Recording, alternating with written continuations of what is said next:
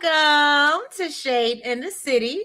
I'm your girl Treese, and I have my lovely co-host up here with me, the wonderful Kimmy Tuned In, and of course, Miss Elaine Thompson, y'all. She's back. All right, where my girls at? On the front back. Okay. Thank y'all so much, ladies, for being here with me. And do not be surprised if I sent the link to Jonda, but I don't know what she got going on. But don't be surprised she popping here later too. Hey, Sweet Pea, thank you so much for being early. Hey, look, Elaine. Hey, and yeah, y'all, Elaine, how are you feeling? Update the people because we was all worried about you last week. Everybody was like, "Where's Elaine?" My household was down bad, guys. You know, those spring colds between the season. New York has been crazy, so we'll have a 79-degree day. Like today was 69, and tomorrow's gonna be 33 in the morning. Like,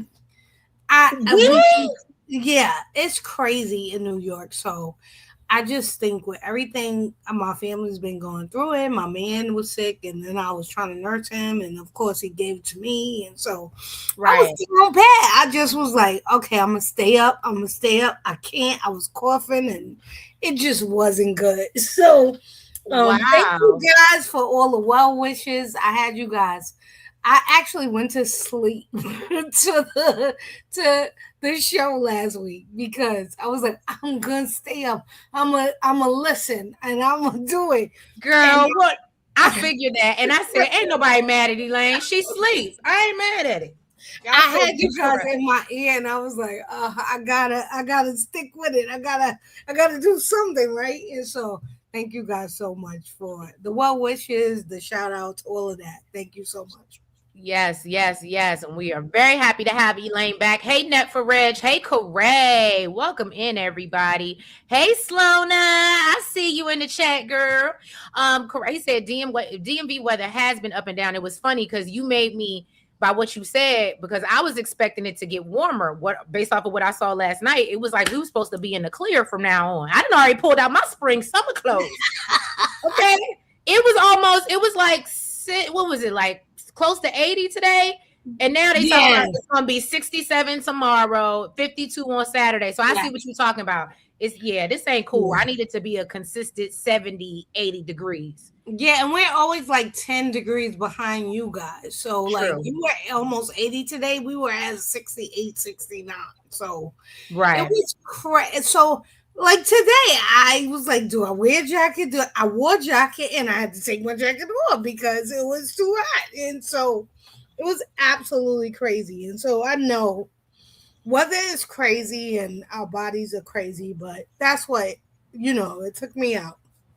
Well, look, like I said, we glad you good. And don't talk about allergies. That's a whole nother thing. That's kicking ass too. It's just girl, I aged and got full year allergies. I used to have seasonal allergies. I have full year allergies. Okay? You said full year? I ain't never heard that. It goes on all year. It's the winter and my allergies. My eyes tear. It's crazy. Oh, damn. That's awful. Net said, yes, the weather needs to pick a lane. I absolutely agree. Kamar says she missed you as well. Kamara, I can't wait to get to your theory, boo. Yes, Kamara. And look, I got my phone right up here with me so I can pull it up. Okay, Angel, weather has been brutal. Absolutely. Hey, Cheryl, how you doing? I'm so happy that you're here. I can't wait to see you on Sunday. We are going to a sound bath. I'm very excited. Me, her, Really B, and Nels, and we're going to, relax. How wonderful. Get it together. Hey, Cleo. Elaine, glad you're feeling better. Yes. M. Chav, hey, boo. And thank you so much for the super sticker the other day. It's hot in here in Texas. Summer weather in early spring. Right. I mean, I think I'd rather take that, honestly. Yep. Right about because Kimmy over there spoiled with that warm weather. And look, just for that, just because you got your nice silk press, I hope it get real hot and puffy. Okay. Oh no. Because look, you see her, she got her Leslie silk press on, y'all. I love it though. She looks good. Donna said, definitely can't tell what we're going to get based on the time of year anymore. Absolutely, Slona. But yeah, y'all. So we're covering, what was it? What was the start of this week's episode? Was it 54? No, 53. So we're going 53 through 56. Of course, you know the drill. We're going to start off with all the things that we don't care about and then move forward. Bear with me because at some point I am going to get off this camera. Y'all ain't going to have me, my sensitive ass, up here crying about Anita. I refuse. I refuse to cry on a live, okay? Y'all might catch me in a recording, but I refuse to cry on a live, okay? But if you haven't already, as you're entering the building, please go ahead, hit that like button, whether you're watching from Kimmy's side or mine. And also, if you guys aren't following Kimmy already, please make sure you're doing so and go support her and her channel on the YT. And, you know, she's also on the TikTok as well. Speaking of TikTok, I'm sorry, I'm getting all my housekeeping out the way. Speaking of TikTok, tomorrow I am hosting a live game night over there. I want to say probably around 10 o'clock, like I did last week. So if you guys want to come, join us, support, have a good, you know, little kiki, bring a little drinky drink. And, you know, it's going to be a good time. I can actually play music over there. So it's a little bit more fun. I have a little bit more freedom. You know, I can't have my cocktail, but that's a different story. Yes, it's very fun.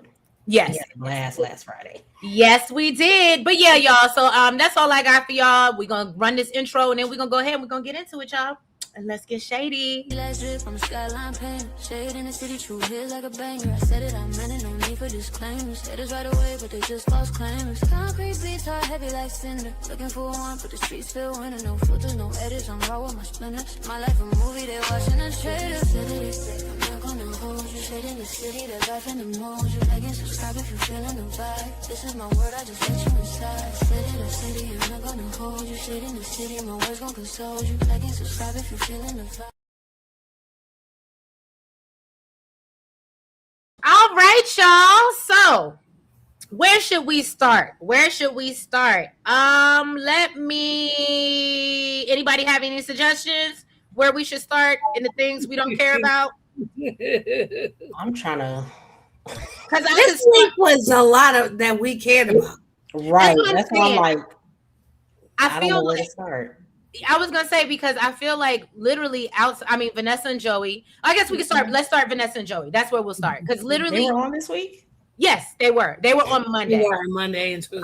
But because it was so Anita heavy this week and the storyline was so heavy, it seems like everything that was like going on around them seemed kind of like, and this undercover brother. We're gonna get to that anyway. So Vanessa and Joey, y'all. Vanessa continues to reiterate to us them kids. Okay, she don't give a damn. She said, "Why I need kids when I got Joey?" And you know, that's how she feeling. Every time she opens her mouth, she disgusts me more and more. And I was okay with her, you know, sort of going, "No, kids, stay in school." As long as they were out of sight, I think I was like out of mind. But once we saw them, they showed up and like she still didn't give a damn about them kids. Like she is literally like, I know she ran off and maybe dealing with depression and bipolar disease, but I want them to know how much you mean to me. Like, what happened? So Elaine, you were probably asleep at this point, but we touched on that a little bit last week because I was like, how do you let the girl go? How do you let Donnell go? Like, you are the mother in the situation. D, I was literally just about to text you. That is so funny. But yeah, hey Shade Squad, so good to see you all, especially Elaine. Right. Ned said Vanessa is full of it. I'm annoyed that she went down memory lane and basically said having kids ruin her life. Well, I don't think she said it ruins her life, or maybe she did say that. I didn't hear her say that, Ned. But I do think that she brought up the point, which I think most women with kids can understand, that you do give up a little bit of, you do lose a piece of yourself once you have that child. And that's why it's so wild to me how she treats the daughter, because it's like, yeah, no, you're still the mom at the end of the day. But I guess she feels like, you know, I've done my due diligence. Y'all are grown. And then for her to feel like, because I do feel like there's something mentally going on with Deanna, whether she is bipolar or whatever. I do think there's something going on there. So I absolutely feel like that is even more of a reason for Vanessa to be present. And the fact that she's like non-existent is wild to me. Yes. I was really trying to remember their scenes because I honestly completely forgot about it. But this was when they was, because I'm still catching up. So what I'm remembering in my head is the conversation that she had when she wanted to go know everything about him.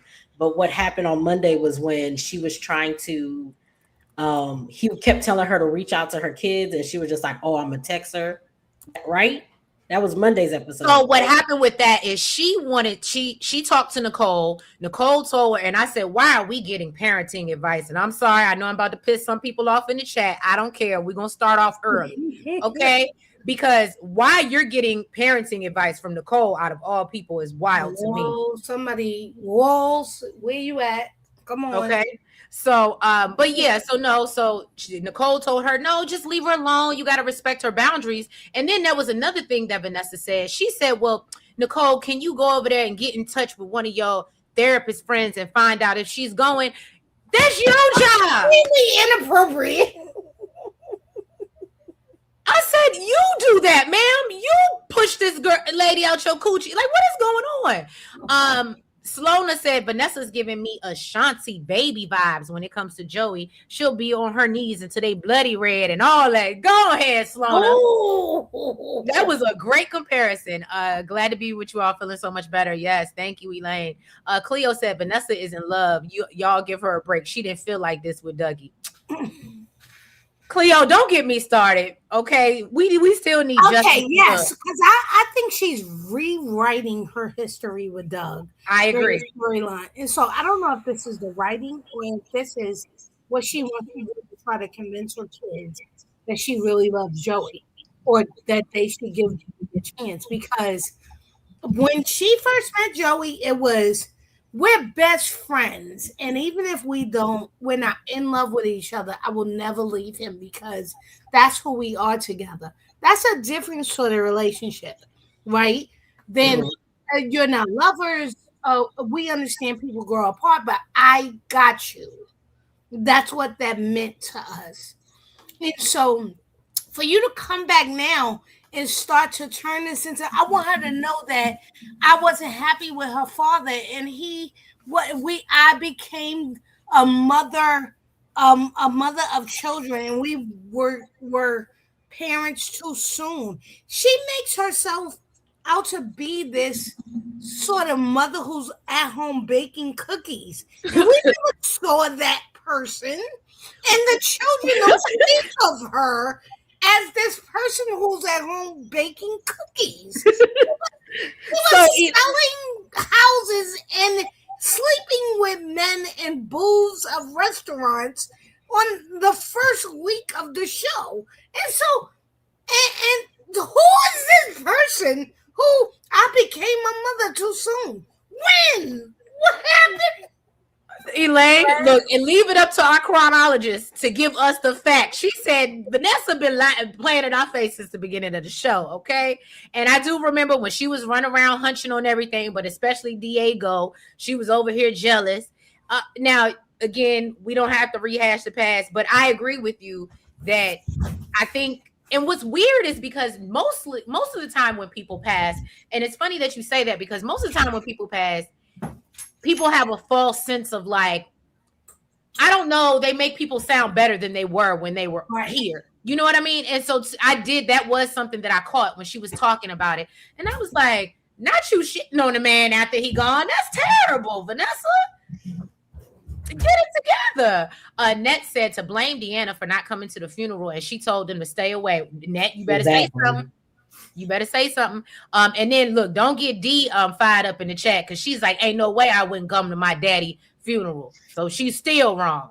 Mm-hmm. Shout out to Blatant Truth, our HR director, who we have not seen in a few weeks. Girl, you done talk to her. HR gonna be here because she makes sure I come to work. I see you, baby girl. Okay. Even if she be in the bushes, she gonna make sure because she'll damn sure be like, Trees, you didn't show up last night. I gotta write your ass up. You passed a verbal. I didn't see her last week, and I was like, did I see her the previous week? I think she popped in. Some random moment this weekend, I thought of Blatant Truth, and I was like, Was she in the live? I don't remember. It was like on a Saturday at 3 p.m. And you're like, where's blatant truth? I'm like, I don't think I've spoken to blatant truth. And so, blatant, I'm thinking about you, boo. So Clearly, right? And don't we all think about you? Trust me. I'd be like, Blatant, where you at? I'll call out. But yeah, no, I think she popped in for a second and then popped out. She said she out there watching that Tank and Tyrese. Y'all, if I had known, I would not be up here competing with no damn Tank or Tyrese. I did not know that was happening until it was happening. But thank you so much, Kamar, for the $10 super sticker. I absolutely appreciate you for the love. Didn't Donnell tell her to go to her? She missed that message. Did Donnell tell her that? I thought Donnell was like, I went and did it, but I don't remember. If he did say that, Net, I don't remember it. Kamara says, so it's not wrong for us to think Deanna's crazy as hell. I'm just saying, Vanessa did say that she went through empty nest syndrome and questioned what she was without her kids. Okay. I think that's normal. So I'm going through something similar. So I think that's normal. What, baby girl moved out? So she hasn't moved out, but she's 26 and she is moving. Oh, okay. So she's home less and less, and I don't have a role. Oh, as I did. Like she don't eat my food. Like we have different lives. So you know what, Elaine? That's when, and I'm sure people in the chat may have some advice, but I think that's when you say, oh, well, that's when I cook for me and what me and my man and what I want to do, and you figure that out. Now, if you want some of what's here, it might be some for you. But yeah, you grown. So yeah. So I've actually been doing that for years, but it is weird to sort of go, come home and go, oh, I need to just pay attention to me and Lance. Well, Lance is my man. Because I don't have to worry about this other person that was an appendage of mine.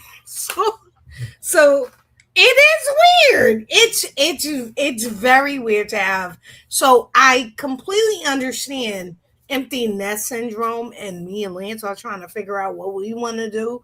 Like he's like, what do I do? We're used to doing things as a family, and now we sort of have to make plans with me and him and not her. So it's just weird. Aww. It's very weird, right? Look, at some point you'll embrace it, and then you'll be like, girl, you'll be celebrating it. Oh, absolutely. I completely understand that. But my problem with Vanessa is she makes it sound like she was devoted during the years that they were there.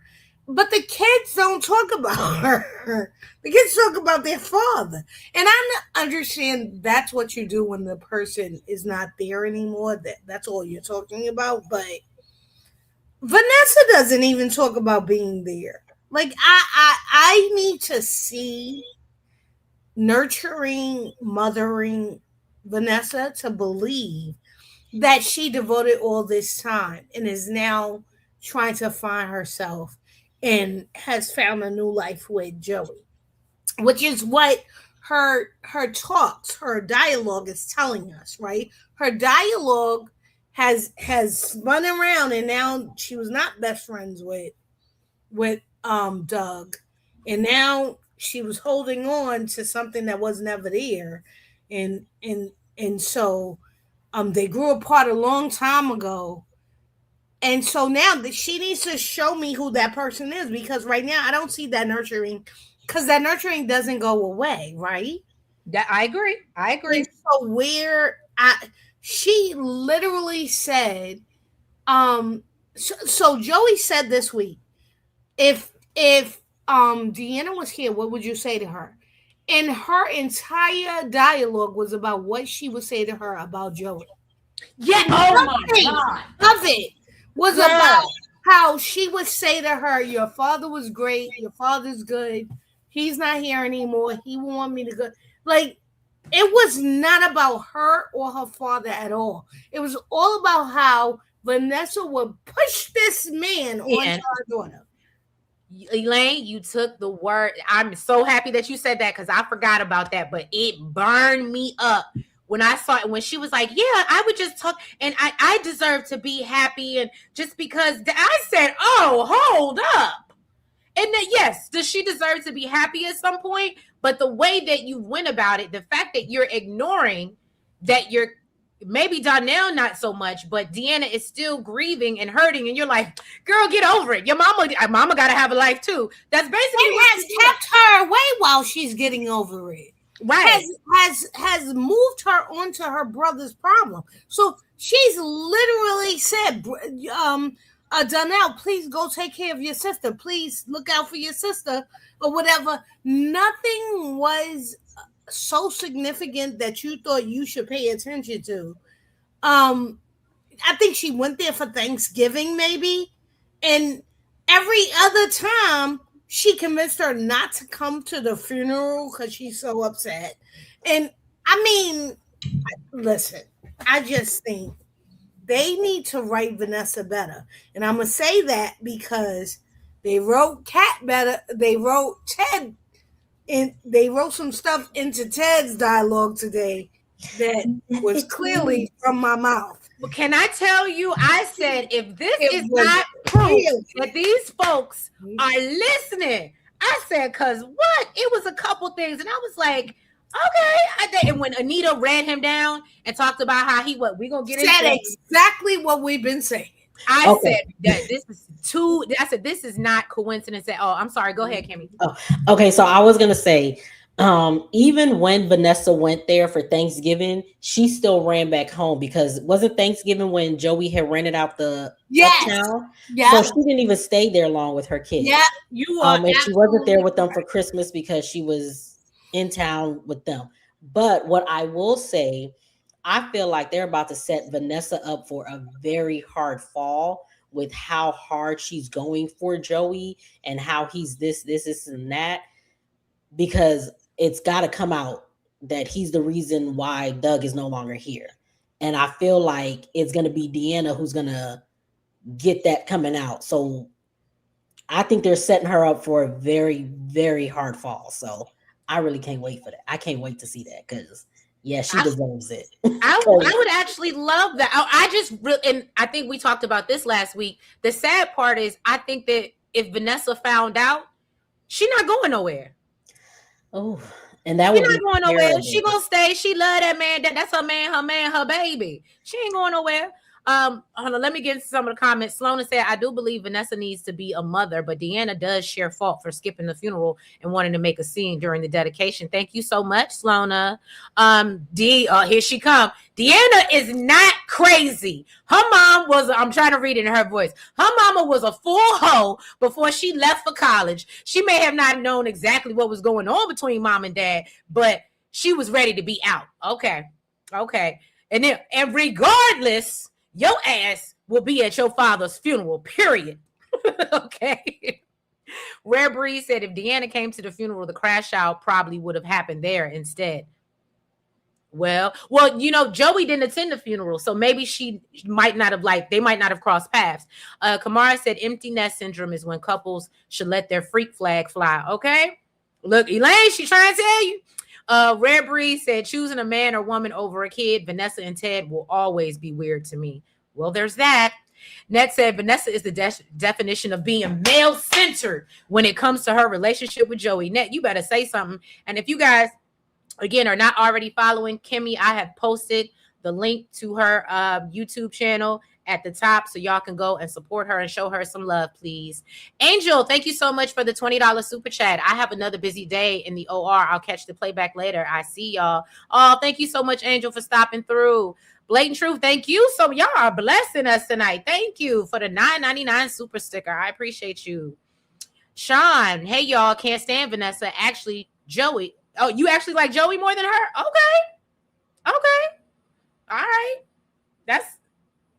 I do like Joey. And of course, better late than never. Hey, Jonda.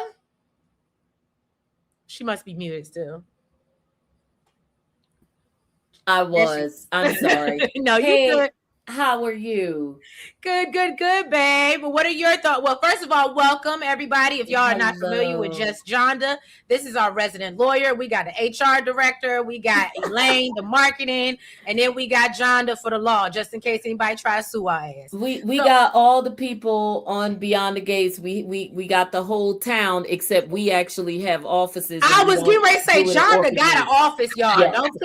Don't play on my girl head top. She got an office. Now I will take my office everywhere, but I do actually have one. Right. Jonda, so we were just talking about Vanessa and Joey and how basically she said, fuck these kids well, for this man. I will say this. I do agree with the person who said you will be at your father's funeral, period. I agree with that 100%, unless you have a verifiable medical or mental disability. You will be at that funeral if I have to go and snatch your ass up out of wherever you at in front of whomever you will be there. That's just a non-negotiable. So I don't have it to give for Deanna, because Deanna is a spoiled brat, and she probably always was a spoiled brat, but that's a lot to be at the funeral.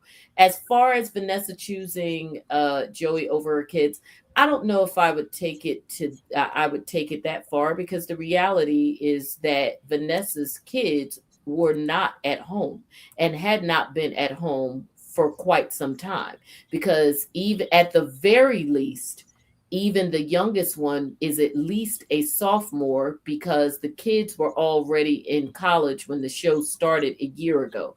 So when Vanessa doing her thing, and particularly the full-blown thing with Joey, while we can debate all day about the whole situation between her and Doug, I think that's a separate issue there. But as far as the kids gone.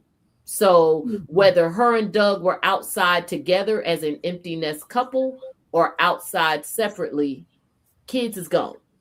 Now that daddy's dead, and we getting the kids through and this and that and the stuff, okay, fine, but them mofos are gone. So F them kids, and I'm fine with that. Not you said F them kids too. Now, the only reason why I will say that she is choosing Joey over her kids is just off the fact that when her daughter went off on her, she decided to go see Joey and get to know him more instead of worrying about her daughter. That part. And then when Donnell came and told her what was up, and she was just like, oh, when he was like, oh, she thinks that you're with that he's not being genuine with what he's doing, and she's just like, well, did you tell her that it's a lie and he is being genuine, and all this other stuff. And it was just like, you keep bigging him up to them, and it's just like, your daughter literally just lost her dad. Both of your kids just lost their dad, so not that long ago, and from what they have seen, they thought you guys were in a perfect marriage. They didn't know that y'all were no longer in a we're in love with each other type of marriage anymore. They knew. So, well, but either way it goes, like, I'm going to be looking at my mama sideways too if my daddy was gone in October and you bringing some man around me in December talking about this is the love of your life now. I would feel some type of way also. Oh no, they have a right to feel some kind of way, because the reality of it is let's call a spade a spade. It could be a year from now, and if she was moving on, her kids would have an issue with that, because she's mom, and moms are not supposed to ever love anybody else. So especially when dad dies and they were still married, and under those circumstances, they wouldn't even be thrilled if her and dad got a divorce and she moved on in a couple of months. That's just the nature of being a kid. So I understand that, especially because their dad did die under those circumstances. I think it's messy. Certainly, I don't have an issue with her moving on. But I would prefer if she moved on and only we knew about it, as opposed to the kids. And that I will agree. There And is the whole no town. reason. I was gonna say that's the problem, though, and I don't know if you I don't remember, think John. I don't even care that the town knows. I don't think I'm agreeing with Kimi on the fact that it doesn't need to be bigged up to the kids, all that. If the kids happen to find out about it, play it off like, no, it ain't what you think, or something like that. No, don't be like, no, he's a great guy. They don't need that. Okay. I'm saying the kids don't need that. I agree. They don't need that. That's nothing the kids need to be concerned with. Especially, yeah, because again, it's just like you dating a guy that the last place my daddy was at his casino, and for all I know is y'all probably overserved him, and now he gone. So I'm gonna look at him sideways. Yeah, that's what I'm saying. So the kids don't need no part of that. I'm with you 100%.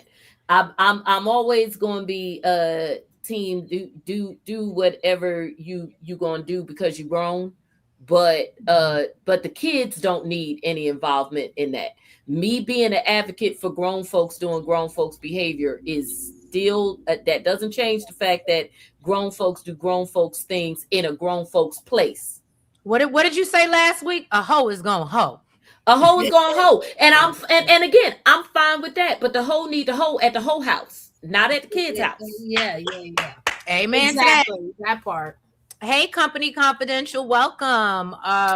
All right, y'all are agreeing with Kamar. What did you say, Kamar? That I must have missed something. Oh, Joey has a big heart. He's grown on me. He has grown on me. I mean, I do. I've never really had. I mean, he's still a murderer. Well, that part, but once I was able to move past that, right? I mean, you gotta think about it. You gotta think about it. So is Martin. Hey, we've all loved murderers in our day. There's many a movie that we've all seen. I mean, those of us who watched The Godfather, we all was loving Sonny Corleone at some point. I mean, but he was a murderer. Like, and we were like, but it's Sonny. I mean, Yes, I agree. All right, y'all. So I think we can move on from Vanessa and Joey because honestly, at this point now, and somebody else said it on X, at this point, it's starting to feel a little oversaturated. And I just, and I love, don't get me wrong, y'all know I love my little mini Lorenz tape, okay? I love me some Andre Down, but I need more substance than, again, I don't mind seeing them, but I need more substance to their relationship beyond the bedroom. And I just feel like every time it's very similar to what we see with Vanessa and Joey. They have these small talks. So we learn a little bit about Joey and then they end up hunching. And I feel like it's very similar with it. And I don't even think we really get anything from Danny and Andre anymore except hunching. And this is because they moved to develop more on the her and Bill thing. And it's like you can't do two things at once. So I hate that he's always out of town when something big happens. Yeah, absolutely. And out of distance, he can't get in. He left his cell phone when she got the diagnosis. There's always some reason that he's not the go-to. And I think it's because initially, because I think I read somewhere where Carla Mosley was just like, initially he was just supposed to be a jump off, but because their chemistry was so strong, that's why they pivoted. Because I really think that the story. Yeah, I think they were banking on Ashley and Andre to be a thing, but because it just wasn't, they pivoted. And once they pivoted, because they still do want Danny and Bill together, they're really not writing for him, and we just get. Again, that's why he's never around to be that emotional support for her, because he was the perfect emotional support for her when she was when the show initially started. Like, he was the one, he built her back up. Yeah. He told her, you're worthy. He talked into her. Yeah. All the things that Bill had brought down. And so I think this is one of those things where they're suffering from the writers not being able to chew gum and walk at the same time. I love that saying. And I love it when she uses it. And so I really do. I think they can't build her and build up to so that the audience can see the chemistry that they have while also building her and Andre up. And so because we already are in for her and Andre, right? We saw him talk to her, talk into her, build her up. Yeah. Talk life into her, talk her back into herself.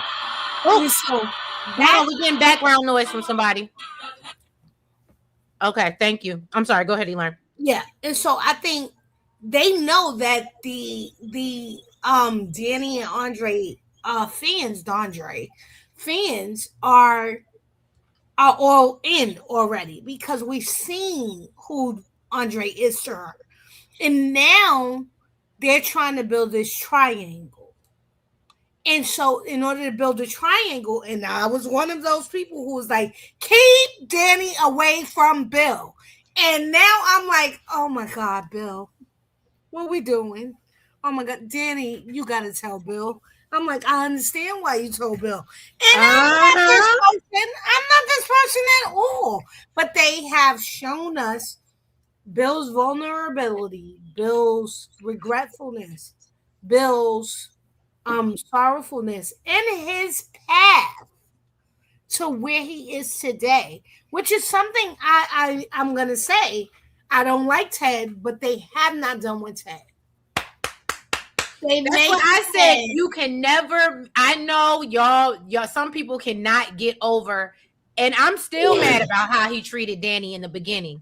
But we cannot look. Kimmy's like, that's me. But we cannot negate that they have done a complete 360 with Bill, just like they did with Haley. And to me, that's what made me really like. Because first of all, I liked Big Bad Bill.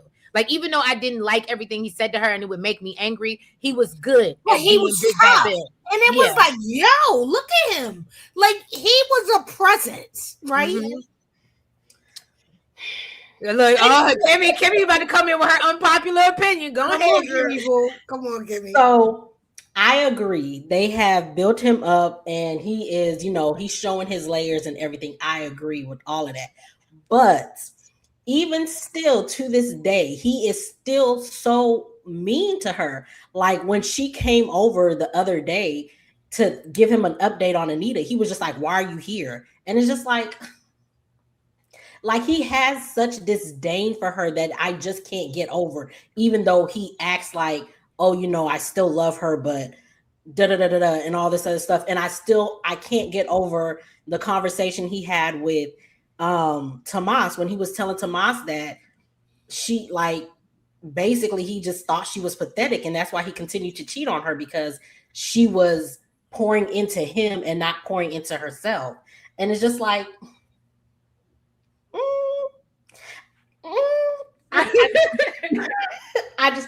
I see the development, I see the growth, I love it, but I just still need them to still be away from each other for a good another 2 more seasons. Like you need some more come back in season 4 or 5. But and so I agree with you that I don't want them together. But this is the part where we need to go into Kamar's theory, because this is very relevant. Okay, so let me pull it up. And shout out to Kamar in the chat. Yes, absolutely. So for those that did not see the individual recap that I've made for that episode, what was that 53? When he went to see, no, I'm sorry. It was 52. And we know Bill had went to see good old Anita, and he was stunned, and they had a heart-to-heart. And so Kamara shared with me in the DMs. Thank you, Kamara. She said, I realized something from Wednesday's episode of Beyond the Gates. Remember how I've been saying we need more info on Bill's parents and their marriage? Well, Bill gave us some serious info while he was talking to Anita. Bill said seeing Anita reminded him of his mother. He said that his awful father had beaten her down so much that she didn't have the strength to want to fight. and Bill's mother was too depressed. Now, think about that for a moment. Imagine if Danny had gotten sick back when she was married to Bill. Bill told Tomas that he had beaten Danny down for so long, and she stopped fighting. She stopped being the woman that he fell in love with.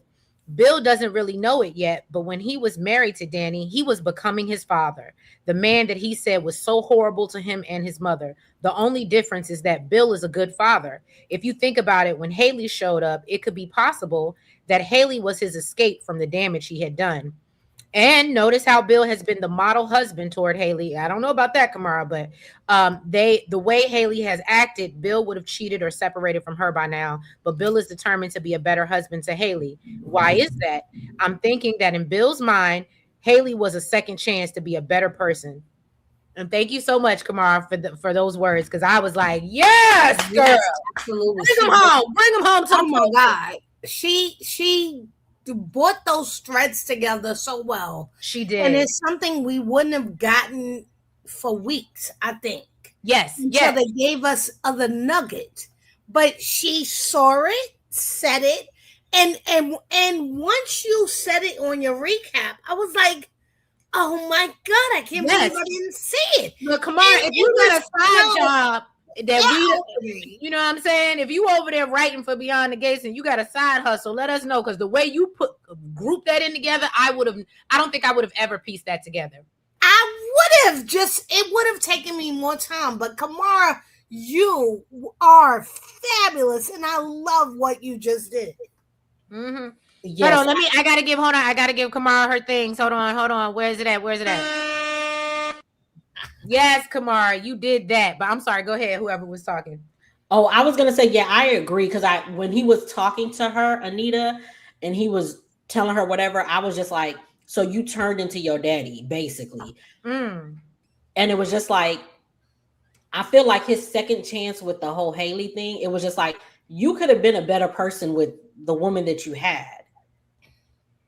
Like, yes, but Kimmy, without therapy, and so this is both our community and what's happening on the screen, right? He's a big bad man and big bad Bill. Would he have gone? This takes therapy. Oh, hold on. This needle to say I'm behaving like my father who behaved this way with me. I agree. Hold on, Elaine. I'm sorry. Hold that thought, because I didn't even see this added part to the message. I literally just saw this. So I was thanking her, and she said, I think for this reason, literally, it says Bill needs therapy because he's not conscious of it. He's going to be heartbroken when he comes to terms with that. He will probably have to divorce Haley. I think Bill will probably beg Danny to forgive him and take him back. Wow. Now, you know, I've seen a scene from Monday's episode. Guess where Bill is going right after he leaves Anita, which we know. I knew it. Andre is out of town too. Bill is scared and he can't go home. He's going to run to Danny, and there's a picture of a heartbroken Bill holding Danny, or is she holding him? Can't blame him. He was so upset. Okay. Good job, Kamara. I was gonna say, I don't think he realized that he became his dad. I still don't think he realized it now. No. I think that's why Elaine and Kamara's point, he's gonna need therapy for that to come. Like, you don't know you're behaving in the exact same way that your trauma, that you go, I don't want to be an abuser. And then you turn out to be an abuser. And then you look up and go, I did the exact same thing that I set out to not do. But you don't know another way. And sometimes, and this is Bill to me, he did it unconsciously. He didn't even know. Right. That he was subconsciously trying to get her to turn on him. Trying to get Danny, I mean. Right. So he was basically pushing her away. Yeah. I'm doing this. Push back on me. He is realizing it as he's talking to Tomas in a new relationship, which you would have gotten in therapy years ago.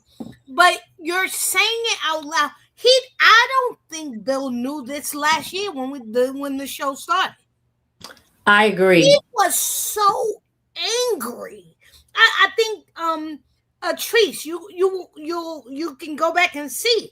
I was like, he seems quite angry for someone who did all the damage. You cheated, Right. you lied, you left. He was, but that's. I mean, I feel like angry with Danny. I feel He like was that's the angry guy with that everybody. cheats on- I was gonna say that's the guy that cheats on you and then gets mad when you leave because you didn't stay to take the shit. That's Yes. exactly what Bill. And the bad part is it wasn't even like Danny had. That's what made. I think that's what makes people so angry. It wasn't Danny who left him. Bill left her, and that's why it was so hurtful to her because he had been cheating. Yes. But it was And Haley was she the one allowed you to Right. do You cheated. She stayed. You left and had the audacity to be angry at her for being upset. And he wasn't just angry at her. Remember, the whole family. he was angry at the whole town.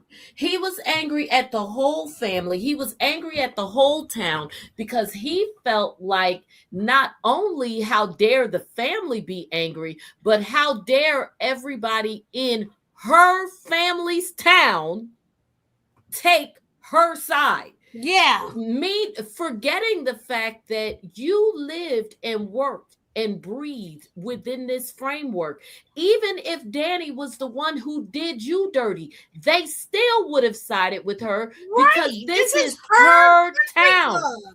Yes. Mm. The beyond the gates. You're in those gates because of her. They That let part. you in because you walked in with her. right. You don't escape that unscathed or get to take the friends with you. Have we ever seen? And I'm. This might be off topic, but have we ever seen a Anastasia and Bill scene? Because I think that would be a No. real little kiki. No, we haven't. I think that would be a real good little kiki because Anastasia is very much a gatekeeper, and you don't belong here. And I would love, to Jonda's point, if we got something, if we would have got maybe something earlier on, maybe not now, but where she reminds him, like Jonda said, you're only here because of Danny and the Duprees. Don't ever get that twisted. Like I would have really enjoyed seeing that. Well, with Anastasia, we would need somebody besides Anastasia because remember, Anastasia has a bug up her butt as it relates to the Duprees. So she might side with Bill just Oh, because that's he's a an good asshole. But somebody but I'm still with your train of thought. Somebody of the Anastasia gatekeeper ilk, because she ain't the only one. She's Right. just the one that they give in the storyline. But there's other Anastasias in that country club. Because remember, she was sitting with a crew the first time we ever saw her on screen. So she ain't the only witch in the thing. She just the only one that they've given attention to. Okay, that's a very good point. Very good. I point. mean, because those places are full of chicks like that. Well, dudes too. I mean, it's full of people like that. She just the only one that is a part of the storyline. But they all like that. That's a very valid point. And Very a lot valid. of times these places are a lot of relationships end in a way that is very patriarchal. A lot of times people will roll with the husband in real life. The only difference in this instance is when money is involved, you roll Right, with her whoever family has has the money. And in this case, bruh, them's her people. Not Dims. Them's her people. Because as far as they concerned, that's where Bill come from. He comes from Dems. Dims. Okay. Okay. And he was mad, but back to what he was mad at everybody because remember, wasn't nobody going to the wedding because the townspeople, that is kind of like Bridgerton, the town. Right, the townspeople, Lady Whistledown. Yeah, well, remember they call it the ton, the TON. The ton only went because the Duprees went. Remember, the Duprees was And they the went key to everything. They told them, come with us. Yes, Yes. whole deal was y'all come and get everybody get else some to come.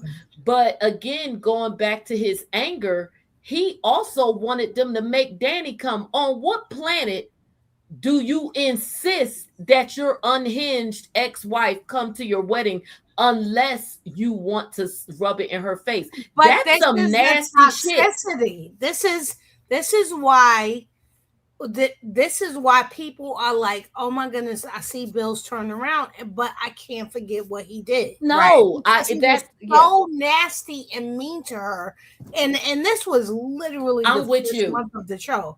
That I don't want her with him, but he has turned around, and this is how you turn a character around. Absolutely, I agree. I must say. So no, you make us like him. Yeah. You just don't. That doesn't mean that we want her with him. Oh yeah, they've done a fabulous job on Bill. Of turning him around, because I'm still not with. I don't care what Ted said today. He should go away. Oh no, Ted can burn y'all still okay. Go get eaten by birds and butterflies. Okay. Where Bill is he needs to get away from. No, Ted can burn in hell. And y'all are so funny. Okay, let me read the comments. Y'all wishing Ted to hell, but I will say that as the lover girl that Elaine always gets on me about in the chat, I will say that moment when Danny went to Bill before he met and begged him and laid her heart out, because that would be something like, this is my last, you know what I mean? And I still cannot forget that. It still lives rent free in my head. And because it was something that I would have done. And you're right. No matter what he was doing now, that would still live rent free in my head if I was Danny. And I could never let you back in. I don't care what our kids is going through. And yeah, we're going to make sure they good. But as far as me and you, ain't going to be no hugs and because when I expressed myself and how I was going through it based off of what you put me through, you basically said, get out my office, or do I need to get you an escort? Yeah. But I will say Bill is one of the best written characters on the show, though. Well, you know, they got to get Timon. Timon, is it Timon or Timon? I don't know, but I like me some Bill. You can't never make me hate Bill. All right, let me read these comments. Company Confidence said Martin's context is different than Joey, and that's his job description as mobster. True. Net said Danny being mad about the wedding plans, and then it turned into a bedroom scene. Right. Everything is about them hunching. Company Confidential, I agree. I thought they just used Andre as a sex object. Mm-hmm. Yeah, and they write him in periphery. Okay. Sean said, F Ted, that scene with Kat today was not enough. Okay. I agree. I think some of the panelists is going to be with you, Sean, when we get there. But I'm going to tell you, I'm one of those. Y'all saw the thumbnail. I was proud of Ted. Again, because we have not had any. Burn, Ted. Oh God. Okay, let me finish. So easy. Stop it. I told you I was a lover girl. Anyway, so Net for Red said Bill misses his place in the Dupree lineup, but he doesn't get a pass from me because he's still a whole ass. All right, Net. M Chop said I like Big Bag Bill too, just not with Danny. He doesn't deserve her. I agree. And then again, Danny is also a lover girl. Again, we share the same namesake, but she's also a lover girl because even as she was the one that it was done to, but you see how Bill, like, remember when, I don't know if anybody noticed how she kind of melted when they were going back down memory lane when he was at her house and he was like, when I met you at that party, and you saw, first of all, the chemistry was just oozing out of this world. But I said, "Oh, girl, you still want?" I mean, we know she still kind of wants that man. She was like, "This is the truth will always." Right? Yeah. Oh my God, it was so luxuriously soapy. Yes, it was very. But I loved every minute of it. Net said Bill's gonna switch up multiple personalities to me. Oh. Kamar said Bill's going to hit rock bottom when he finds out about Haley. Everyone will come full circle, and he may have a mental break. Oh, Kamar, if you got a job, I know you can't tell us because this is real. First of all, Bill's so strong. I think the weakest that we've seen him, and even then in the stroke, he wasn't really weak. He just had people being like, Bill, slow down, chill out. And he was more angry than weak. But it did make him reflect. And it gave us a pinpoint of when we could say he changed and why he changed. which is something we haven't gotten from Ted. I'm sorry. Ted behaving this way since the anniversary. I'm gonna say it's April 28th. I don't know if that's the exact date, but it was at the end of April. Look, if you throwing out the date, I'm gonna believe it. I'm gonna believe it. 'Cause I damn sure don't know. It was episode 47. I will tell you that. So if that's when the anniversary happened, and he's begging and pleading, please take me back. I can't be without you, whatever. And then he proceeds to, from that date until this one, ignores his wife, children, all of them. And I've said this over many shows, so I don't got to go over the ways that he ignored his family. But I've said he's ignored his family. We've said he's ignored his family. And then today, because some woman who was on her maybe deathbed, which it wasn't a deathbed, but she thought she was on a deathbed, told you, pay attention to your current children, and then you wake up, and you don't wake up and immediately go to your children. You wake up and make plans with your new girlfriend, and then go to your children. Boy, okay, Elaine. boy. Hold on, Elaine, because I ain't go. First of all, let me finish the comments, but I will say that did bother me. I did clock that. And look, let me come on screen for this for Miss Ernestine. I did clock that. Okay. And yes, I was like, why no shade. And it almost, I think it goes back to a little bit about what Jonda was saying, where like, I do believe when you're grown, or especially like, let's say you're divorced and your kids are young or whatever, like you don't involve your kids in your relationship until you know that's like real serious. No. Right. And so with that particular situation, I was just like, you clearly realize or have recognized that Anita has a point. And yet the first thing you do is go to like Shanice should be the last of y'all. Y'all just met each other for real. And you trying to take her on a trip when, if anything, you should be taking a family trip with your, like, do you understand what I'm saying? I was like, your priorities are a little messed up. But let me finish the comments. We're going to get there. So Kamar said that she thinks Bill's going to have a mental break because he left Danny for a woman who wasn't real. And now she's trying to unalive him. I absolutely agree. Sean Butts. Yeah, that's not cool about Bill. I peeped how cold he was when Danny came to his office. Right. Right. Kamar is a deep thinker. Again, awesome perspective. Yes, Imchab. Net, that conversation with Anita made him say no babies with Haley. I agree. Look, Kamar said, I wish I had a job at Beyond the Gates, girl. We're gonna get you one the way you tying these things together, because they need some help. I love it. I love it. Yes. Cheap said divorce. Bill can probably just get annulment for annul the marriage because Haley isn't a real identity. Ooh, the marriage happened under fraud. Wow, come on. Cheap. Listen. Do we need another lawyer? Jonda, where was you? That was supposed to be you. That was supposed to be you, John, to telling us that. But no, hold on, let me finish. They implied last year that Danny was equally as toxic. Absolutely. She was blowing up, having impulsive outbursts, and doing the most. But they said there was a dance, and the show has since then calmed them both down. I absolutely agree. Yeah, I am, a bombastic, crazy, I say whatever I want out of my mouth, and someone who's repeatedly cheating on their spouse.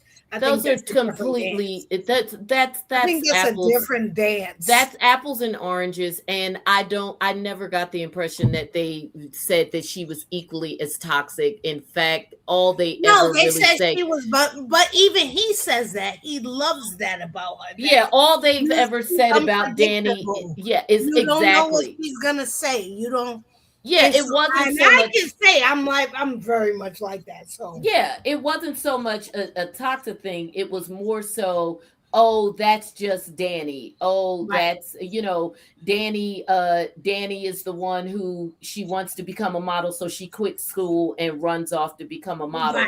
Right. But even when she pulled the gun at the wedding, they all agreed that the things that she was doing were out of character, even for her. That's why everybody was so concerned. Right. Good point. Okay, hold on. I'm almost done, y'all. D said, "Oh my God, Elaine, I'm not even looking, checking, caring about you when you, my baby's friend, marry her and then want me and my families to respect you. Boy, bye." Ned said, Ding-a-ling-a-ling. okay, booyaka, booyaka. Ned said Ted will never get it. He called Martin and then pushing up on Shanice right after the conversation with Anita. He at least owned he's lacking in his communication. Okay, Cheap said Team Ted here. Ooh, look, I think it might be just me and you tonight, Cheap, because they don't seem like they warmed up. Kamar said, I admit it. Bill has my heart. Yeah. He got mine too, girl. Don't feel bad. Simone, Bill, one of them got it. Cozy K, welcome. Bill is more in touch with his emotions. I can see him having a mental break when everything is uncovered. Right. Yes. And hence why I do think, and I hope that he will be open to therapy. I would like to see that play out. I would like to see that. I must say, I thought there was a nod to you when they say, I'm not good at, when in his dialogue today, I think, he said, I'm not good. No, yesterday, I'm not good at communication. When Ted said it to Anita. Mm-hmm. And I think that's why my marriage suffered. Because thank you. Because you were like, he's not emotionally intelligent. Yeah, I said he's not good. He's not good. And the problem is he had Nicole to cover it up for years. Exactly. You said, and I thought of you instantly when I saw. But this is the thing.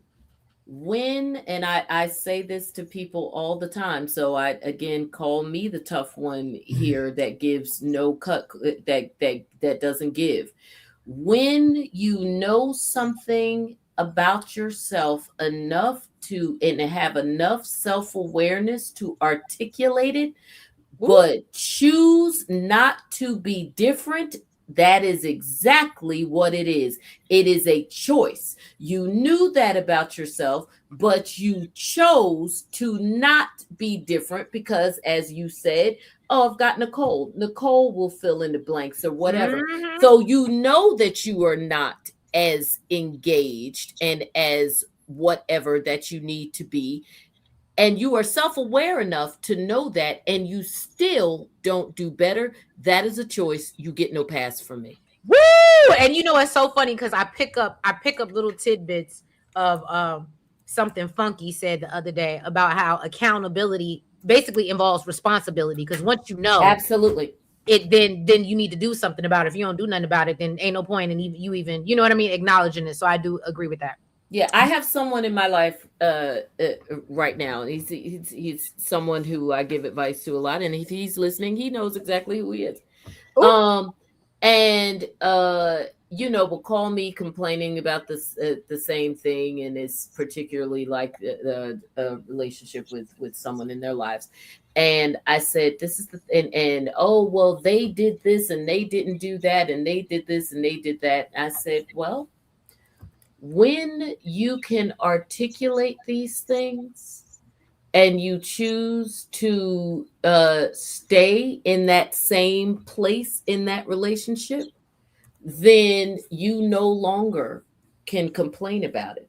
Either you step into a different realm with that relationship because you are fully aware of what the issue is, or you remove yourself from it. So you're talking to a wall now because my empathy is gone. Mm. Well, all right. Net said writers had old Ted saying to Eva, Leslie, they ruined his family. New Ted thinking he only has Eva and Leslie as his family. That part, you better say something that writers need to recalibrate and realize the viewers remember we're the Starks. Yes, Net. I absolutely agree. And I think Elaine can say it better than because she said it the best. But she's been saying that there was, and I mentioned that last week, and you were probably gone by then, Elaine. But I rewatched the recap. Oh, okay. But I mentioned how you had told us about the writing switch up and how things have been so different. And so I was just telling the people, because I don't know. Again, I'm learning from you. But I was like, that's what we got to give them some grace, because we remember. Yes, we're the Starks. We remember. However, I'd rather be the Targaryens. But anyway, but we remember, however, The writers, I don't know. I guess the new people come in and they say that we starting something new. Right. What I will say is that I think that there are too many open storylines right now, and Right. Yes. it's confusing. And I think so I listen to a bunch of content creators. I don't participate in all of their talks, but I listen to them, and I think across the board everybody agrees with that. yeah, No matter where you stand, there's too many things. And I think even Carla Mosley has given an interview where she says, storylines have not gone on. This is not traditional for the storylines to go on this long. And so, I think she's talking about the Haley thing. Yeah, the Leslie thing is. I think we all know that's gone on too long as well. Leslie being but I don't even think Leslie's going on too long. I think they are trying to force feed us Leslie. Mm-hmm. Well, because I'm not swallowing Leslie, and they are not able to quickly course correct when they realize we do not. But we've spent, I think I know I started in October going, what is happening? Why is Leslie and Eva on just talking? Why? Like, and talking about things repetitively. Right. Like, we didn't hear this same stuff over and over. We don't care about the health clinic that we ain't never seen. No. And so, and then in November and December, she was just picking at people. And then they wanted us to go to find it funny while serious things were going on. Listen, if I want to watch a sitcom, I'll join the sitcom. Daytime TV is not a sitcom. I don't mind a little comic relief if it's well played. Comic relief goes on during the week, but it doesn't happen on a daily basis. And it's got to be properly placed as well. Right, she can't be picking on people. I cannot tell you. So I wasn't on last week. But I cannot tell you off, Elaine. Get that off. It drove me crazy that they inserted her into the Chelsea storyline. What in the world? This is the height of my problem with the writing and direction of Leslie. There is no reason why she should be involved in Chelsea and Madison's life. Yeah, she it's has insane. Nothing to do with Danny, her children, nothing. And she takes their wedding plans that she overhears and then decides to take them for her daughter. They booked a doctor's music group. That means nothing to Eva and Isaiah. Most of their plans sounded like something that pretty much nobody with them would even like. And because it's very idealistic to them. And so this story, this direction, this timeline made no sense other than for them to Jimmy rig Leslie. But that's what it was. It was literally Jimmy. Another set of Dupree family members storylines, and it drove me crazy that Iz was like, oh well, I spoke to her and she said she's gonna stop. I want to punch this big old very nice chested man in the face. I want to punch him in the face and maybe afterwards have my way with him. But I'm just saying, for him to just be so lackadaisical about it, it's crazy to me. It's to that point. Remember, Elaine. I agree. Remember, Elaine. He said when he was talking to Joey, I find it somewhat amusing. I find this somewhat amusing what Leslie is doing. Now, speaking of that, hold on. I'm gonna finish the comment and then we're gonna get into it because that was something that wasn't even on my list that I gotta write down. Because y'all know I do not understand what the hell was this point in this conversation that he was having with you? And I need somebody to explain it to me. Cozy K said, Ted and Nicole are both cold and distant. I agree with that. Yeah. And that's why Nicole could never be my therapist. Bill and Danny are polar opposites, warm but toxic. The writers did a great job coupling them and making the husbands a reflection of the Dupree sisters. Okay. Kamar said Ted's problem with communication is coming out in his relationship with Shanice. Absolutely. The woman doesn't like birds. Why is Ted? Thank you. Hello, taking her around birds. Like, yeah, exactly. Somebody who doesn't like birds ain't gonna like bugs. They not gonna like bees. They not gonna like anything that flies. They ain't gonna like anything on the ground either. A person who don't like birds ain't gonna like squirrels. They not gonna like any of it. Do Shanice look like she go camping? No. Boy, sit down. You got a lot of money. You are gonna take her camping. And where is this camping crap even coming from? We've met your wife and kids. Y'all didn't go camping. I mean, that's Martin. Martin wasn't camping. Martin wasn't camping. When they put Martin in Boy Scouts, he quit. He was like, ew, they didn't go camping. Martin had the same reaction to camping that Cat did. Right. Oh my God, that's so funny, but it's so true because they do not look like a camping family. Hello. She said Ted blamed Leslie, but never blamed Eva. He instantly was empathetic towards her and accepted her. Right. Absolutely. And that's fine because she's his child, and so that's a conflict of emotions because you're overcome with the realization that this is your child. So at that point, you're going to excuse her of anything, especially when she also has done a good job of being a sympathetic character to you and being so adoringly like, oh my gosh, you're my father. And, so it was perfect. It was like the perfect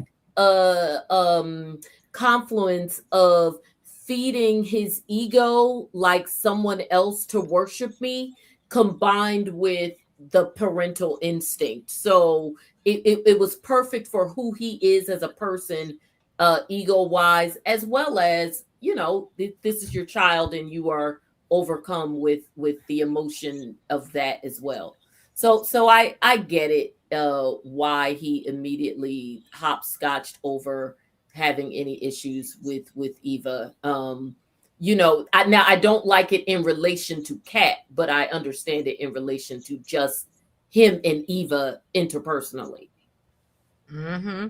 Now, the chat is on fire. KB said Ted left a message for Martin to go dessert hopping. Ain't that how you got into that mess with Leslie? Well.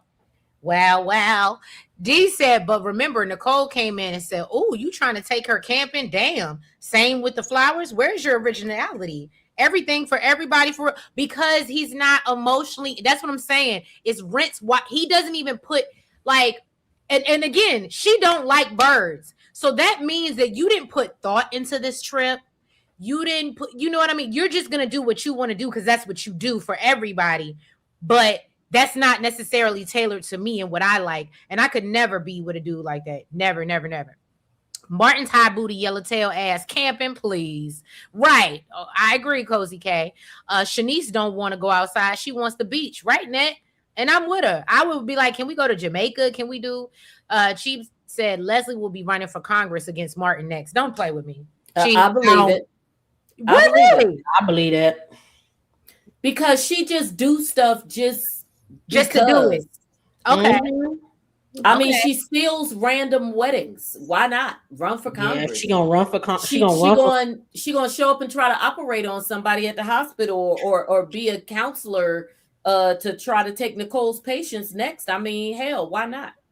Well, she gonna run for Congress so that she can go against Martin, so that she can get her house, and then also have Joey be indebted to her. Like, it's gonna be something with her. It always is. Because there's nothing else really they haven't given her anything to occupy her. The situation with Ted is kind of still sort of there. kind of, I mean, she's still obsessed with him, even though she kind of plays it off and flirts with everybody else. But, you know, under it all, she would still throw any one of these other people in front of a train to get to Ted. So that's there. That hasn't changed. It's not really going anywhere. He's moved on to somebody else.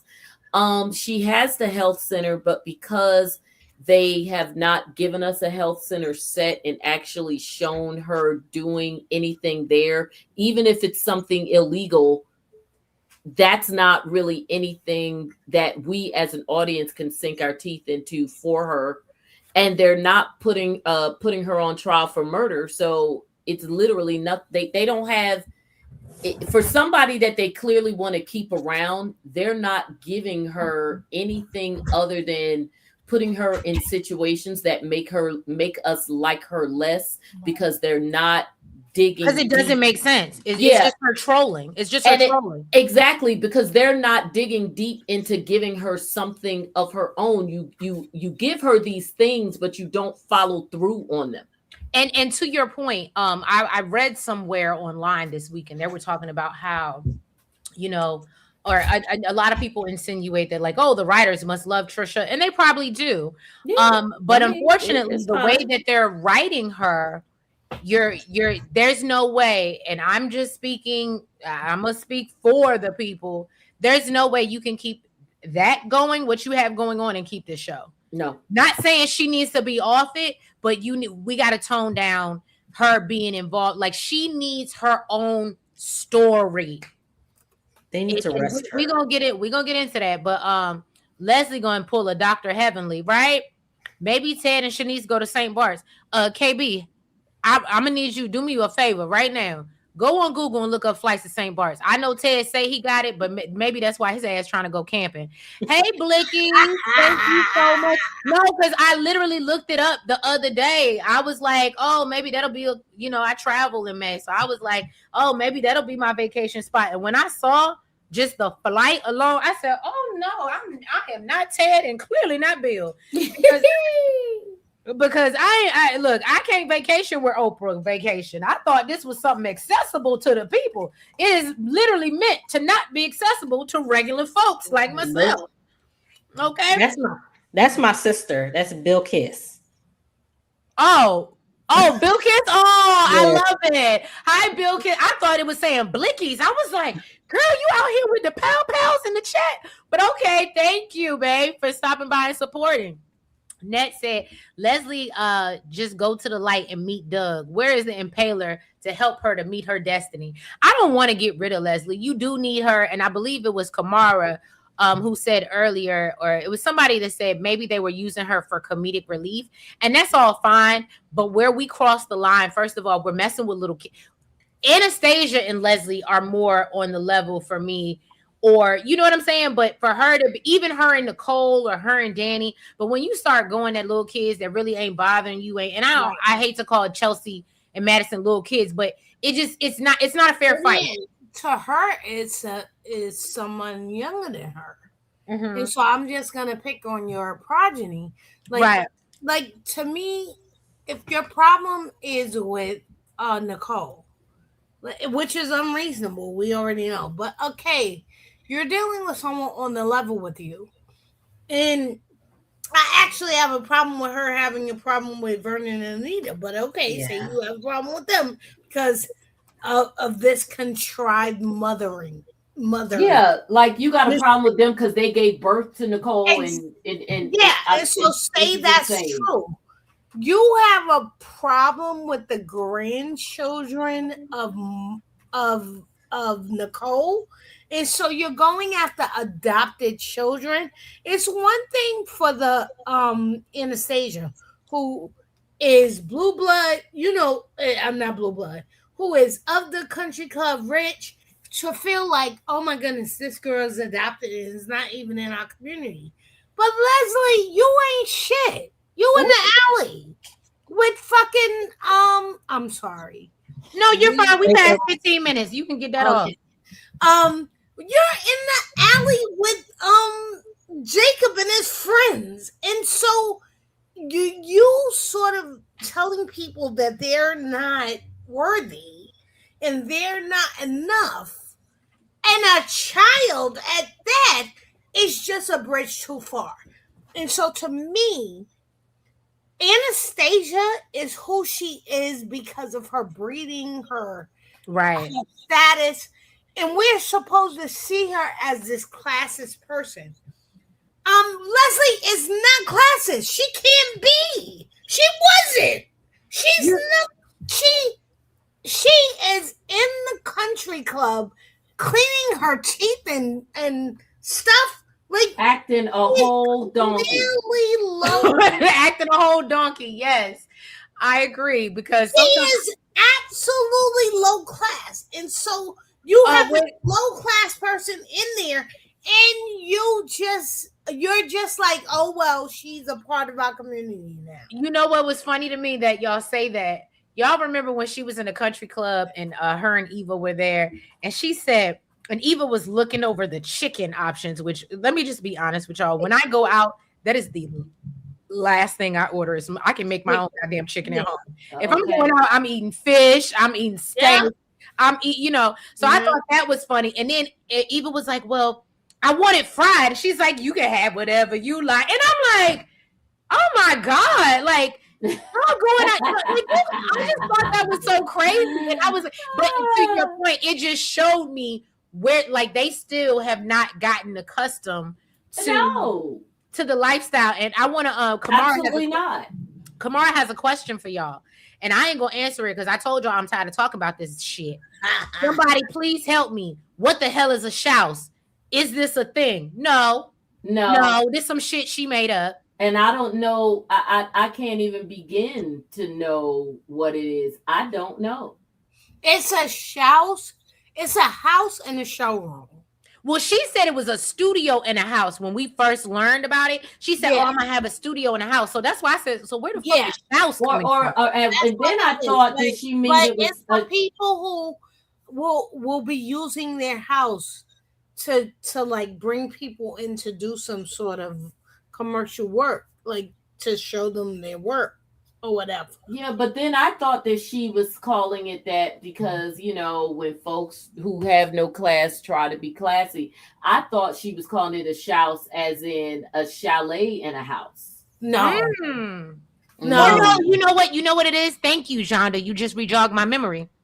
Remember when Eva gifted her for Christmas the plaque for the house, and she was like every chateau. So that's what it is. That's what it is. I knew chateau and like that, a chateau or a chalet or something. But when people who have no class try to act classy, they end up looking more stupid.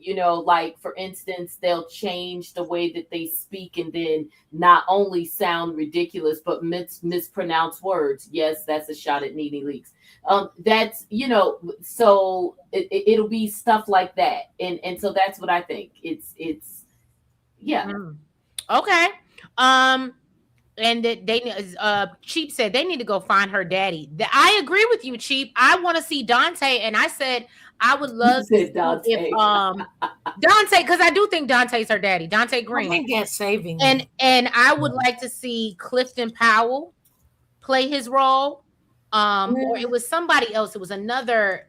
Are we still seeing it for Clifton Powell? Well, I know. After that interview, I was like, damn.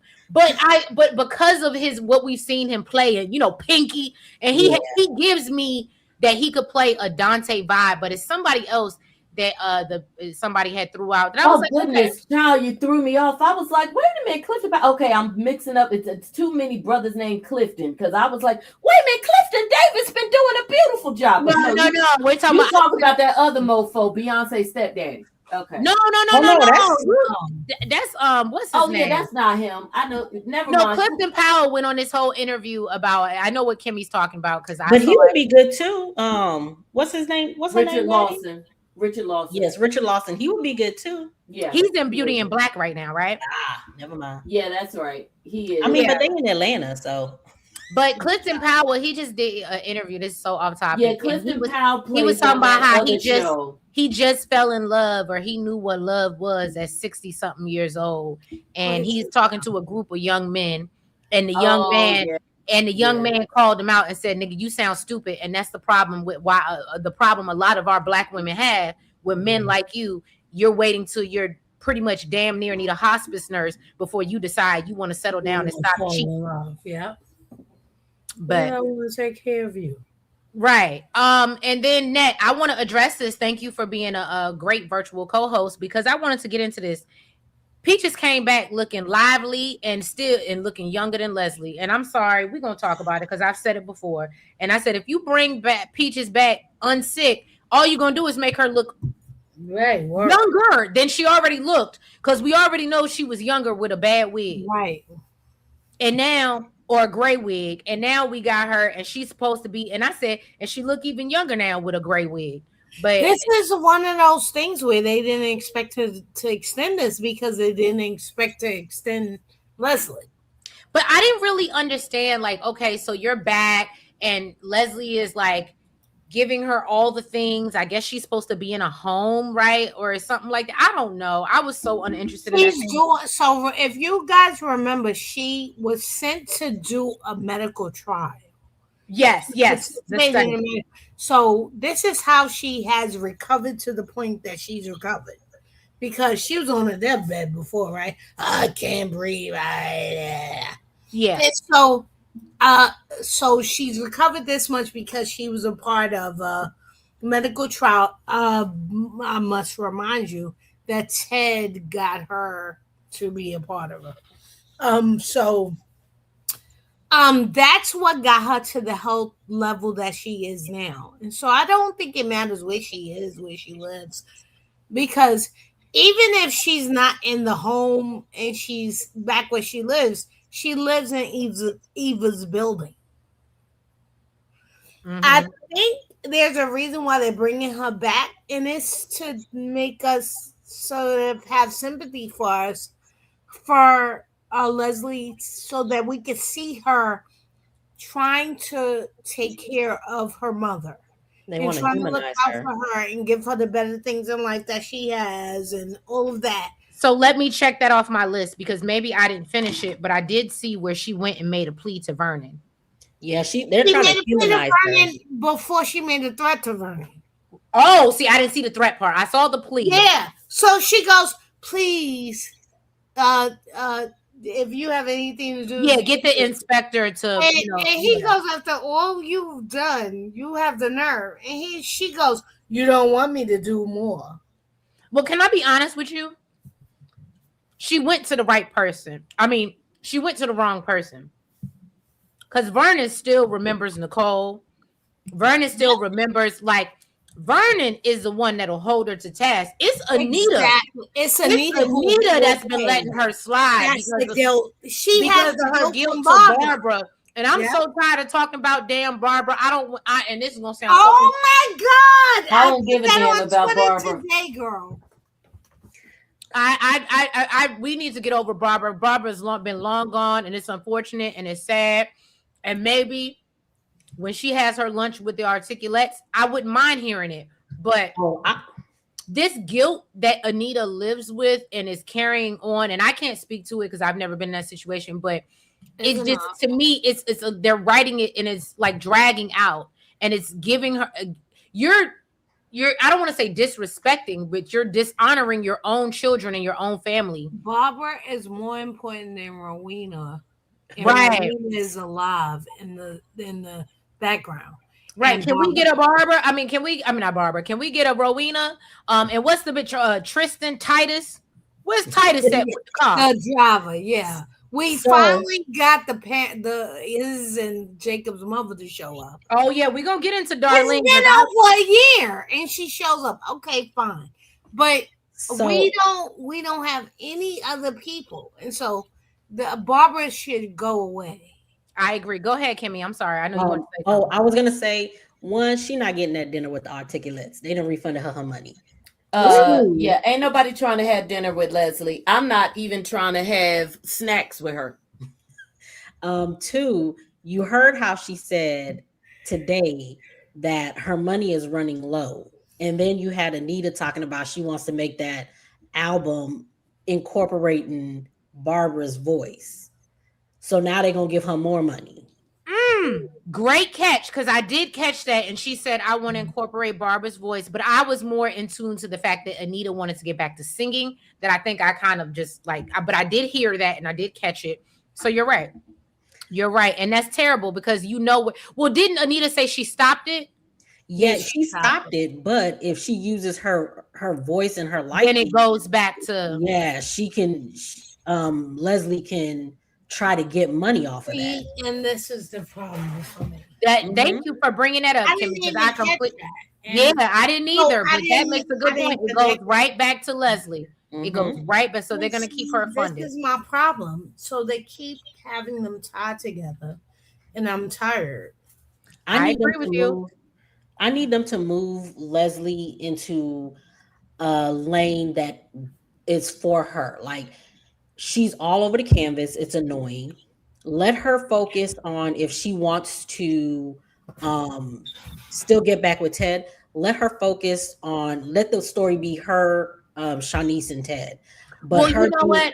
Hold on. And I'm sorry not to cut you off. I would rather see Leslie have a storyline again. And what the audience was saying, I'd rather see where we have a father that doesn't really want to recognize you or claim you, and that be her story. Like, that would endear me to her, to go and reach out to Dante, and he's like, bitch, I don't know who you are and I don't want nothing to do with you, and like her trying, like giving her own that's not attached, because literally that's almost what, like with Eva and the peaches of it all, and like give her own lane. Does that make sense? She got kind of got Marcel, but not really. But like, give her own lane that has nothing to do with the Duprees, unless it comes to that money. That's why. I agree. I was just saying, because like, if they're not going to go that route, like just keep her with someone, like her going up against Anita and Vernon. I don't need to see that, because it's just like, that's not your age bracket. One, and it's just like, why are you bothering these people? Leave them alone. Right. Two, if they go the route of her finding her dad and he comes to town and he act like he's sickly and he tries to get all this money from her or something that will humble her or something, I would be okay with that, because that will endear her to me. But as they are going now, it's going to take a lot to endear her to the fans. Hold on. To the majority of people. Hold on. Sky, don't be hiding in the bushes and then come out. I've been wanting your ass up here, Sky. I dropped the link because I want to hear your. Are we forgiving Ted? Has Ted been redeemed, Sky? No. Sky, look, the people say no. I want you to come up here, because I literally hopped in your DMs because I said, Sky, I know, and I said, let's talk about the redemption story. I will drop the link if you want to come up, babe, because I want to hear what you. I am dying to hear what you have to say. Cheap said, you don't see Beyonce tripping over the random members from Girls Time that didn't make it to Big with Destiny's Child. Anita needs to let Barbara grow. Yep, that's true. I forgot about that. Yeah, and you don't see her fawning over Farrah or what's the other little Latavia. I mean, she's on better terms with them, but she moved on and did her thing. That's what I thought today as well. Barbara is back, haunting again, and it's awful. Anita is going through enough. We don't need Barbara. Okay, Barbara has been torturing her long enough. Nett said, let her be. She wasn't part of the group when they signed. We're tired. Right. Right. Barbara is gone. Right. All right, sir. Look, let me see what Sky says. Sky gonna come up. Hey, Princess, how you doing? And I haven't seen my other princess in the chat. I don't know if she listening in the bushes or maybe she fell asleep. But my head Ursher ain't here. Blatant truth. If you listen in the bushes, make sure you dock her if she don't show up. Princess Diamond Cut, where you at, boo? All right, where you at, boo? And I text her. I said, she was like, well, I was waiting on you at the door. And I said, okay, well, where'd you at in the chat? All right. But maybe because I pissed her off because I started off with Nicole. But anyway, so let's talk about June and this wig, Bernadette. Oh my God.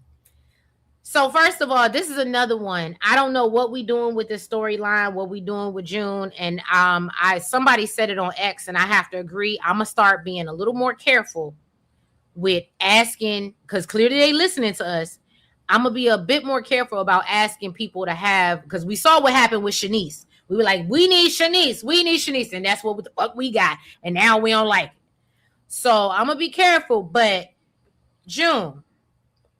First of all, I need y'all to do something with this wig because Bernadette is not working for me. But second of all, now you're gonna be an advocate at the clinic and help other people. Oh, the new wig is crazy. But I'm sorry, I didn't mean to interrupt you, but I couldn't hold on to that one. No, it was bad. It was bad. I was like, beyond the gates. Her wig is worse than Anita's, and Anita got cancer.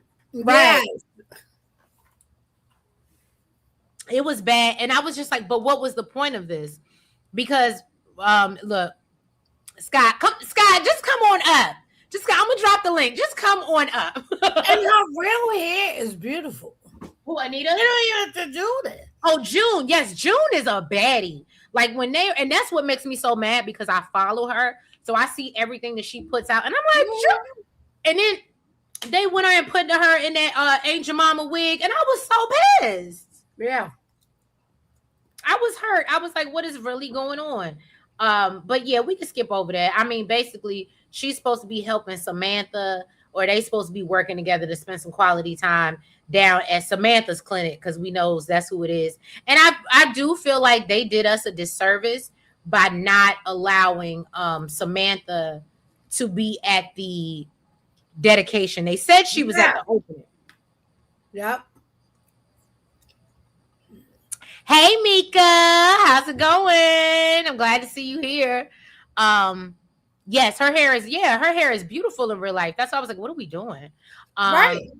June and Samantha joined the ever-growing staff at the clinic. We'll never see half the cast volunteers there. That's what I'm saying. Oh, okay, princess. I ain't mean to mess with you, head Ursher. I just wanted to make sure you was in the building. I know you've been quiet, but we missed you. We was looking for your comments, girl. Net said, we don't need June. I'm tired of the Orphe Jeans therapy sessions. Net, you said something. Because I don't understand. And look, I'm going to let Sky, I put the thing in the chat. If you want to come on, I pinned it. If you want to come up, you're more than welcome to pop your all right? 43 watching. Don't forget to thank you, Nat. Look at you. Thank you. Yeah, don't forget to hit that like button. All right, so look. Oh, you're saying, Mika, I didn't realize what you were saying. You were saying June's wig is bad. It absolutely was. It was awful. But let's move on to our new member, okay, or our new cast member, Darlene. Let's give her a round of applause. It's about damn time that Darlene has showed up. Okay. So Darlene finally showed out, said, I don't like that bitch. It ain't too far removed. And here comes Sky. Hold on. I can't change the subject. Come on, Sky, baby. Hi. Hey, Sky. Hey, y'all. Now, you know I ain't giving Theodore shit. Come on, Sky, baby. Come on. That's why we brought you up. Get it off. Get it off, girl. You know I ain't giving Theodore ashy ass nothing, okay? I don't care if you want to pencil in fatherhood for the day. I don't care. And then he didn't even do it on. And then he didn't do it on time. Like Nita had to tell him. Then he wanted to go. Hello, come on Martin now. Then gonna call Martin, and then gonna go talk about, can we go dessert hopping? Bitch, did you take him dessert hopping when you was sitting on his mama? Yes. What the hell? And then talking about, and then you leave, hang up the phone with Martin, and immediately goes trying to plan a little thought trip with Shanice. Like, no, I'm not giving Theodore nothing. No, no. Yep. So, no. Scott, what about him taking accountability? There's such a difference between him and I don't care. Him and Bill. What I don't is care. the accountability? It's a little too late. It's late. It's a little too late. Mean, it came after Nita told him to, though. She literally gave him the playbook and told him what to do. He didn't do this on his own. He didn't come to this conclusion on his own. So no, you need to park your car on the sidewalk, not in the middle of the street. I give you nothing. Nita had to tell him to do this. Yeah, Nita had to tell him to do this. And the only reason why he did it because she was looking so tragic, she had no eyebrows. Okay, right? You not right. I can't. I love Sky. I swear. Look, that people said Sky about to drag, and I'm here for it. Oh, Princess said accountability where? Okay, Princess. So when he said, yo, I realized, and he said, I have been, and literally, and I think I only caught it because it goes back to what Elaine was saying. I definitely thought that, because I said, how is it that you have this newfound daughter and all of a sudden you forgot about the kids that you had? I've said that multiple times on multiple occasions. So for him to say, my bad, I did kind of negate y'all because Eva had missed out on so much and I wasn't there. But that doesn't, so that's what I mean by he took accountability, because he was like, Nita force fed him them lines. You remember when Nita said? Nita was really like, we appreciate you taking care of the daughter, you know, that you went and had on my child or whatever, but you still got 2 more. She force fed him them lines, so he was really regurgitating what he got off the cancer wing. So I don't want to hear this. Like, boy, that was the chemo talking. Get out my face. Yeah, because it's the fact that he had to be pushed to do it. Yeah. When you like, Kat has been telling you since the beginning that something was up, and you actually said that to Eva. I should have listened to Kat, but you never gave Kat that same response. You didn't tell her. You went straight from telling Eva I should have listened to Kat to now you just disregarded Kat. And nobody ever said that to Kat. No, none of them ever. Which is why today Kat is saying, you know, maybe I was too forceful out there, or what have you, and I was a bit annoying because no one ever said to Kat, you were right. You told us this. You were. No one ever said, and so she has to take accountability for everyone else's wrongs. Well, and you know what's so crazy? In her own, she's immature, yes, but she shouldn't have to take the responsibility for Ted's wrongs. Well, do you remember when she said that? She said, I still feel a way about how you and mom let it be known. Happy she said that. Right. She said, I'm being the bigger person, but I'm gonna let you know, Nick, I never forget. Okay, never forget what these hoes did to our family. No, but I think, but she also said, I will not forget that you allow Eva to destroy our family. Right. Which is very on brand for Kat, right? And because she before that she said, yeah, I know I've been concentrating on Leslie and Eva and people have been annoyed or whatever.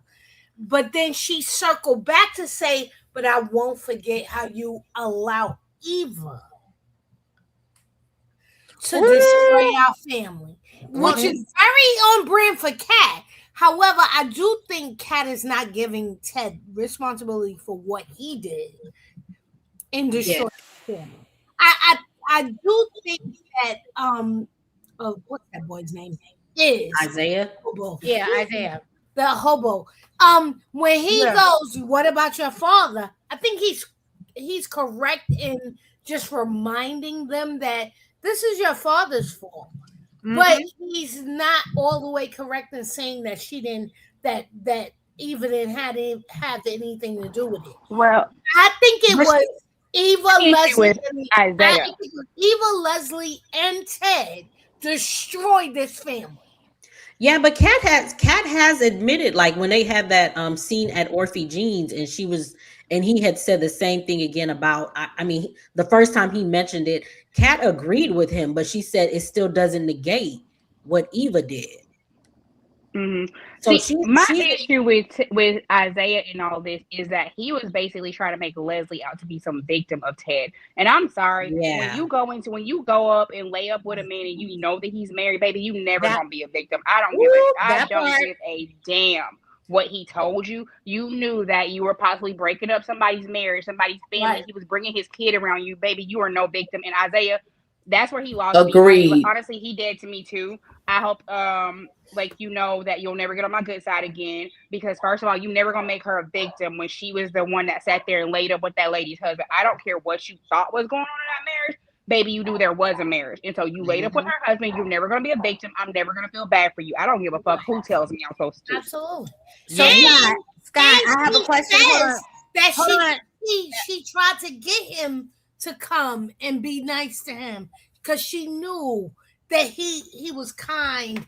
She knew. Yes, she did. Hold on. So, Elaine, I got to ask Sky a question because I think that Leslie is going to try to screw Isaiah. I think because I feel like and this is just me, but I feel like when we saw Eva be like, I'm done with you, and we see she's right back, it's going to be something that really and we already know she fucked Peach's man before and might have married him. We don't know if Alan was her man, but it gives me the vibe that she's going to hunch her. When he put his hand on her leg, and even though she tried to play it off, and the fact she keep talking about he's so fine, I said she gonna fuck that man, and that's gonna be the break.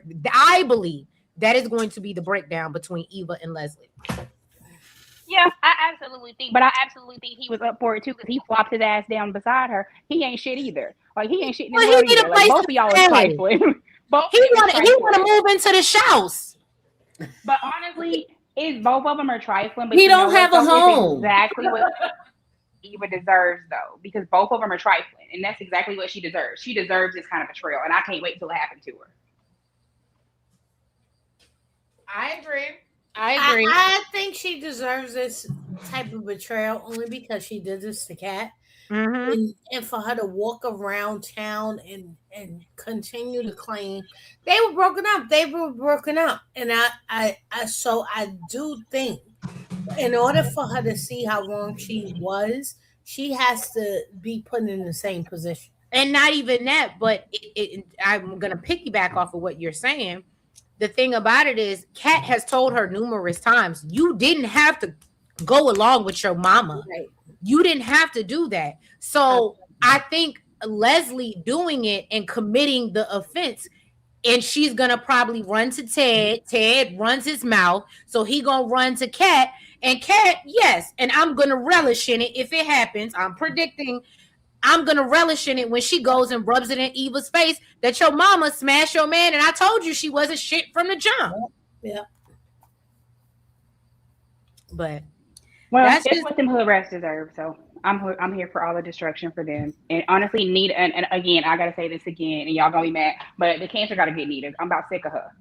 You gonna put this bullshit. Okay, well, you're being a great virtual co-host because we needed to segue into the cancer storyline. But why are you saying that? Because why is you trying to do something that gives that bitch more of your money? I'm sick of her. Like, bitch, okay, I get what you're saying. I gotta slap the shit out of her. Like, I'm really tired. And then all them dramatics with the DNR yesterday. I just, girl, it need to get you. Let it get you, please. Now, I will say, and I'm sure we all can agree that scene yesterday when the DNR and Danny and Nicole, or Daphne and Carla, pulled everything. Clifton, oh my God. It was amazing. Thankfully, I was at work, so I couldn't cry like I would usually cry. But I swear, I was like, oh my God. And I literally thought Anita was going to stand 10 toes, because when Nicole was coming at her, like, I was with Nicole. I said, yeah, girl. I said, this is the most emotion I've seen in Nicole have in a long ass time. Since May of 2025. Yeah. So I was here for it. And then when Anita tore that up, I was like, oh my God, thank you. But I do agree it was a lot. But getting into Anita's cancer storyline, Anita was really going through it this week. And it was hard. It was hard to watch. And I've never had to personally sit and watch somebody go through that battle, but it was tough. It was tough just even hearing when she talked about, the side effects of the medicines or the neuropathy and just everything. And Jonda, you might want to, I don't know if you experienced that when you went through, because I know you shared with us that you went through it. I actually did. I have really been, I actually talked about this. You actually saw, because I saw you liked it. I talked about this today on Facebook. I know that it can be that I wanted to choke her yesterday too, just because I'm like, no, Anita, don't do this to your family. But that part aside, the whole, I'm going to stop getting treatment because, it's a soap opera. So they got to add something to it. So that was something they added for dramatics. Absolutely right. But that part aside, everything else that she is doing, and I said this, give her and Clifton all the things, all of it. Give them the awards, even for the cameraman. They are doing it. The writer who is doing it, because I know with everything there's a team. Whoever is handling this part is on their shit. They are doing it with a level of realism, sensitivity, and the drama without it rolling over into camp. And they're informative because of with the accuracy, which again is tough to do because it's still TV and you don't want to completely turn people off. But at the same time, a lot of this audience is older, so a lot of them have been through this. So yeah, very well done and absolutely on point. And like she said, the neuropathy, I still have that in my right hand. Is why it takes me so long to braid my daughter's hair. So but yeah, I remember you telling me it takes you a long time, and I just figured your daughter just had long hair. No, it's because of the neuropathy, because I have to stop so much. And so and the Red Devil, I actually did have that. It's called adriamycin. And so didn't you say it was like $1 million or something crazy last? No, it's the other drug they give you several days after that to try to bounce your white blood cell count up. Is $10,000 a shot.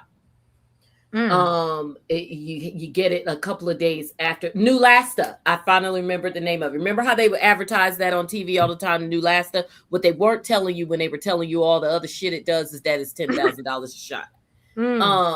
But anyway, adriamycin is usually combined with a cocktail of other things, and so that's what they're playing.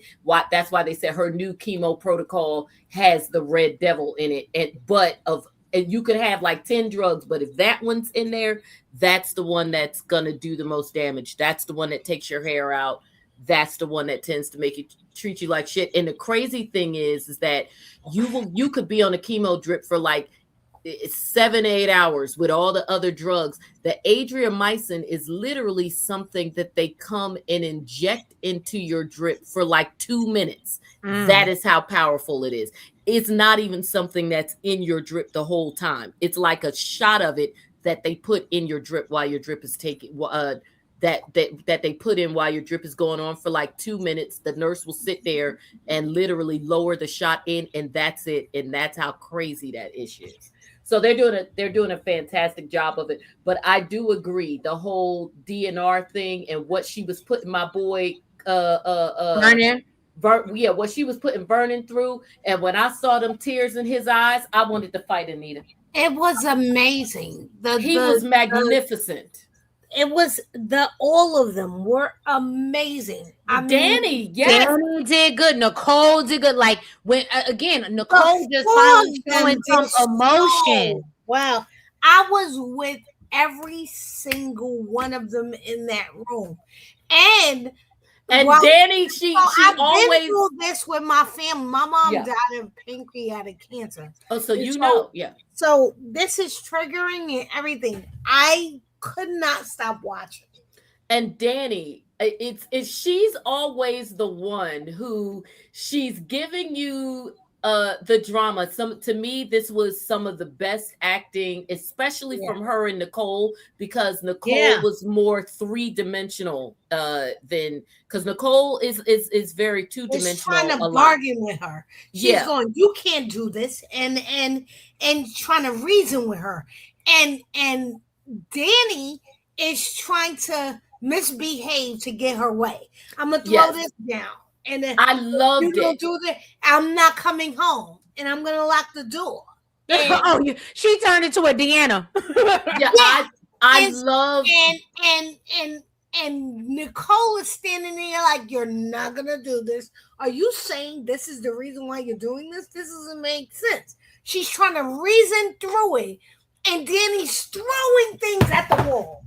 but I loved it because there was a point where the Nicole of reason went out the door, because then even she was on some, oh hell no. Oh, I ain't sign up for this shit. Exactly. And Danny was everything you needed Danny to be, but also she, to me, did some of her best acting as well. But when she went in that room and said, we just ain't gonna give her the papers, that was a laughter through tears moment that you it was needed. Last-ditch effort. It was like, what else can we do? She was, but it was so perfectly Danny though, because that's what a Danny would do, where she's just like, well, if we don't give her shit to sign, she can't sign it. All right, then just don't give it to her.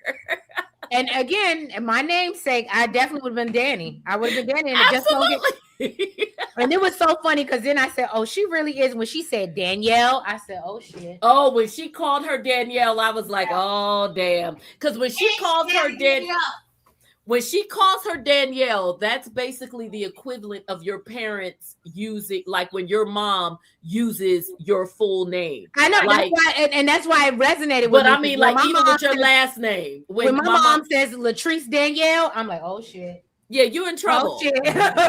and I see here on the screen, Angela or Angel One, absolutely. The pain is unbearable. I tell people, I said, there were moments, and you know, please stop me if I'm being too personal.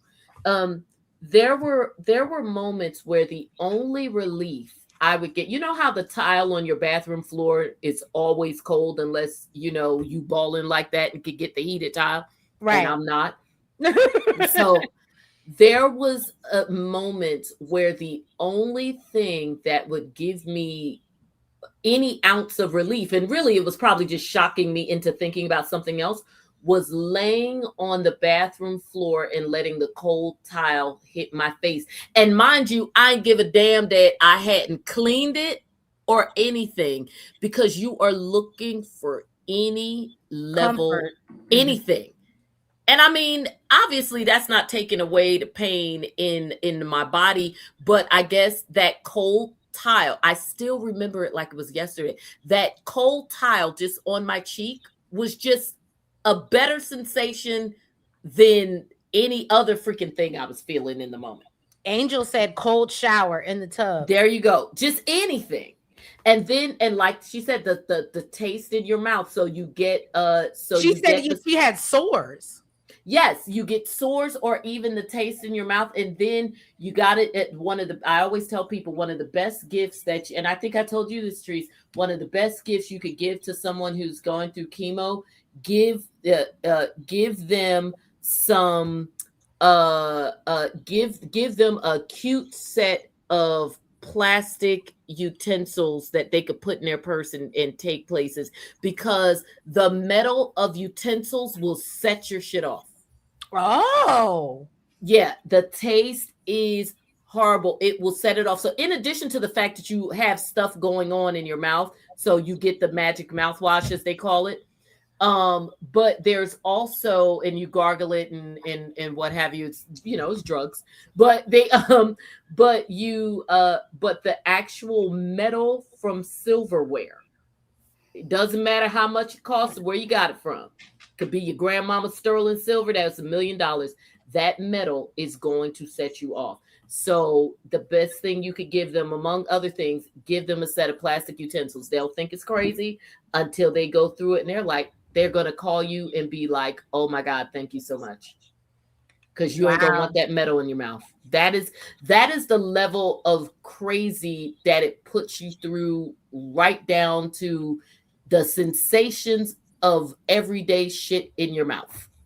Well, no, and that's one thing I will say I appreciate Beyond the Gates for, even though I know Sky's a little wound up by the DNR, and I think a lot of us were. Oh yeah, that was crazy. Yeah, that was crazy. But I do, and I love when we'll get into Monica's conversation with her in a second.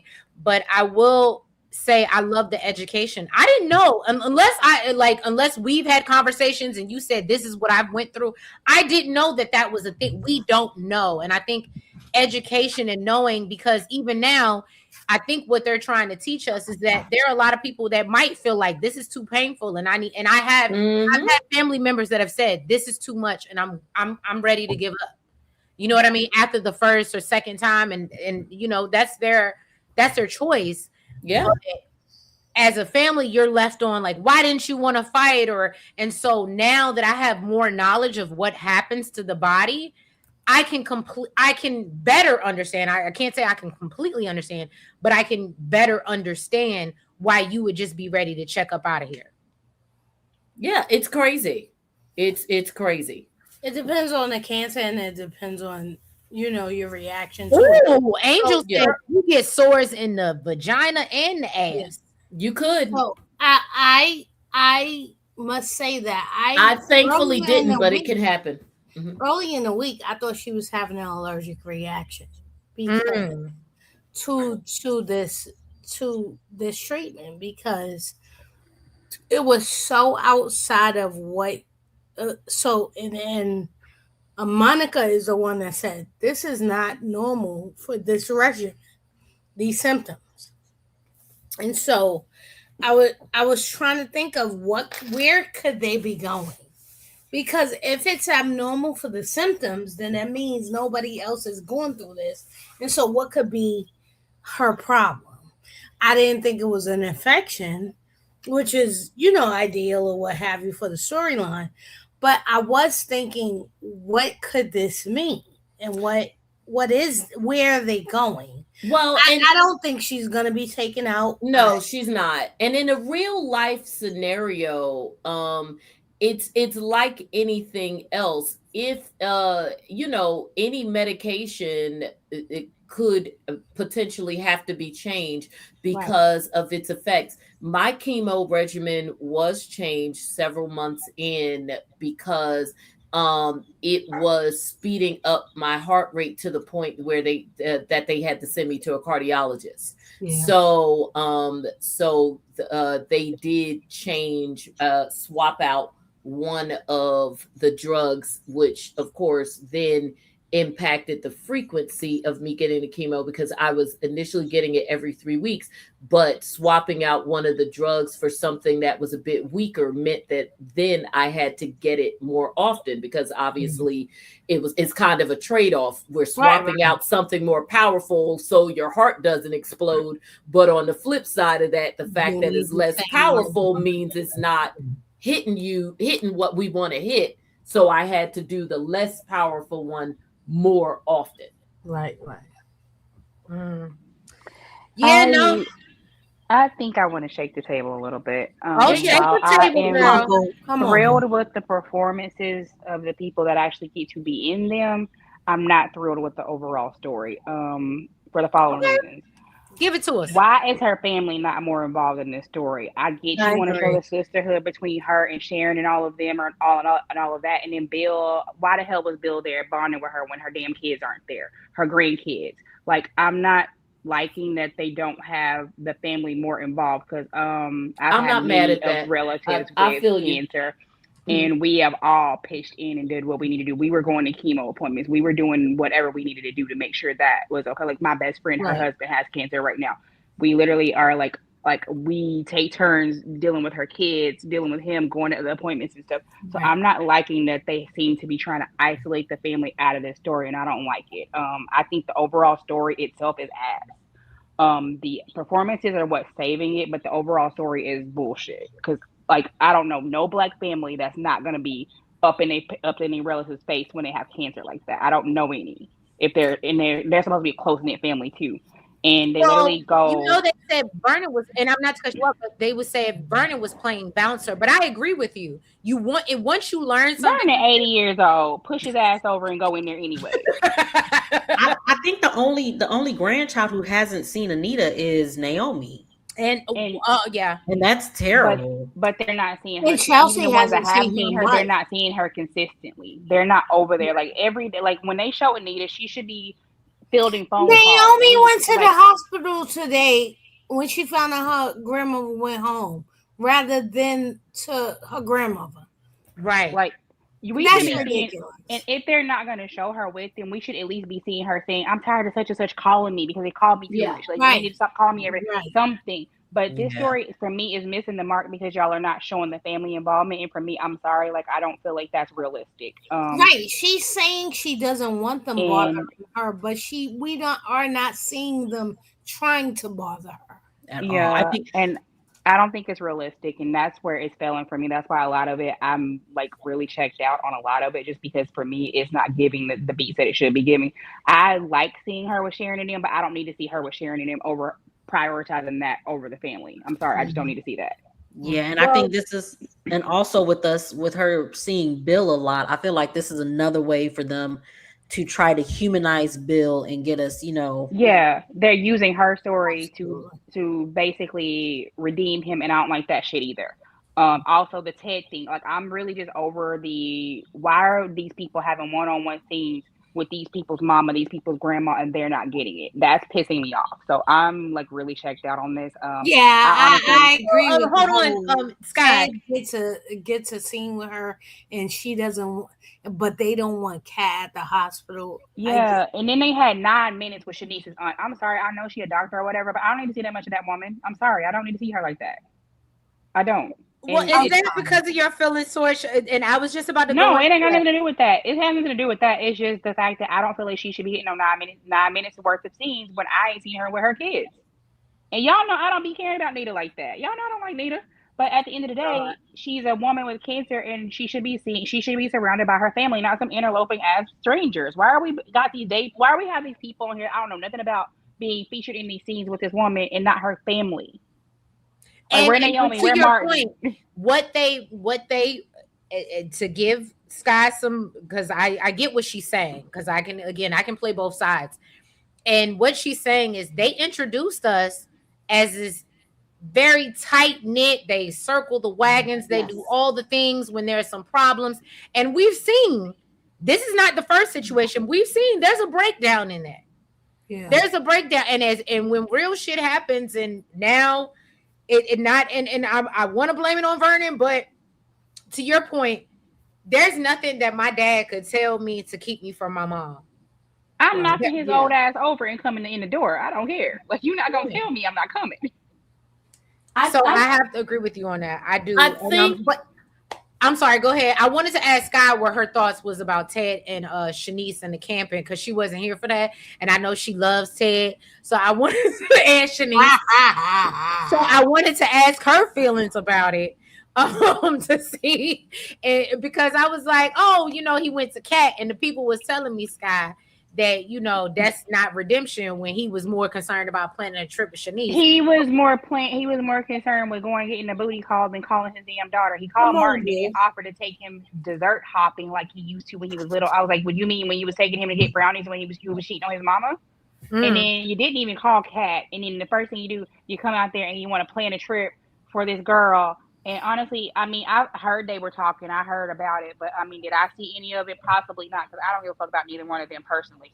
But, I mean, I heard there was something about a trip and whatever and whatever. And it also, I heard that Ted was basically pulling out the same ass moves he's been using for 30 years like he always do with his crusty ass playbook. So I was not moved. I think Ted is the most worthless piece of shit that they could produce on this show outside of Kyle and Leslie. And honestly, I just don't see the point of him anymore. Honestly, can he get impaled? I would love that for him, actually. Well, speaking of impaled, let's just go ahead and move on. Are we good with it? We know Anita has summoned Bill. Did I miss anything? Did she tell him anything, or is that left over for tomorrow? She was revising some will, but she didn't say exactly what it was that they were doing with it. She just said that she wanted to adjust some language in it or something. And it better be about that them damn royalties. I know that shit. Because if you give that hoe some more money, Nita, I swear the cancer. Well, we talked about that, Scott. She's definitely giving her more money. That's gonna happen. They should have just let us out of DNR. I can't with Sky. So let's get into the undercover, the most undercover, the least undercover operation, and the most terrible undercover operation I have ever witnessed with Smitty and Joey. The brick wall, aka brick wall. AKA brick wall. There's a brick wall with plastic on it as well. So I haven't seen that fancy delight. Oh no, it's two scenes that they have. Backgrounds. One is a corner big brick wall with two brick walls. a corner brick wall. I said Jacob And looked the on the other he on is the corner filling down there's plastic on it.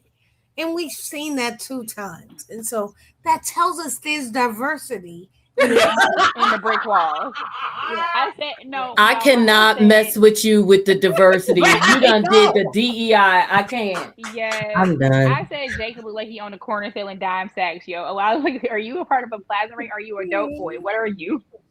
This whole thing just highlights bad acting with Jacob. Oh No, my don't do God, that, 'cause it's when painful. When Jacob put on that country twang, he be like, "What you doing?" Yeah, he know he outside. I don't know why he be holding his mouth open that wide. He know he outside. Something gonna fly right in.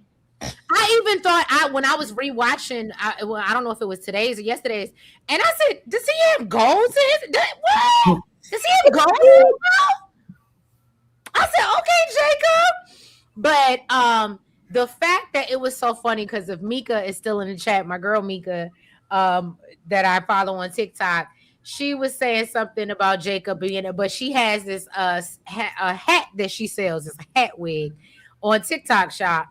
And I laughed because I said, when you put that on, and it's like a black hat, and it's got the hair attached. But I said, when you put that on, you could just go join Jacob and Smitty in front of the brick wall. Okay, and you could just fit right in because I was like, what is really disguising these motherfuckers? And I do think that Ren is not stupid. I do think that Ren is clocking everything. Everyone on the show is stupid, so do not give Ren too much credit. No, but he said everybody on this show is stupid. But no, I think that Ren is like when he walked into that Orphe Jeans and he was like, and June was like, "Well, sit anywhere." And Sky, I do think he's looking at them. Yeah, I do. I would love to know your thoughts about June giving back to the community. What happened? June giving back to the community. With what? when Ren was gonna do outreach, she's gonna do outreach at the clinic, Sky. With what? What's she gonna reach out to? She's with gonna give her ability to remember what you ordered and not really remember what you ordered. I mean, like, is she gonna go down there and explain how you miraculously get off drugs without a liquor rehab? Like, what are we doing here? Yeah, what is she going to educate the people on? Also explain how she can give people advice on their lives, having never had anything to do with their lives. I mean, I guess you're going to take her crystal ball down there and read their futures. Yep. Copeb's granny said, "Wow, Sky, tell us how you really feel." Sky is, can I tell y'all, I always when I know she fired up, that's when I always be like, "Sky, come on over." Because she's going to say everything that I may want to say or can't say. That's right. Say. Okay? And I love it. I love it. That part. I just want to know where they got this troll bridge wig from that they slapped on June's head. She was like, that is a Bernadette wig. Yep. I named it Bernadette. I said that wig is named Bernadette. No, you know what she looked like? You know that hair that Diana Ross had on the wigs? That's what she looked like. Child, what is his hair? I don't know. Like, I want to know. And they made another gray one for Anita when they put that other wig on. Girl, she like a chia pet in that wig. I need this to go away. It is absolutely horrible. It's awful. But I do think that, so do y'all think that it's going to be Jacob or Smitty that gets hurt behind this operation? Both. Because now we got Max out. Nothing is undercover. I want them in both beds in the same emergency room where both of their spouses standing there going, "Oh my goodness, how could this have happened?" I want them both in the emergency room at the same time. Smitty ain't getting hurt because Smitty ain't going back down there. Y'all heard him crying. He was like, "This is getting dangerous, Jacob." He's gonna take his hoodie ass back down there. He's gonna go down there with his backward baseball cap and a hoodie. Like, Smitty's gonna run and leave Jacob to get stabbed, baby. He looks like a social worker in the hood. Angel, hold on, y'all, real quick. I gotta shout this out because Angel, I've been saying this, And this is where they're doing themselves a disservice. Angel said, I don't believe the writers didn't consult former police officers that worked undercover. This storyline kicks rocks. So let me tell you this, Angel. I've been said, you have Tamara, who has been on Law and Order SVU for years. Because that's how I know her. I don't know her from the soap. And not just SVU, she's on regular Law and Order. Oh, I didn't know that. Yeah, no, she was. Now they did have the oh my God, BD Wong was on the regular Law and Order for many years. But if I could be mistaken, but and maybe she wasn't on there as much because that was BD Wong's role. But she definitely, before SVU came along, because remember SVU was much later than the original Law. Yes, but it's in this 20-something season, and she's been on the. Yeah, no, she's been on there the whole time. But what I'm saying is, just to you all's point, in terms of her being a veteran, we saw her doing the medical examiner joint before SVU. Because so she's been around forever. She could have told them something just for playing a couple of people. That's in the 80s and 90s. Well, that's what I was show ended. Well, and Elaine, that might be true, but John is back. But John does speak into my point. The writers, and this is no offense to the writers, but I'm going off of Angel's comment because I've been said this. You have a vet when it comes to crime investigation shows. Tap that girl on her shoulder, put an extra $200 in her paycheck, and said, "How do we make this better? Because this ain't it." And she would have given you the tools to be successful, but you didn't do that. And it's wild because you have someone that's and that's what I think is even crazier watching the show. I can tell you, writers almost never ask actors any. Listen here, I want to say this. All offense to the writers, y'all should research your stories better before you start writing. Don't be writing shit that you don't know nothing about. These writers should. You need to be knowing what you're talking about before you start penning stories, because y'all out here just throwing shit at the wall and hoping it sticks. And I'm sorry, like, don't be insulting my intelligence. I don't watch too many crime shows to know this ain't how you do no Undercover, okay? Right, and that's what I was saying. And I live in the hood, and so you can't tell me how people look in the hood trying to be undercover, and we not gonna see them. Yeah, this is very offensive to my sensibility. So do better. It's all offense to y'all. To my hood sensibilities too. No, and I agree. My brain cells, honey. I'm gonna agree with that because it almost does feel, because I've watched, y'all know I sit on oxygen all day. All I watch is true crime. I am literally cat. So it's like wild to me to sit and watch this, and I'm like, that's not. And let's just throw it back. I watched New York Undercover. That is not how that goes. None of it. Not New York Undercover, child. I'm dead. But you know, with the Malik Yoba and the little Spanish. Girl, I was just watching it last week. That's why I'm laughing. I was just watching that shit last week. You know, they didn't put it on the That's what I'm saying. Like, out to Malik Yoba being right. But when you and you know he got a baby. You know he got I can't even say baby because she grown. You know he got a child with Trisha. Shout out to him. Yeah, no, he has a child with Trisha Mangan, or Grant. They have a daughter. Don't be insulting my intelligence. And the daughter looks like an exact replica of a combination of them. Both of them. Yes, she does. The computer program. Yes. But yeah, no. And so I do feel like they did themselves a disservice to have someone on the cast that is so heavily oriented in the like crime type of dramas to not consult her, because I would love, and I know it would be a big stretch I'm putting in the universe and I'm knocking on wood. I would love to be able to pull tomorrow and be like, girl, what you really think about this bullshit? Do you think, Jacob, is this a real undercover without insulting, but being like, if you were on SVU, would you be doing, you know what I mean? Like, because it's just no way. It's just no way. And for all of us that watch true crime TV, we know this is not realistic. It's not. I could have solved this case better than Jacob doing, honey, because I watched enough Criminal Minds to know better than this shit. Okay? Bring in my boy Shamar. Where is he when we need him? Bring in Tate. Where is Tate? Where is Lorenz when we need him?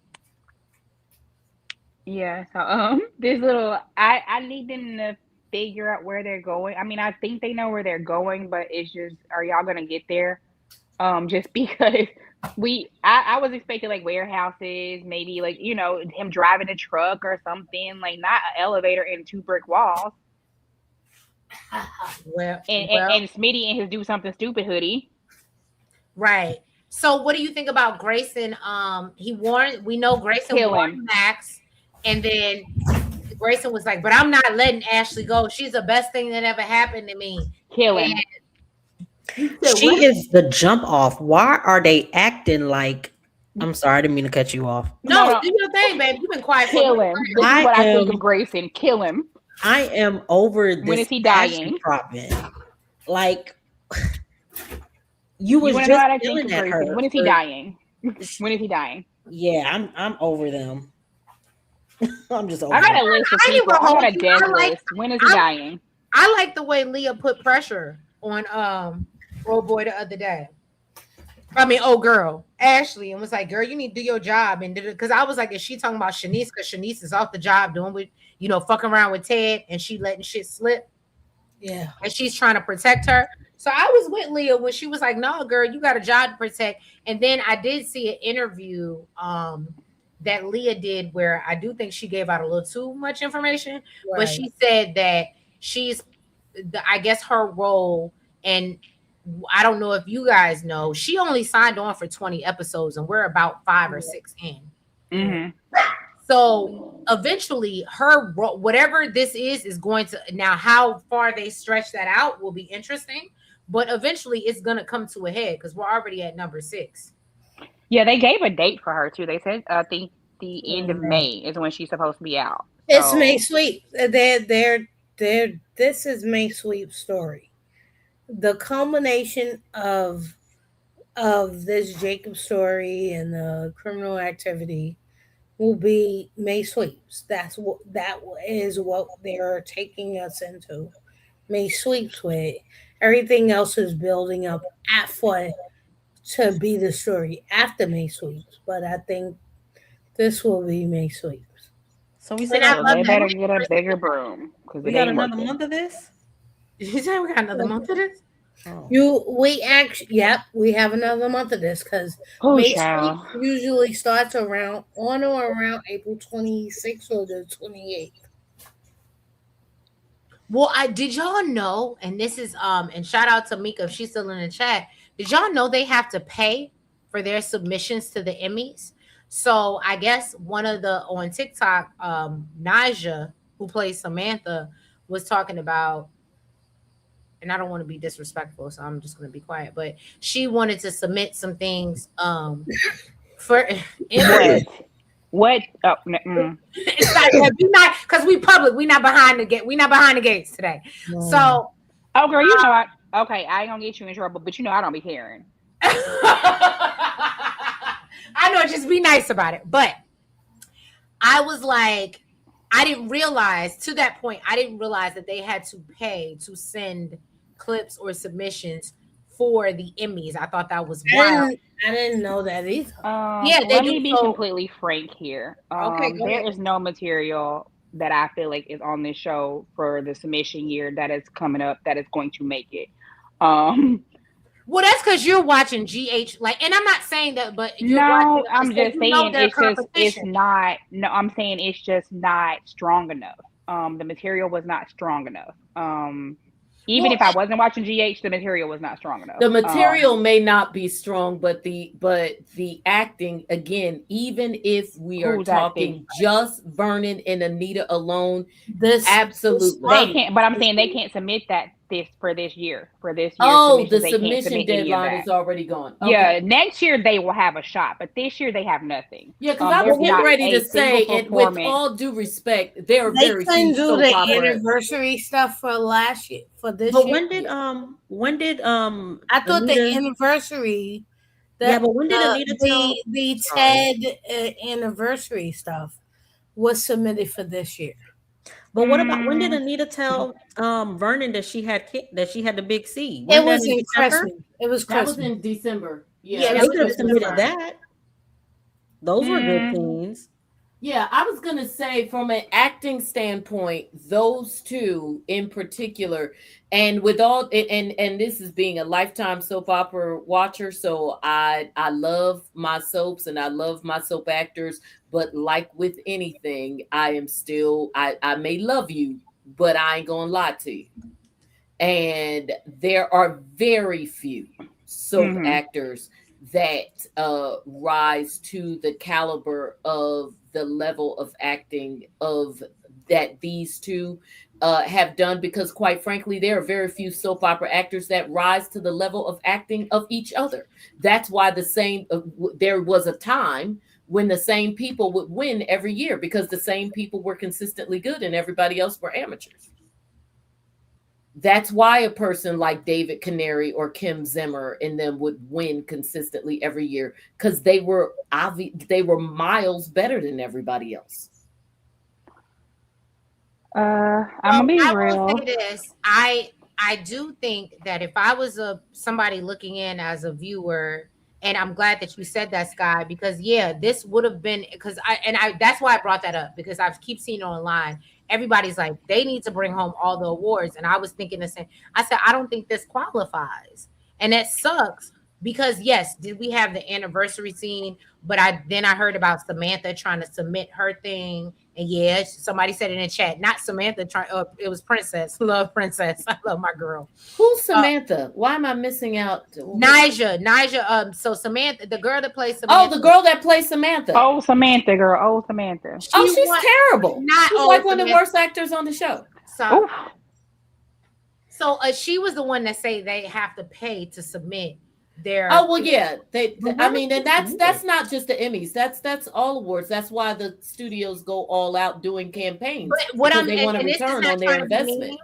This is not trying to be mean, but out of all the people we have on the cast, oh hell yeah, girl, please. Samantha is not. I'm and I love Nyjah. I do. It's no shade, but Samantha would not. I'm trying to figure out what category she was submitting. Probably rising star or something. I think they have like a rising star or something. Yeah, because I'm just ready to say it wouldn't be I'm just here to let you know. 40. Look, I'm just here to let you know though, in Rising Star, baby, please don't do that to yourself, because I've seen the opposition out there, and you don't have it. Don't do that to yourself. Don't waste your money, baby. Don't waste your money. That's all I say. Don't waste your money. Well, no, we was about to get a GoFundMe together. Who was putting in? Look, Sky said I ain't gonna be donating to that shit. I ain't donating to nobody over here. I'm sorry. I hate to be that person, but no, I will not be donating to nobody over here. None of these callers. So what you can't be, Sky, is that person, because to your point, when the NAACP awards came around, and I said it very vocally, I said, y'all, I watched Reasonable Doubt. I knew Reasonable Doubt was winning. I knew they were winning. That was a given, though. I knew Reasonable Doubt was taking it home, baby. I watched that. I binged Reasonable Doubt in like 2 days, and I knew they were taking it home. I was like, that's really hard. But I said, if we vote enough, but I said that Reasonable Doubt was something serious. So I said, Sweetie, I'm gonna have to be real with you. I didn't even pass my vote like that because I already knew I wasn't gonna tell no lie. Okay, Reasonable Doubt, they had. Well, I'm sorry. I have a friend who knows he supports me heavily, but he was like, yeah, because we recap Reasonable Doubt together. And he was like, yeah, I can't. I'm sorry. I couldn't tell a lie. I watched both of those shows, and I'm sorry. I got to go for the one that was doing it better. And I'm sorry they were. They just were. They were doing it better. The storyline was better. The stories were better. Everything was better. So I'm sorry. Like, I had to go for what deserved it versus what, But I think there's also a lot more that they can do on cable TV, or what they consider like Hulu or cable. Yeah. That they can do on daytime television. You know what I mean? And there's a lot better writing they can do on daytime television, but they don't seem to want to do that either. So I'm just saying, it's all. I'm not voting. I'm not giving you a pity award. I'm going to vote for what deserves it, not, what I feel bad for. And Reasonable Doubt, they bringing in names already for next year. They just announced today that Megan Good and Tank. Now I could take or leave Tank, but because he can be annoying, but he's going to be playing an R&B star, so it works. Right. For me, I feel like even if they stripped away some of the things that they can and can't do on cable television, it's still the writing. No, it's just a better written show. The writing, which is a better. I mean, it's not even. It's comparing apples to oranges. That's hold on. So I'm gonna give Kamar her things because we've been giving them to her all night. Amber Eva could submit that scene when she went down the wall. Yes, girl. Yep. I think Simone has. She could submit it, but I don't think she gonna get it. But yeah, but I after think the the point anniversary, is it's too. a more realistic submission. Right. Then I'm not Samantha, saying what you have got we any really shot in gotten the from? L, Like but it was. yeah. It was funny to me to hear Samantha, and this is no shade to the actress, but it was funny to hear the actress want to, like, she thought she had a, because I've never seen anything.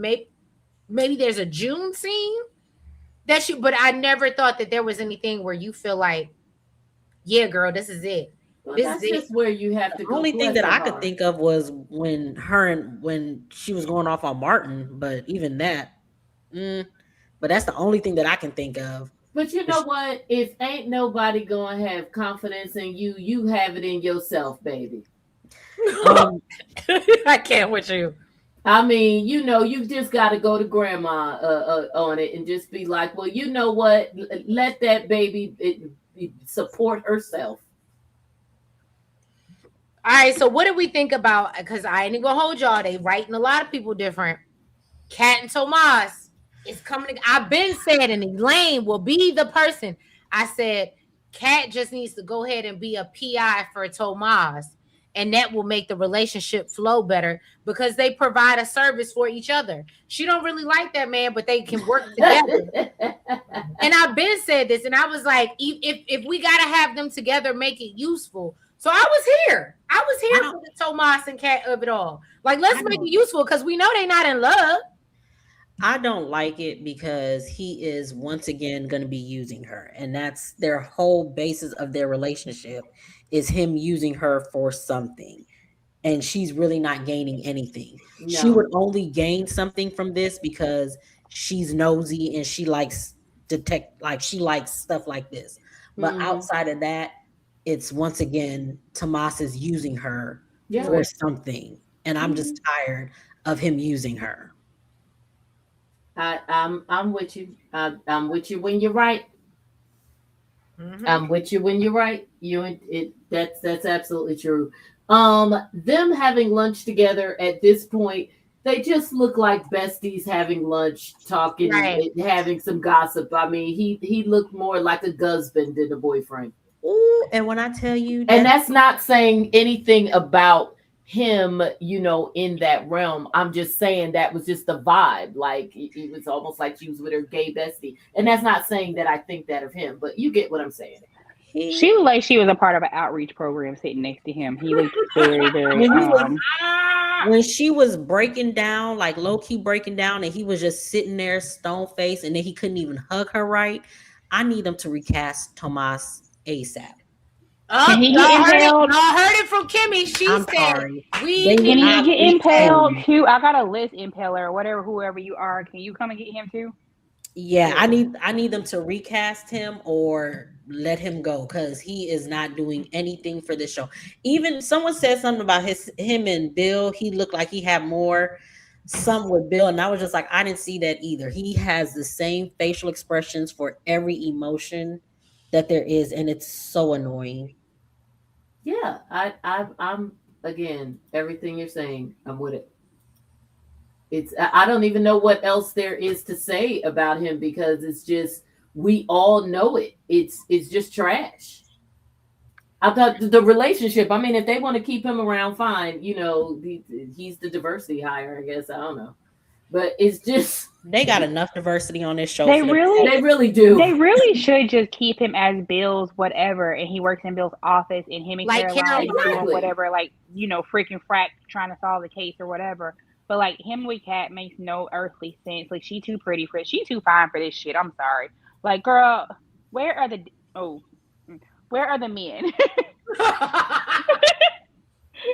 I'm with you. Where's the men's is at? Like she too damn fine to not be having men up in her fucking DMs with like you know what we get in our DMs. Like men should be throwing it. Like they should be in her DMs, in Chelsea's DMs, all of their DMs. They rich, they pretty. Like what are we doing here? Like she can do. her. on You this trying to tell me show. this the best she can do? Like her mama get more play than her. So And you know, now that she's Right. not a virgin anymore, she could just be in these streets being a unicorn herself. I mean, just go for it. Honestly, her not being a virgin, like the men would really be flocking more now because, like, you know, they don't be sometimes they don't be wanting to fool with virgins because they think you get too clingy and attached. Now they really would be out here in these streets throwing it, you know? Exactly. And I'm just hell, trying to figure this out. Like, what are you she trying young to and tell pretty. me? She could just be throwing it on her own. Go girl. not I throw know. that ass in a circle, y'all. Throw right? that ass in a circle. I'm with I mean, it. her mama 'cause- doing it, why she can't do it? Ain't no fun if the daughter can't have Exactly. none. Look, ain't no fun if the daughter can't have none. So what I will tell y'all, and look, y'all, I feel like y'all made me forget my thought. Damn, y'all. I damn sure forgot it. I was had something. Hold on. So well, okay, let's get on before we get up out of here. So Isaiah, oh no, it's something about Isaiah. Oh, so Scott, what did you think about the chemistry between Isaiah and Kat? Because we sing, I know you. Isaiah has better chemistry with everybody than Eva. Ooh. He has better chemistry with Kat, Nicole, I'm Naomi, inclined to agree. Haley, everybody other than Eva. He had better, and he be flirting with her too. He was flirting with Kat, and she be trying to act like she don't notice, and she's annoyed and whatever. They're gonna sleep together. At some point, I hope by then he gets a bet. I hope by then he has a job and a place of his own because I still think he's a homeless hobo. That don't have a job. I still don't think he works at Banneker. I'm just waiting on Deanna to come here and let me know that he ain't a real advisor at Banneker and he lying. So I agree on, with shake the everything table and you're let me know. saying. I don't even know what else. There's nothing to add. I don't want him anywhere near her though until he gets a real job and get up out that flannel and that raggedy ass pants And he always so, got on them jeans. to your point, Scott, because I think we think a lot alike. I said, Kat wouldn't, even if she thought he was cute or fine or whatever, she wouldn't want that man because we see she went for the lawyer. Okay, she even said when she talked about her dating history, like she's had with Tomas, she's had many ninjas come at her, but they just, and like you said, the virgin card scared them off or whatever. But Kat ain't dealing with no man that, I'm sorry, I feel like ain't got no place to live, and I'm standing 10 toes down. I believe that man. And do you think that Leslie will hunt you? I think Leslie's gonna jump on it. Yeah, I think Leslie is definitely gonna sleep with him. One day Eva's gonna make her mad, and she's gonna go over there and she's gonna throw that ass at him, and he's going to accept. Okay, and he gonna act like Ted. Throw that ass in a circle. Hey, throw that Scrub is a guy that can't get no love from but me. But then Darlene got to fight her, y'all, because she already tried to sleep with both her. She already tried to sleep with Jacob and Chief Daddy, and she get Isaiah. Darlene got to fight her. Look at my virtual co-host. Look at my virtual co-host segueing, because that was literally my next topic. What are our feelings on Darlene? And love her, but keep the same energy though. I love her for now. I'm gonna say that. I'm gonna put a stipulation. I love her for now. Because we've seen people come in hot and be dragging that heifer and then decide at the last minute, oh no, we like her. No, but like Jan. Look, keep the energy the same. We don't like her. We don't like her now. We're not gonna like her then. So keep the energy. As long as you keep that energy, I can be cool with you. But the minute you decide you like her, I'm turning on you. Okay. Yes, I want her to meet Eva and then pull Eva to the side and say, you need to break up with my son because I know what you and your mama did. I'm gonna arrest your mama. Something, but I need her to keep her foot on Eva's neck because she know what they did. Yeah, Darlene was like, she said the apple don't fall for the criminal tree. I said, okay, sister, you better get it. And he irritates my soul. Like, even your mama is telling you, like, you weren't around. You've only known this girl for 2 seconds. Like, why are you so gung-ho? Like, she not who she is. Oh my God. She's such a nice girl. You get to know her. You know, she's had a hard life and she's a really sweet girl. You'll get to know her. No. Just annoying AF. I can't. I loved it when Andre called him a personal hype man because that was wonderful because that was exactly the way I was feeling. Exactly. It's very funny. Because he's like, I'm a big Eva up even though I don't know shit about her. For no reason. And I love when Kat shut him down and was like, oh yeah, so you did it, and he was like, oh, and he got kind of quiet, like, oh. Kat be giving it to him. All right. Absolutely nothing to say. He's honestly useless until they separate that, cut that little, sever that little tie. He's useless to me. So if y'all haven't noticed, I like to agitate Sky. This is a very I forgot the word for it, antagonistic relationship that we have. Because I know there's certain topics, and literally when they happen and I see them, I think of Sky and I'm like, I want her to come talk about it so she can talk shit. Right. So Sky, what is your feelings on the Nicole and Danny and the whole Carlton and Kyle? No, ma'am. I will not be touching that. Mm-mm. Why the Kyle? Why you don't want to touch the Carlton and the Kyle? Because I'm not gonna be nice, and I'm not gonna let up, and I'm not gonna know. I'm not gonna touch it. She said did Nicole say she wants Kyle more now than she wants Carlton? That's what I got into, and that's why I wanted Sky's opinion, because I know she likes the situation that he's presenting, that he's lying about. Of course, like he's lied about being nonchalant, like he don't want her, but he wants her because he moved in. Yeah, and she's being a dumbass. Okay, let's just get into it. She's being a complete fucking dumbass, acting like she don't see the signs right there in front of her face. He's telling her he don't want anything serious, no strings attached. Nobody gives you a key to their house with no strings attached. Bitch, I dated men for years and didn't have a key to their house. Girl, if you don't get off the fuck, you were too old for this to be this stupid. So she likes the situation of him and what he's presenting. She likes the representative that he's showing her. So you know how we have the men that give you the representative and then you get the real one once you get into it. She's getting the representative of Kyle right now. He's a chameleon. What he does is he takes each situation and he floats into whatever it is that he sees her dumbass want to hear, and he gives her that. Because he's basically clocked the fact that she's a big ass idiot right now, and that she will listen to anything, and he just switches his answers up to fit whatever the dumbass theory that she needs to hear at that moment, and that's what he's doing to her. So honestly, she looks stupid. Carlton looks stupid. And the only one that's not looking stupid is the white man. He up here getting what he wants out of the situation. So both of y'all are looking stupid. I don't like this writing. I think the optics are terrible because you basically have these two educated black people looking dumb as hell to prop this white man. And then if you got to keep telling me he's fine in dialogue, maybe it's not working. You keep putting him in the same dingy ass black t-shirt every fucking time we see him. I'm over it. I'm over this. I'm ready for it to end. I don't want to see shit until it's done. So honestly, I have nothing else. I love it. The thing I can give for this, Carlton, baby, think better of yourself and walk away from her. You need to do better for yourself because this bitch is out here tripping. And I'm sorry. She don't want to be treated like a lady. She don't want to be loved on. She wants to be treated like a hoe. Let her be one. I'm done. And can I tell y'all, and this is one thing that I love, her sitting here saying this, she was the biggest. I think that's how me and Princess got connected. And she introduced me to Scott. She is one of the biggest Nicole advocates. So for her to sit here and say this, I was like, oh shit. They purposely are making her stupid as fuck for this storyline to work. And I don't like that you have to make people stupid for a storyline to work. Why is she not picking up these red flags? Like even him coming in that office that day and acting the way he did, obviously that is not a man who wants no strings attached. You are being a dumb bitch right now. And I don't got time for dumb bitches. So therefore, I have been really checked out. I don't like to watch things that insult my intelligence. And this show was really working on that nerve. Like with the cancer thing, with that stupid thing. And then honestly, just the optics of things. Why is it that Joey gets to be the most powerful person in town when it should be burning? Like, I'm just like, why are we here? I've gotten very aggravated with this show. That's why I honestly have not been really tweeting about it. That's why I almost didn't come here tonight because I've really been aggravated with this show. I'm very like, are you just really trying to piss me off? Yeah, no, I do. And I think Elaine spoke on that early on, that we have to suspend our reality, Sky, because if we try to go into it with a mindset of like we do now, we'll just frustrate ourselves. Kiki Axel said, Darlene also said police have been looking for Leslie for a year.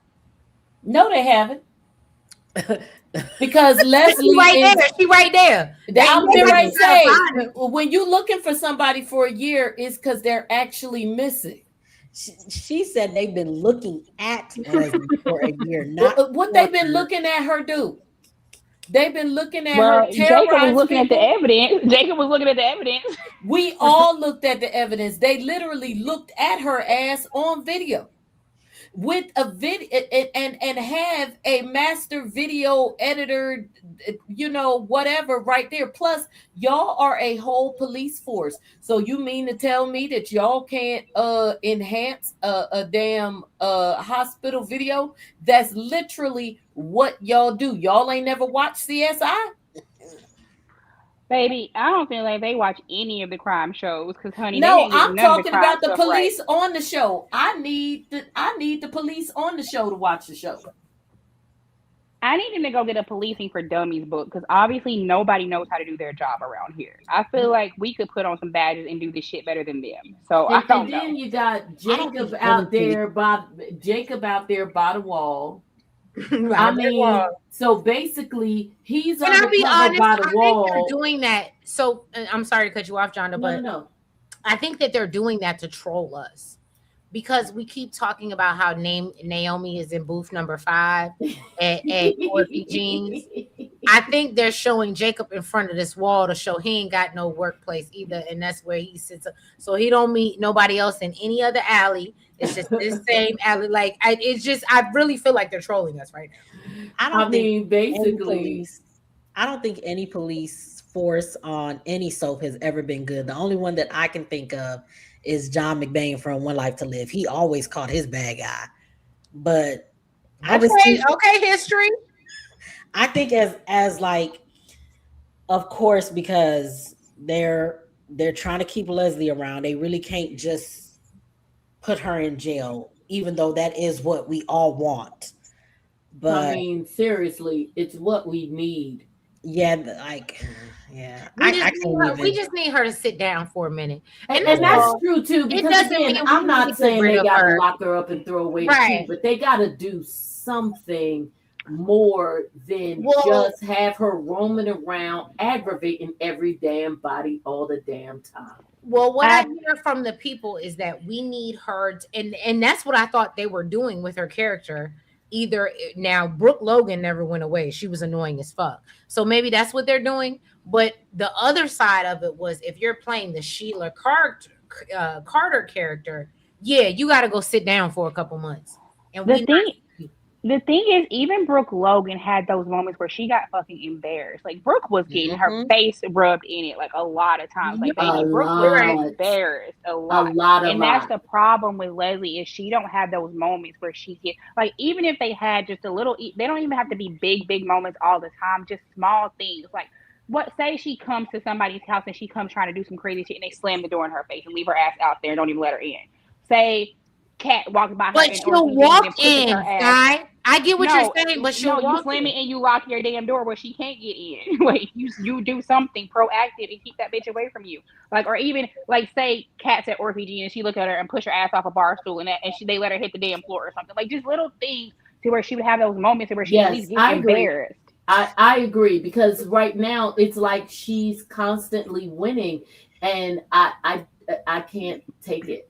Like literally the sound of her voice is irritating the fuck out of my soul right now, and I don't want to be like that because I'm like, that's the lady's voice, it's not the character. I know, but it's her voice. I'm like, every time I hear it, I'm like, oh my god, please just go away from me, please get away from me, demon. It's like literally the only time that we have seen Leslie get her face cracked is when, and it was all the white characters. It was Derek, not Jacob, but Derek, Joey cracked her face, and Vanessa.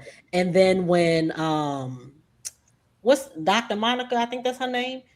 Oh, the new one. When she said Monica, when she said something to her, Leslie smirked at her. So it was just like that didn't even crack her face. So it was just like the only time they let somebody like crack her face is a white character. And that is also annoying because Nicole, Danny, Anita, Vernon, all of them should be able to crack her face. Like they should be able to put her in her place and have her on hush mouth. But that never happens. She always has the last word with them. And it's so annoying. It really and that's kind of one of the some thoughts on that, and because that's kind of one of the problems that I'm having with this show is like I keep saying the word optics. You tell me that this is a powerful black family. You don't give them any power. You don't let them do anything. Their own enemies, they can't even check them, but you letting these white people do it. And I'm sorry, I hate to make it a black-white thing, but that's what it's coming down to at this point. You are only letting them do the things that these people should be ideally able to do. She been over here terrorizing these people. She done slept with Nicole's husband, over here got Anita's money, over here across from burning them, making all this noise, coming to their house acting crazy, and you don't let them be the ones to get them. Hell, even Bill. You let everybody else do the things that they should be allowed to do, and that is my problem, because these are people are supposed to be your leads of the show. They should be eating her ass up left and right, and you don't let them do it. You want to let some day player come up in here and say something. First of all, when Shanice's auntie said something to her, I was not moved by any measure, because first of all, who the fuck are you to even be talking to? Like, why are you here? Why are you in this? I feel like the people who should have been getting her, they should have got to her way before you even got to open your mouth. And so that's where I be having an issue, because I'm like, why is it that Nicole, Danny, Nicole and Danny should have went and jumped her ass that day when she made Anita kill over at that table. They should have went to Chelsea and beat that ass, okay? So I'm just like, I'm not moved when other people get to do it. It doesn't hit for me, and honestly, it fucking aggravates me when they get to do it, because why are they being able to do something that you don't let these people do who she's tormented? Because I think they're trying to and I get what you're saying, because it frustrates me as well, because y'all know, and Elaine can tell you from many of my recaps, I'm like, why didn't they slap a bitch? Why didn't they? And that was a thing for me, and I was like, oh, so they're taking the black characters and they're making them more, I guess maybe for the audience, or we're more submissive to the bullshit, whereas Joey, Smitty, because even and Sky, you weren't here last week, I talked about how Smitty be checking the fuck out of Nicole. And I don't like that, because I feel like if this is a soap that I'm watching because I see myself in majority of the characters. Right. I watch General Hospital. All the stuff that all the white characters are doing on this show, on Beyond the Gates, I see that all the time on General Hospital. They do that to each other all the time. I need to see the black folks be just like them. Like, I don't need them to, with this show, I don't need them to play respectability politics with the black characters when you touted this as the first black soap opera. I need them to be messy. I need Vernon to be Victor Newman. I need him to be and technically, if your daddy's picture is on the wall as the person who built the country club, you all are considered the first family of this community, then that's not a black or a white thing. Being that's Victor a power Newman, thing. being Palmer Courtland, being the Quartermains, being Adam Chandler, being the Lewises, being the Spaldings, this is who you're supposed to be. And my thing you're is the like, anchor family. Yeah, my thing is like, and when you have a core family who is supposed to be the core family of a soap, they're messy. They're and not just a core family, but messy. A rich core family. Right, they're messy, and like it. And for me, I feel like they're trying too hard to like have this rise above, oh, we shall overcome moment. No, bitch, get down in the dirt. I don't need you to overcome. I need you to get under that shit and beat that bitch's ass. Like, you don't let nobody disrespect you, no matter who you are, no matter how much money. Like you said, I came over here to see people that look like me, and baby, when I'm looking at you, I don't see nothing about me, honey, because ain't no way I would let nobody walk up in my house disrespecting me the way that y'all do. Baby, I would have tore that place apart. So first of all, I don't know black people who don't have doors. Like, I'm like, we shall overcome my ass. I'm gonna overcome your ass once I knock you down, because you're not coming up in my house acting like that. You're not walking up in my door. You're not taking my money and think I'm not gonna find a way to get it back. You're not gonna be cheating, sleeping with my daughter's husband and think you're gonna be walking up in my face talking to me sideways. Right. It's like you can have one character in the family that's like that. That's a pushover, but the whole entire family are pushovers. I can't do that. Yes, the whole family is like some wimps, and it's just like, wow. So we ain't got nobody with no. The only person that I think will get a little active, they don't even really be trying to let him get in there. Mighty Morphin Martin, he'll get out here and get active, but they be trying to back him down. Ever since the Little Secret came out, he's so whole and healed now. He ain't trying to whoop nobody's ass no more. Like, and I'm like, where is Mighty Morphin Martin with the tire iron? Get out here and get in it. Not Like, Mighty disrespecting the Morphin family. Martin. I'm very angry with you for that. I'm stealing that. Mighty Morphin Martin. I'm sorry, Brandon, because I know he passes through every now and then. I'm sorry, Brandon. Not only are you high booty, but you are Mighty Morphin Martin now. Oh God. Like, where is he at with the tire iron? People is disrespecting the family. Get out here and do something. Like, I need somebody out here that's gonna enforce some things, and none of y'all seem to want to do it. So somebody got to get active. Yeah, because it's just like Cat would get active, but they just write her in a way where she's annoying to everybody. And it's just like, nah, she's the only family member that is rightfully treating Leslie and Eva the way they should be treated. But everybody is just like, oh, we rise above. We rise above. No, we don't rise above. That bitch came into my house. And the thing is, for me, I'm is not like, rising above shit. the thing for me, I think I hate Eva more than Leslie because of the simple fact that people still treat Leslie like they don't like her. Eva, they be running my hair like singing her praise. Oh my God, with a mother like her, how did she turn out like this? Bitch, I'm not buying this. This girl is a chameleon. She fake as hell. No, because she had the redemption arc with the clinic. Oh, girl, no. She We gotta fake talk as about that synthetic hair in that head. Child, I'm not buying it. We got to talk about hold on. that. I just want to say shout out to Erica Bain in the chat. My boo Erica Bain TV. She's another content creator, and she be doing her Beyond the Gates recaps. And Erica, if you want me to drop the link, if you want to come up and say something, I don't know. Be careful, because I know you a Eva lover, and this might not be your audience, but we love you and we accept you. And if you want to come up, I'll be happy to drop the link for you because I love having you. It's been a minute. But go ahead. Okay, so I was gonna say with the whole Eva and her, she grew up with her mama like that. First of all, y'all keep saying that, oh, we give Eva grace because her mama was crazy, all this other stuff. But then you have her Eva saying, my mama wasn't always like that. It wasn't until Alan passed. That's when all of this, that's when it changed. So it can't be both. Because Eva, you too, and again, I'm with you, Sky. I dislike Eva more because you play the victim way too much. You knew what your mama was doing. Again, you knew who Cat was to you when you came into this situation, and you still proceeded to do what you did. And then you want to turn around and want to be like, why doesn't she want to be my sister? Bitch, you know why she don't want to be your sister. So Kimmy, can I be honest? And and this is just me, and I'm the soft one. Elaine about to jump in my ass. But I just recently finished the book for Sparkle's niece. With the R shit. And it makes me believe that I believe that Alan might have did something to that girl. And I would love to see if that played out on the show and we could see that. Because we talked, and you remember Eva was like, he was never very fatherly. He was never, and the way that she leads and she projects with sex, I may be throwing my line out there and it might be too much. And again, I'm out here trying to be to the reading.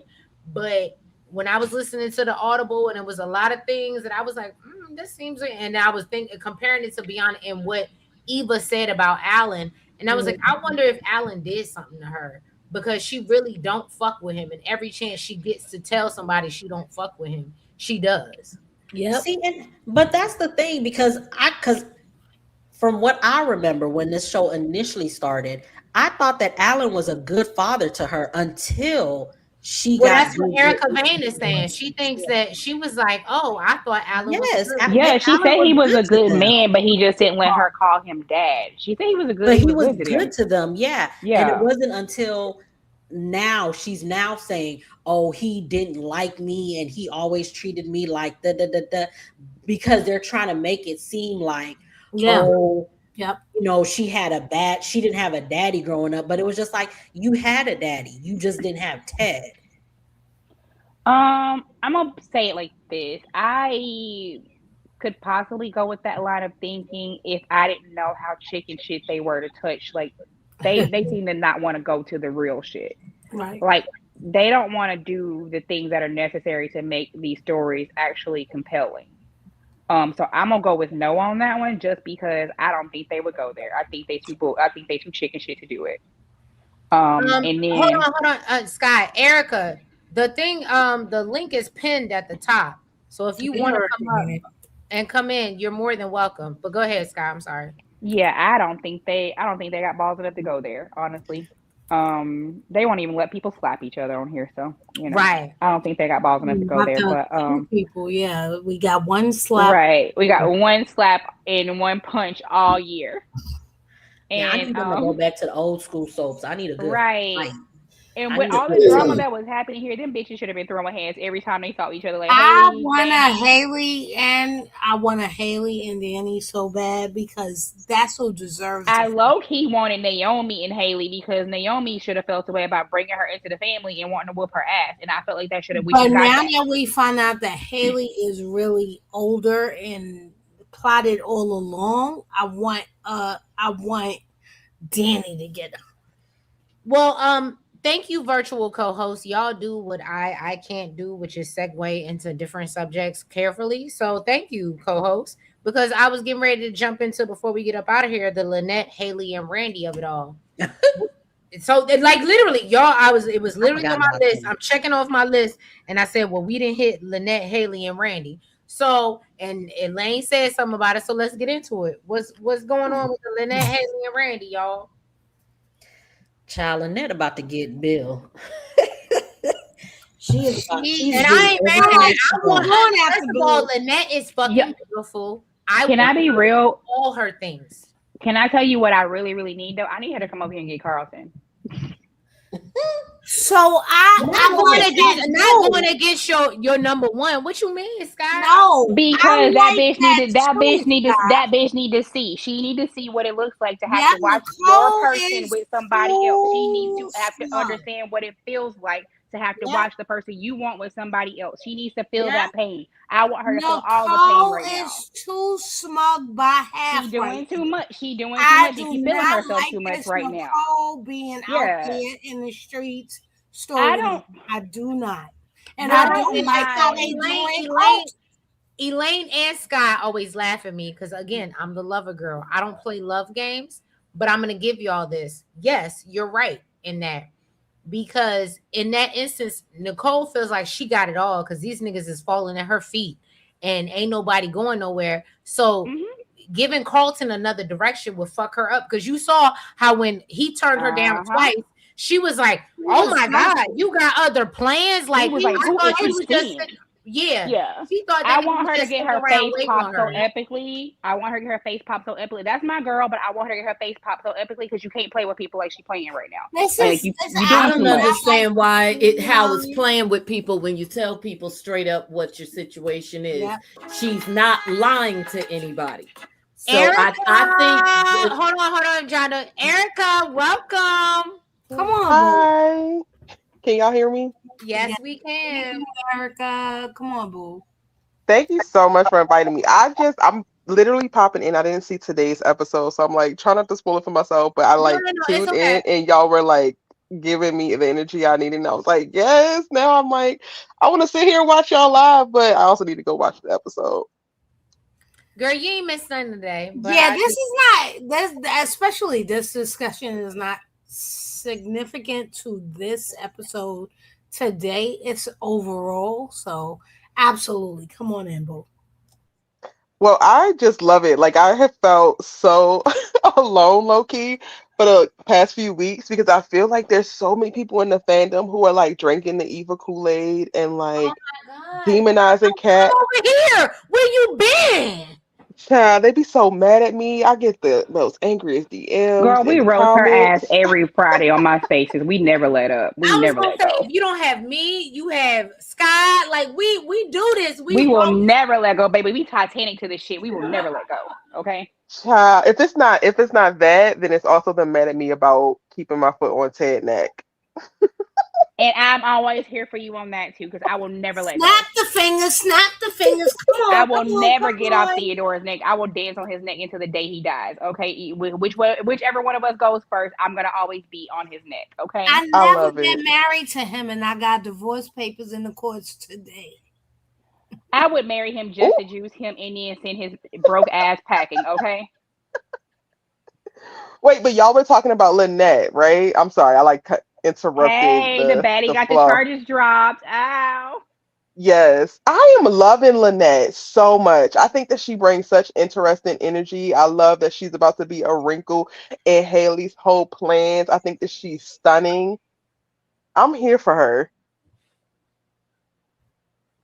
I'm here for Lynette too. I love Lynette. I think she is great energy, and I need her. I need her in our life, like my life. I want her to have all the boys, okay, except for Yeah, Randy. Get the I hell agree. on. She's He too beautiful. broke for me. Go on, Randy, move. Well, no, Not I broke for you. want to see Randy go back and plead with Mona because we know, because this is my thing, and this is going to be very unpopular, and I don't care. So I'm saying that now.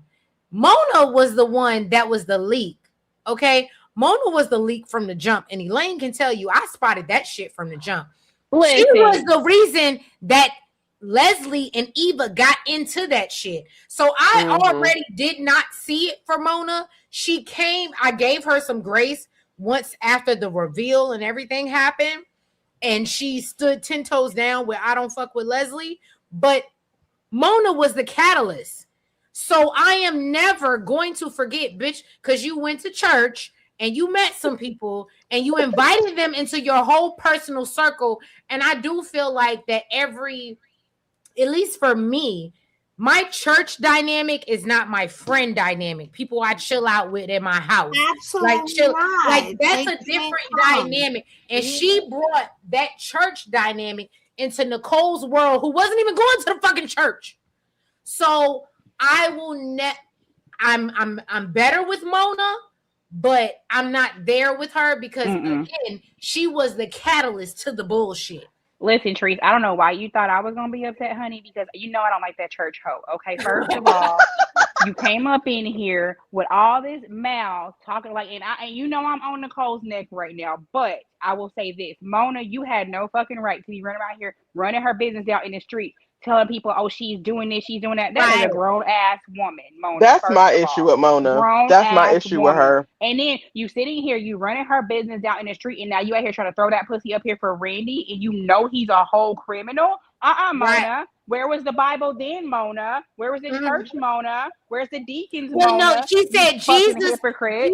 Jesus drank with thieves, and she tried to reason it with Jesus, and that's why I said this is where, unfortunately, and I think they're showing us, and it's sad because it's Black people showing us what's wrong with our church community. Yeah, Bible thumping hypocrite. There she is, right there. Poster girl for Bible thumping hypocrite. And then when she walked up and slapped Randy in the head, first of all, girl, that ain't your man. What are you doing? That ain't. I was just like, Mona, please, girl, can you take it down like 6 notches? I was struggling during that period of time of like, girl, are you into him or are you really just trying to save him? Because I thought it was giving a little bit of both, but this is not sexy, Bookie.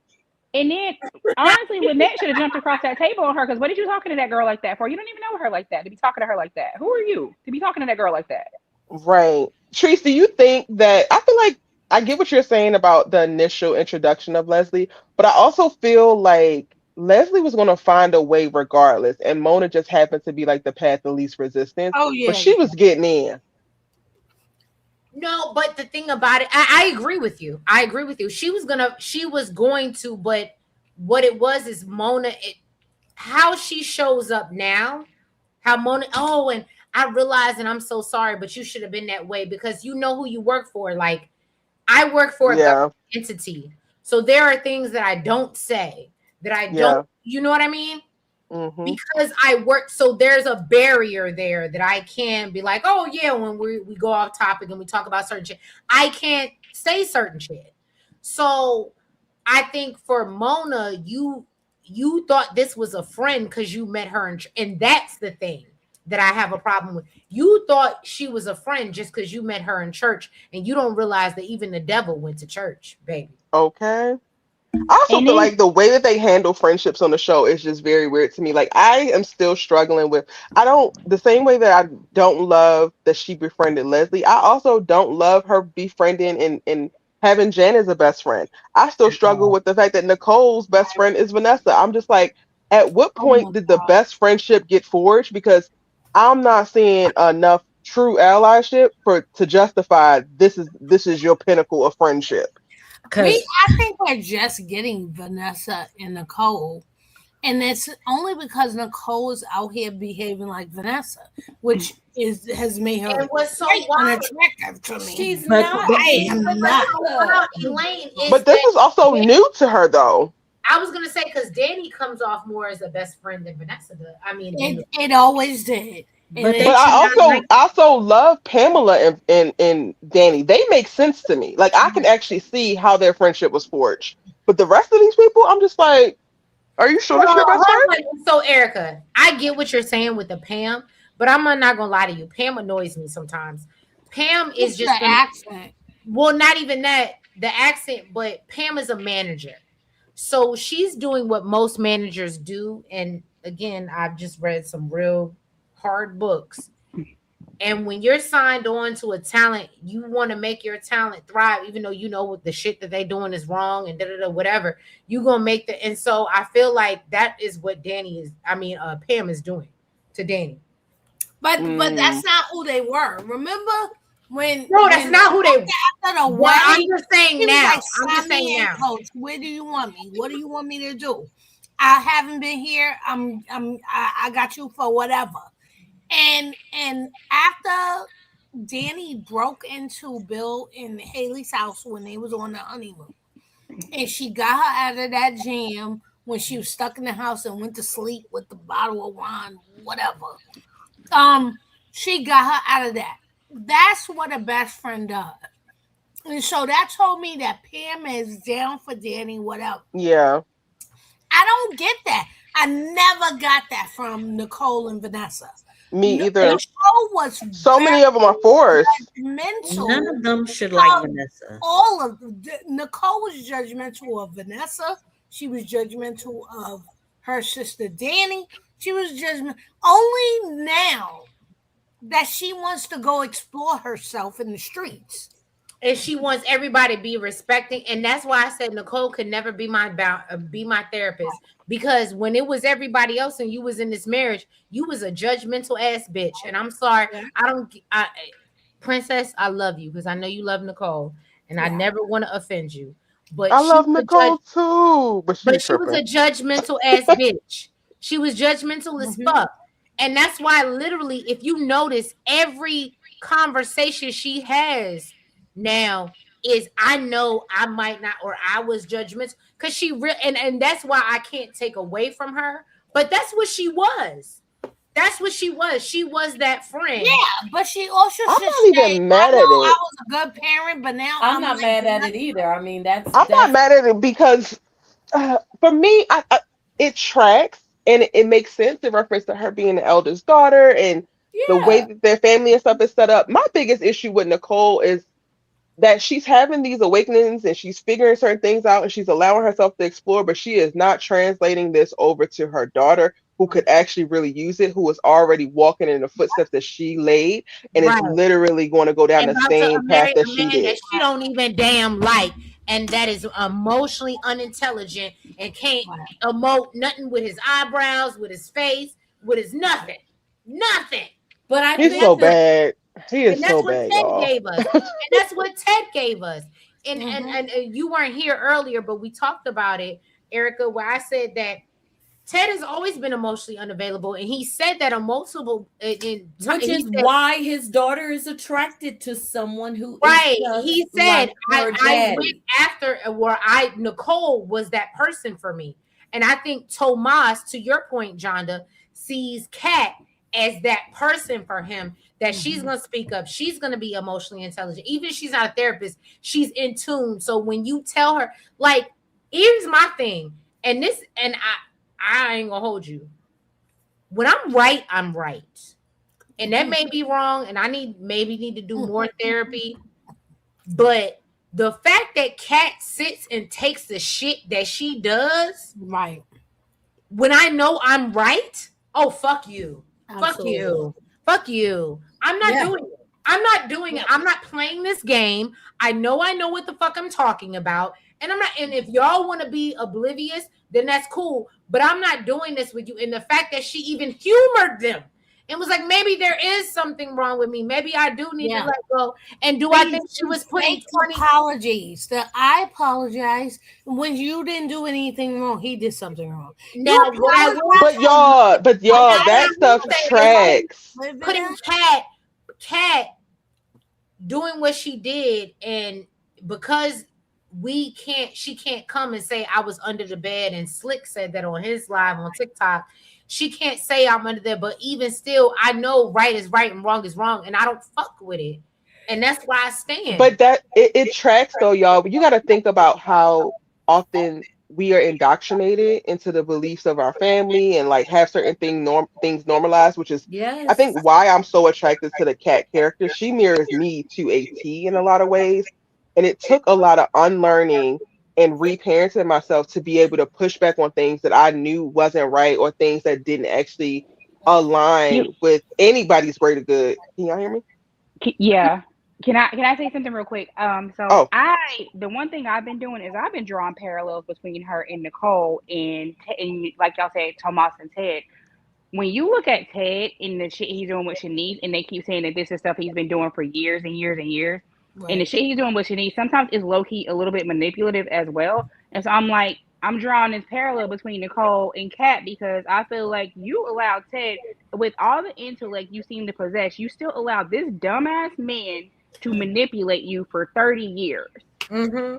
And now Kat is letting 90% of the women on the planet who have been convinced that any man and that's why she could never be my therapist. Right. Yeah, and you can't. I can't even knock her for that because so many like that is literally what we're taught. Like it is not. I believe it's not normal for us to be at a place where we can actually look and identify that because most people are still of the belief of like any man is better than no man. No man. He doesn't have to have emotional intelligence. And you are the one who has to deal with your feelings. Like he doesn't actually have to talk about this. A man thing is to do this. And I know for me, it's about like again, like I said, reparenting and all of that, but like figuring out what will work for me and what won't work for me. And for me, the societal standards of he's not in touch with his emotions, he's not emotionally stable, he's not emotionally intelligent, it's not going to work off the rip. You are immediately cut out because I'm not doing it.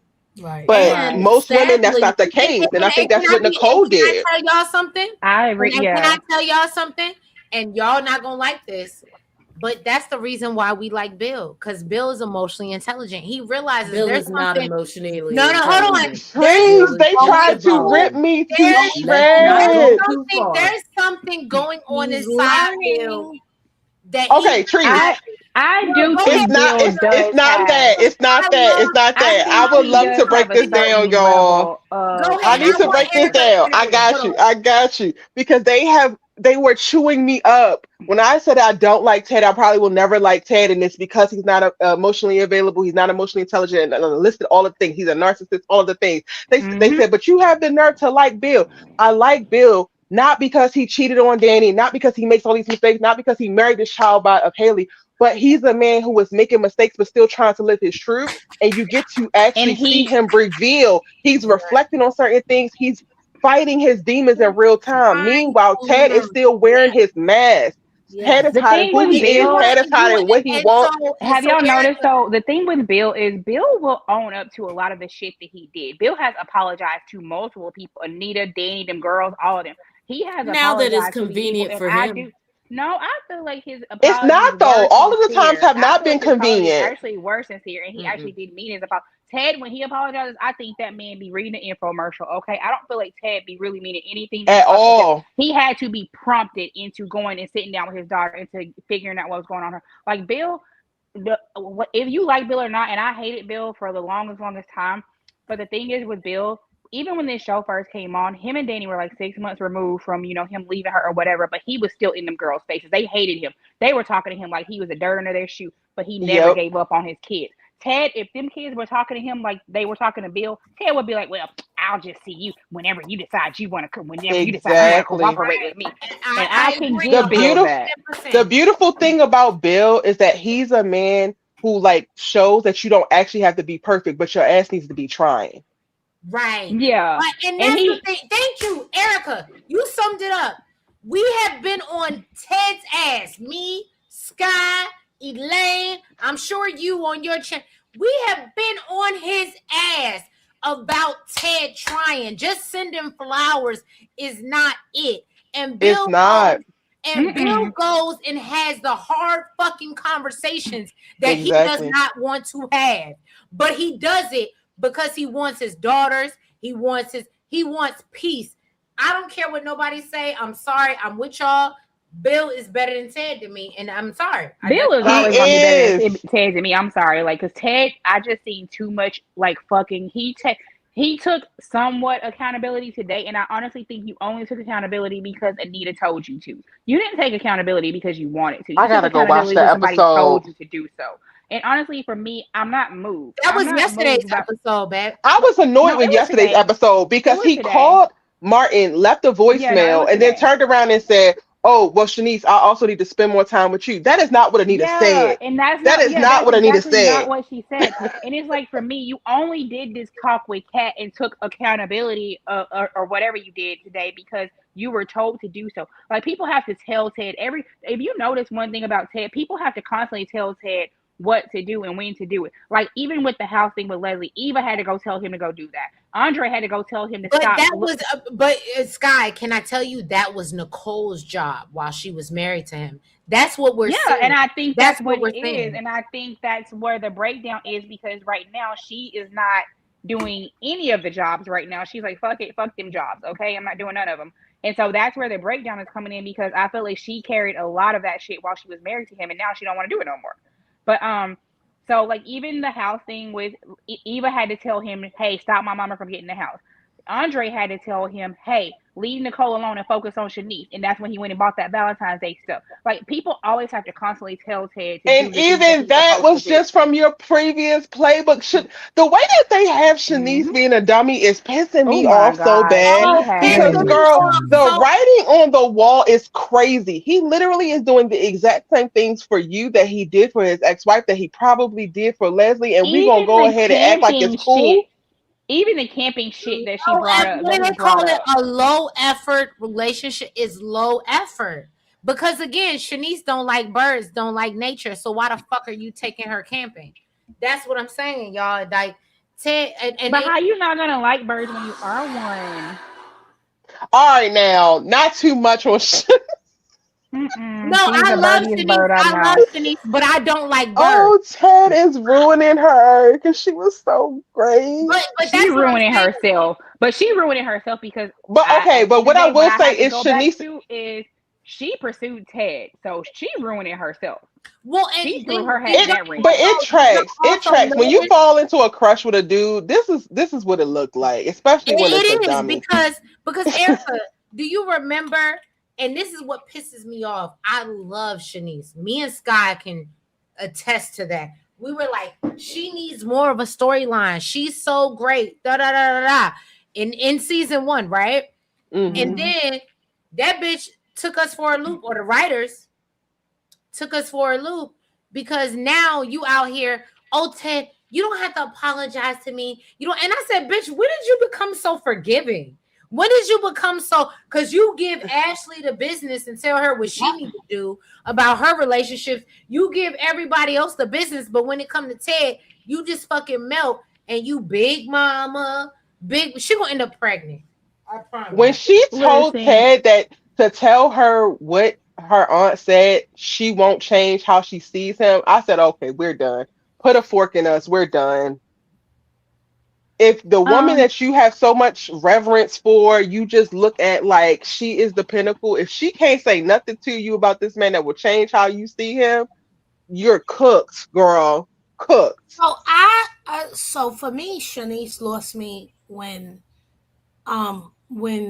Leslie caused all the drama in your relationship, and all she could talk about was Nicole. But what do you feel about Nicole, girl? There's someone in your face, like, trying to do his baggage. Ted's baggage is all in your face. His baggage is a lot. That's when she actually lost. I think that was the moment that I think that Shanice really lost me. When she approached Leslie at Uptown, with Danny beside her, I was like, why are we provoking this lady? Like, I get that she's a menace, but you needing to now go and get in her face and be the first one to do something all in the name of Ted while he stands there and looks stupid. Oh, okay. We have really lost Shanice now. And you see, and to Erica's point, you see Ted said, don't do that shit. Don't go over there.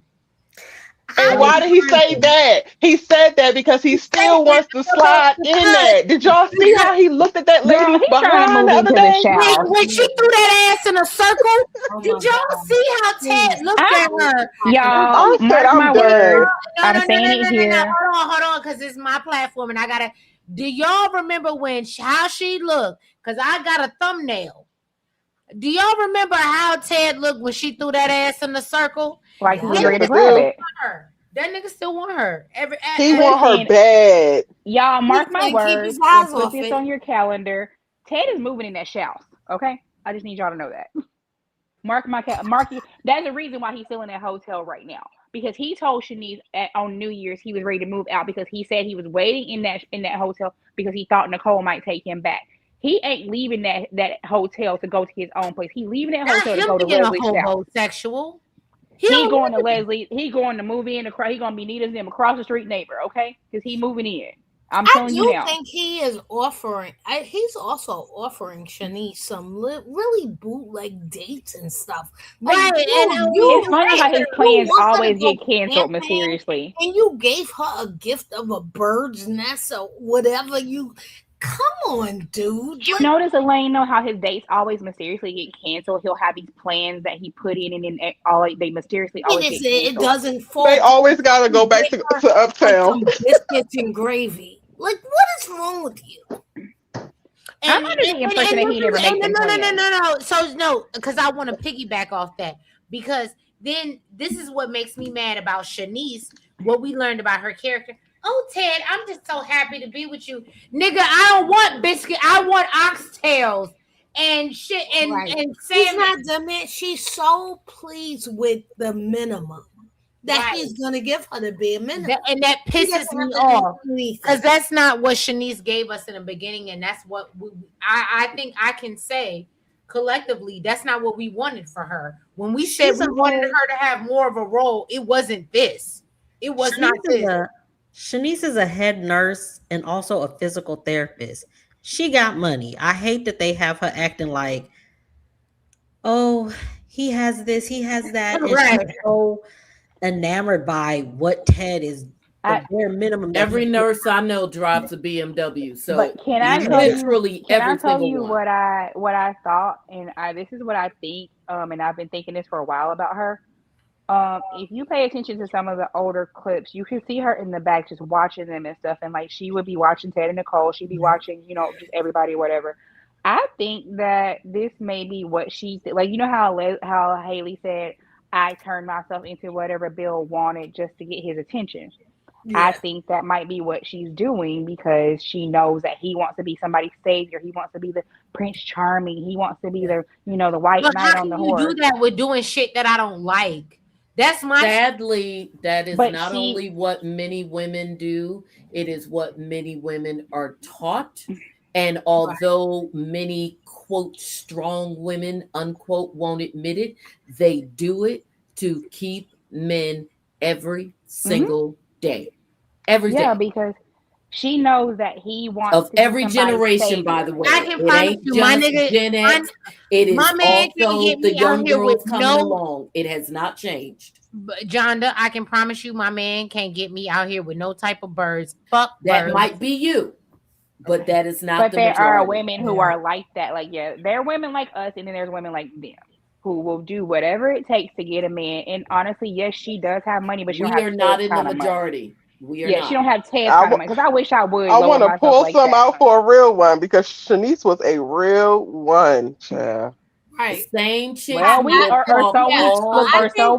she was. Sold us a bill of goods with Shanice. The same chick will talk all the mess. More time, and then they gave us more time, but they turned her into someone else. Can I say this person is not the Shanice that she may not be the character we want to see, but she is the woman that we know.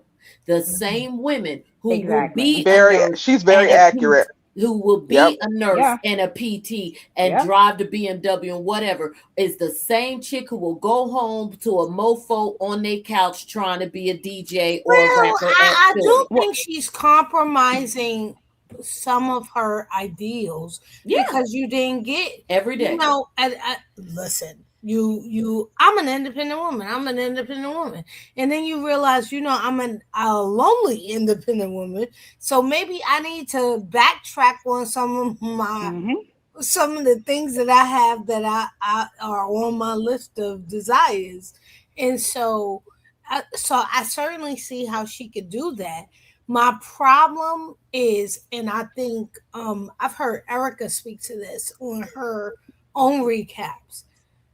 Even when Ted talks to her, he rarely talks about her or has a conversation with her about her. It's always him complimenting her flowery, and he talks to her like Iz talks to Eva. And I have a problem with that. It's very sort of topical and not in depth. Listen to the way he talks to her. They don't have conversations. He's self-centered. They're oh, who are you? What are your likes, your dislikes? He is unemotionally intelligent. I've been screaming this from the. But more importantly, in that aspect, he's a narcissist. He centers all his compliments around her. He centers her value around how what she brings to the table actually compliments or assists him, how it makes him feel. Yeah. Nothing about how Ted engages with Shanice is about him bringing anything to her that he can't benefit from. And he works. Erica, you hit the nail on the head. That's what my beef is with this whole Shanice. Because I'm like, you're such a strong woman, and you don't even realize that you're getting taken by a guy who only is. No, she realizes it. She just chooses it. Oh no! And then also, y'all, this saw the just chance to bag a rich doctor, and so she's doing it. And this point about Ted honestly just doubles down for me the points about Bill, because right, wrong, or indifferent, he is a man who has lent himself to be of service to the women in his life. Haley don't have to do a damn thing. She don't have to work. She don't have to do much of nothing. And Bill will be okay with it. Yes, she's a gorgeous girl. Yes, she can be an asset in the ways in reference to her being a paralegal. However, he literally leans in to being of some service at some point to the women around him. Ted is not that's not the case. He's only talking to you if he can get something from you or you can do something for him. He is picking women that look good. I made this point, I think maybe 2 breakdowns ago, and I feel like with Ted, it's super lazy because you're dating women based off of proximity and socioeconomic status, like either or.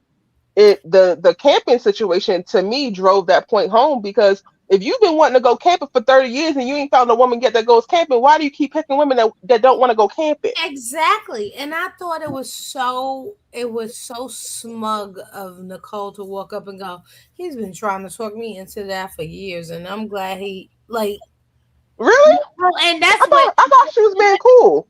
Oh no, Erica, backhanded Erica, and I'm gonna tell you this, Erica. I didn't feel no kind of way about her saying that either. I didn't think Me neither. I didn't think it was rude. No, I thought it was her being cordial with them and like I agree. Okay, so can I tell you I felt away because even that was not the first time that Nicole did it.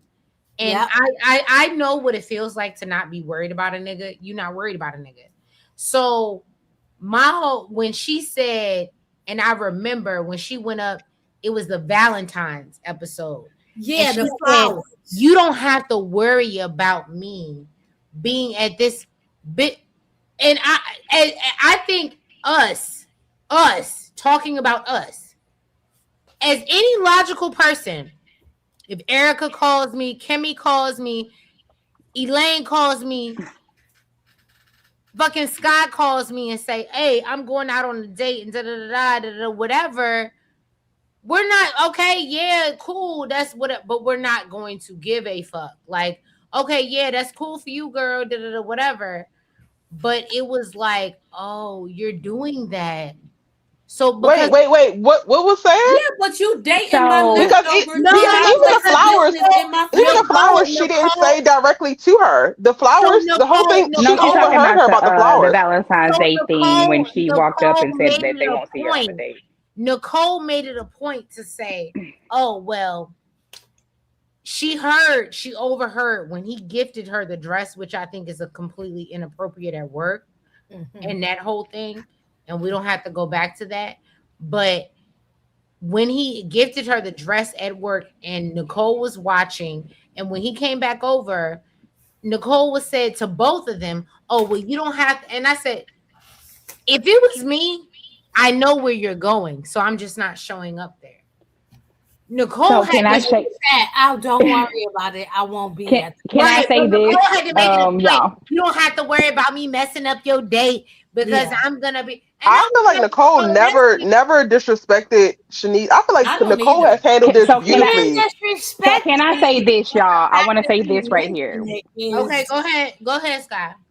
So I want to say this. Okay, me being a petty senior resident. Okay. Bitch, if you was meddling in my business the way Shanice was meddling in Nicole's, every time I see you and I find a way that I can say something that's gonna fuck with you, I'm gonna say it. Because bitch, you should have never been my business. And then also you weren't just in her business. You were in her business and also withholding valuable information about your own. Like you were in her business, setting her up on dates, talking about her men and shit, while withholding the fact that you were trying to. And it's not even the fact that you were dating her ex; it's the fact that you didn't tell her why you were doing all this.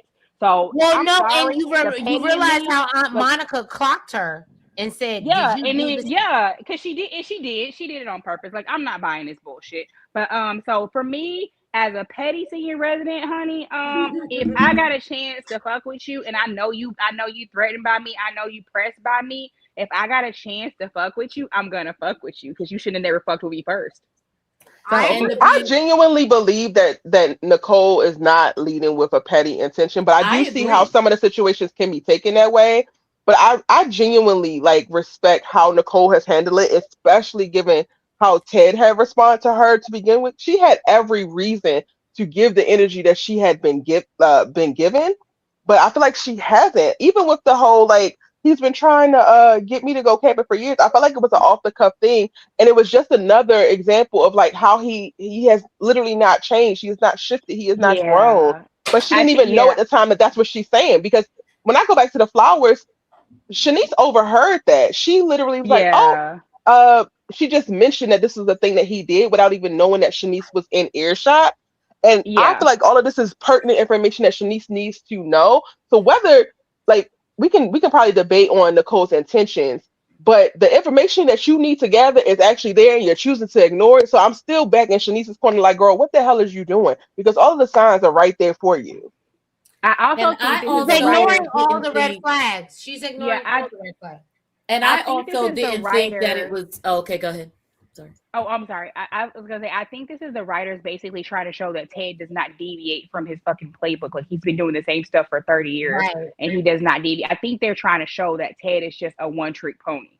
And I don't know if they like looked at like, okay, I don't think you always have to use Nicole in those type of situations in that way to get it across. You could have did it in a different way, but I do think they are trying to show, Shanice and the audience that Ted is literally the same man he was 30 years ago. He ain't changed. He's just like switching up the partner. Can I just say, and to the second that I just want y'all to know, a year from now, year two from now, I just want y'all to give me my things. When Ted is actually, I just want y'all to give me my things. Because Ted's not shit. I've been calling. No, he's a terrible person. Oh no, we gotta have a bonfire. No, and we can have a bonfire when, but this is not. Ain't shit. Ted ain't shit. Well, and also I don't think it's another reason why I just didn't think it was a dig. And the other piece is, if you are going to try to talk to me like everything is normal, like the fact that, you are now dating my ex is normal and we can talk like whatever, then I can say what I want, and everything that I say shouldn't be flipped on. Oh well, she shouldn't have said that. You're talking to her like this shit is still normal girlfriend conversation, as if you would tell it, as if she's dating someone who isn't Ted. Well, I would respond the same way that I would respond to somebody who is Ted. Like, yeah, even if, let's say it was another dude and she was like, yeah, the whole camping thing, and I would be like, oh yeah, I was messing with this dude that was trying to get me to go camping for umpteen years. Well, it just happened to be the same dude that you messing with.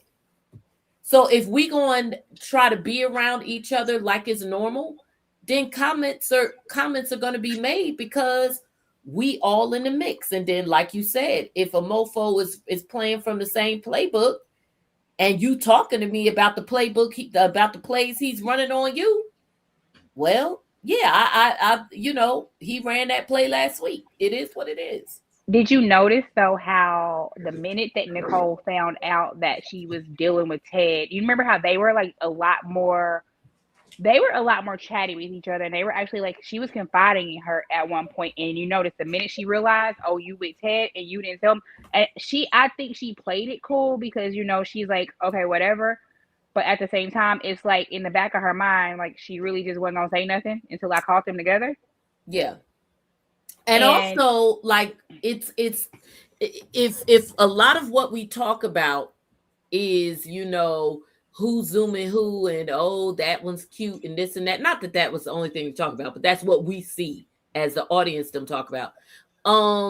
Yeah, I don't really want to talk to you about you fucking my ex. I mean, yeah, I mean, we talk about other shit, but when it comes to the really good stuff, like where'd you go on your date last night? Well, your date just happened to be with my ex. I don't want to talk about that.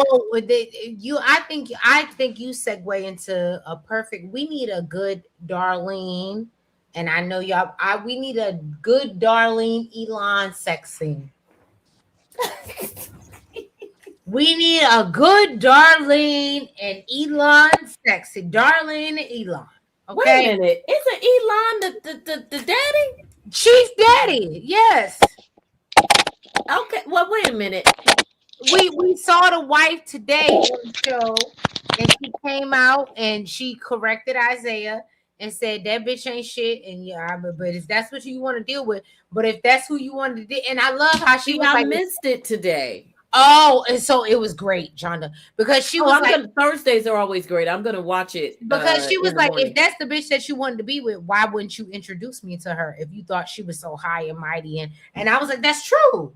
But at the same time, in fairness to Isaiah, and that's a stretch for me, and not so much and it's really not about being fair to Isaiah because it's whatever with Eva, and of course I don't care about who Eva dates. But in fairness to Isaiah, in terms of Mama making that statement, that's another kind of air bubble with the writers.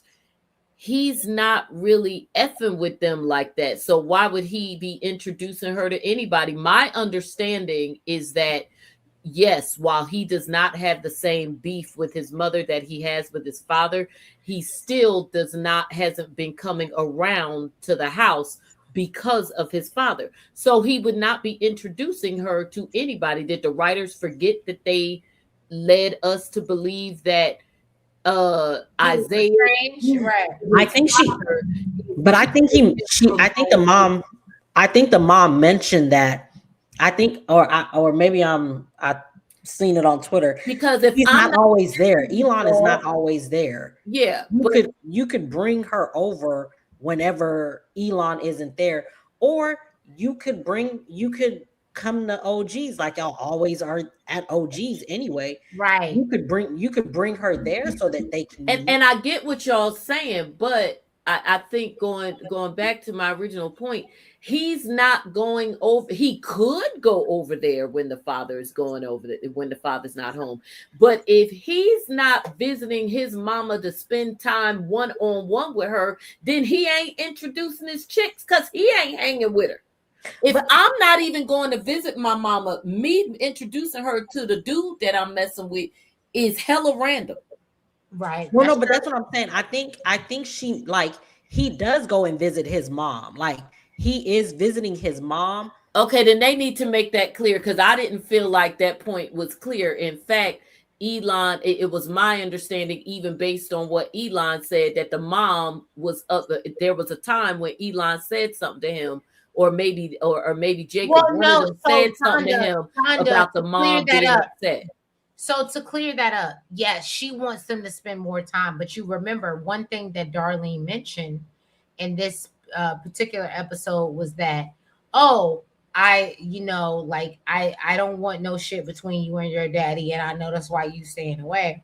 But exactly. I love having my boys. And she was like, you remember Christmas? Because Eva, even though I hate to give her anything, I got to give her these things.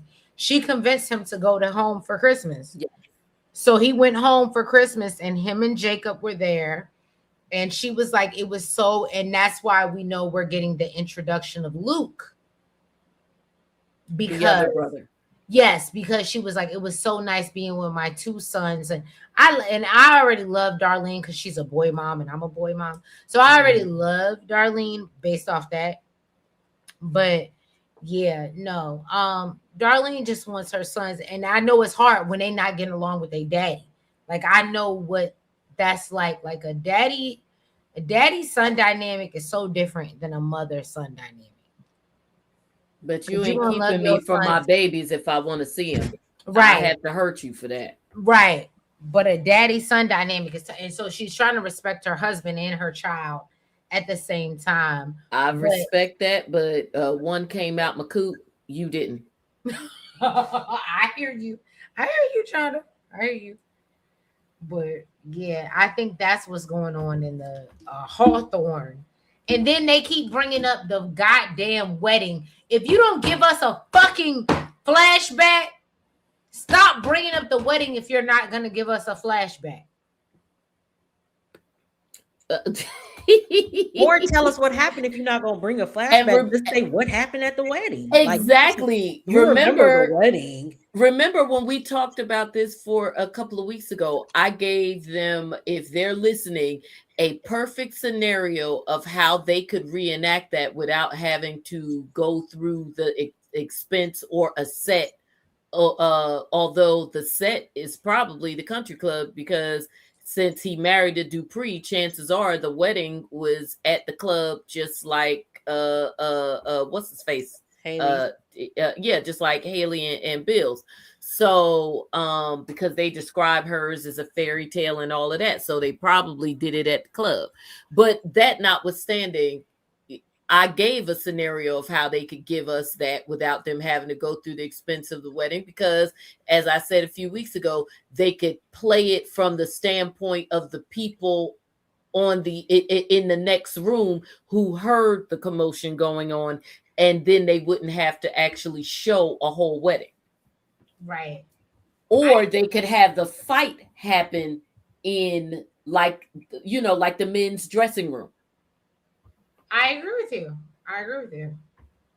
Because chances are, in real life, that's probably where the fight would have occurred. They in the room getting dressed. He coming there, supposed to be one of the groomsmen, and he done had some drinks, and then Elon went off, and then it turned into a whole shebang diddy.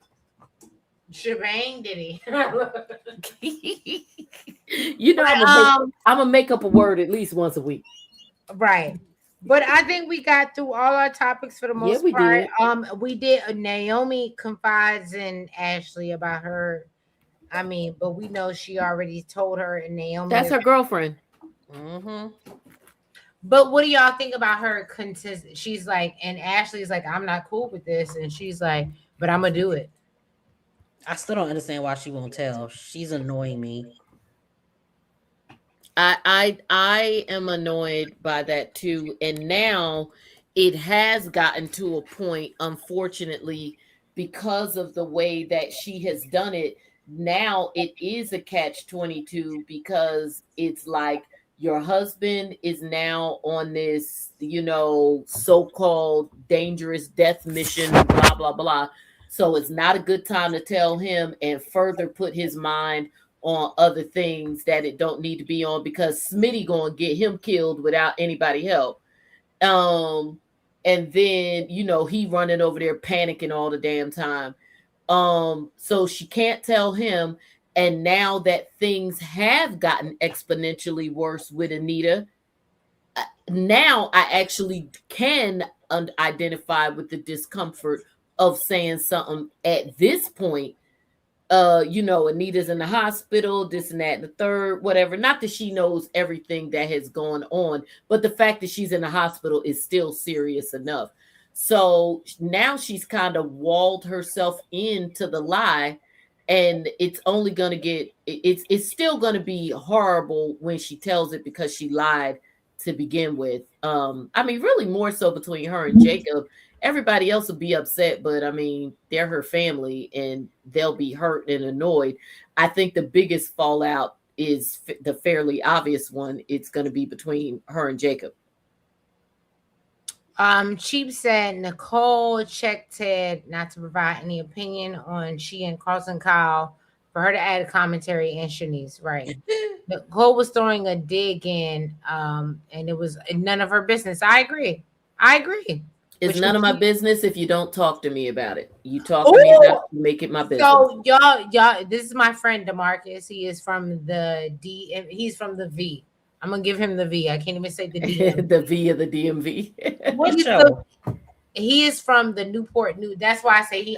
Yeah, that's not DMV. He's just from Virginia. He's from. Yeah, but DeMarcus said Ted is actually the show. DeMarcus. What show? I don't know what he's show saying he's Beyond talking the Gate, about. bitch. That's what he's saying. He must be talking about that Ted show about the bear. That is, I think that's also in Paramount, and that's you not. And I'm not saying that because of a dislike for the Ted character. I honestly don't feel like Ted is in the show enough to give him that moniker. And so it's not even a matter of whether I or not I like the character. Ted's just not is not around enough. When he's there, and he reminds you why you either like him or don't like him. But we go entire episodes every week without seeing Ted. Yeah, right. Or him even being mentioned.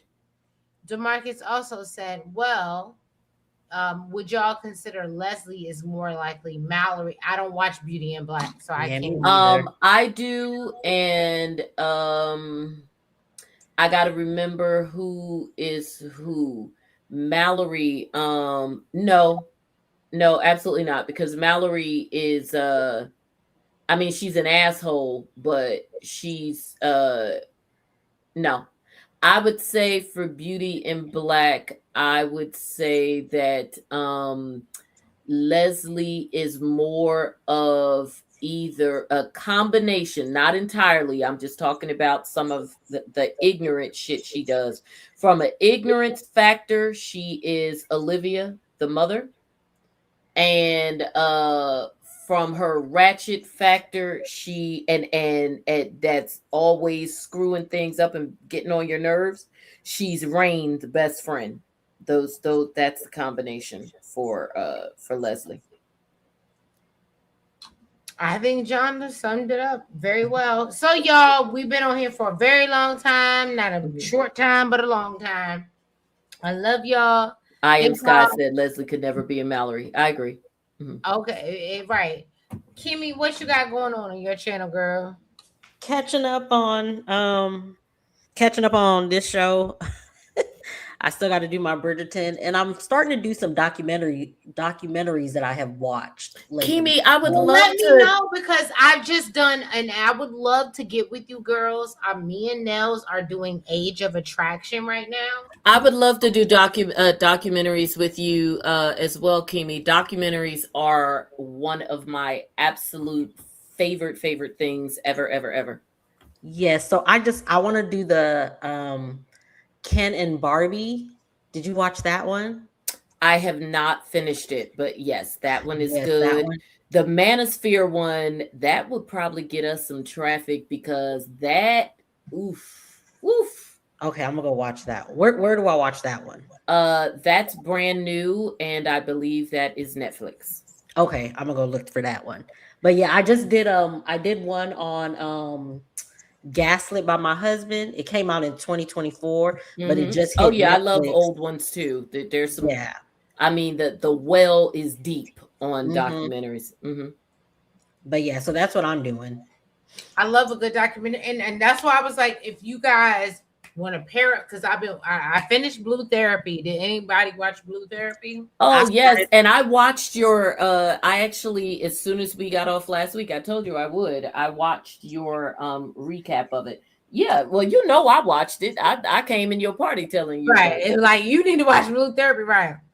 I started it, and then I got too invested, so I had to go to sleep because I started watching it at like 1:00 in the morning. Oh Lord, that was about because that is one that if you don't stop yourself, you will sit up all night. Because I watched it all in one sitting, but luckily it was a Friday, so I was good. So yeah, so I'm gonna go back to it, but yes. And as trash as Beauty in Black is, I watched it, and it is absolute foolishness. Really, I didn't watch Beauty in Black. Oh my gosh, it is. I mean, it's trash on a whole other level. I mean, just when you think that Tyler Perry can't do something that makes you go, "Oh, come on," he does.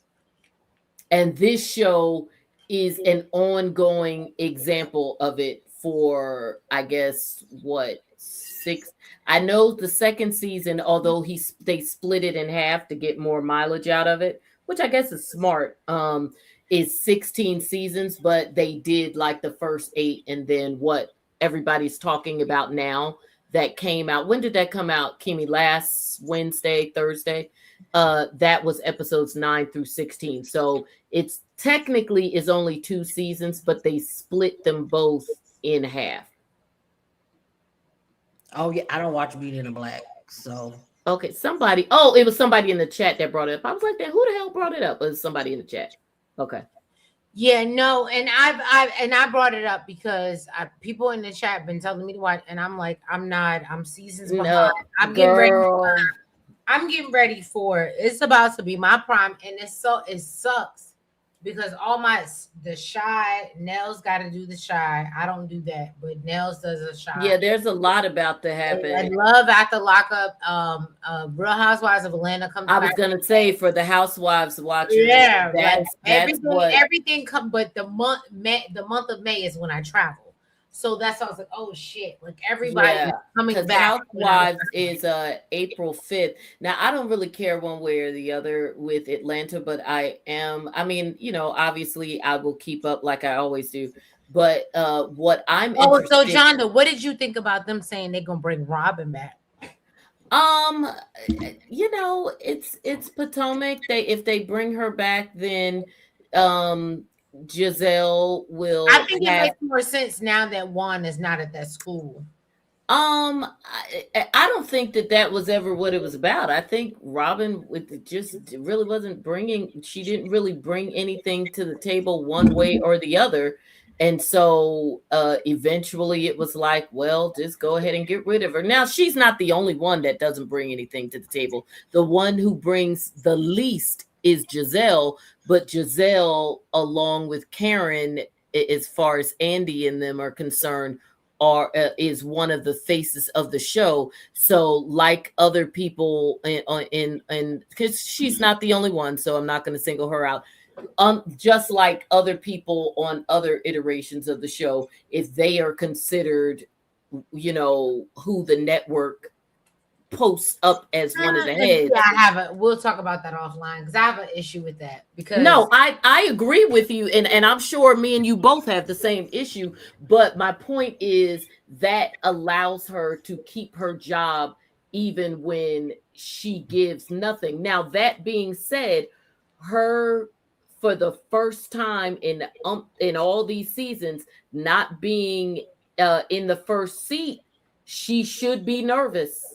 And and that should be telling her something about getting her ish together, because at the end of the day, all of these shows are long in the tooth, because it is not just a Potomac thing. The Housewives as a whole has been on well past this prime, and there's no fixing that, because it's just the nature of life and shows, and the people who started out watching it when it started aging out of them, because they're still doing the same shit and we're not finding it amusing anymore. Right. So she should be concerned, because in that vein, the viewers going down affects what they want to pay, and that is how people who are literally OGs, and we've seen it, they brought them back off and on, but that's, ask Tamra, ask Vicky Gundelson, Nene and others,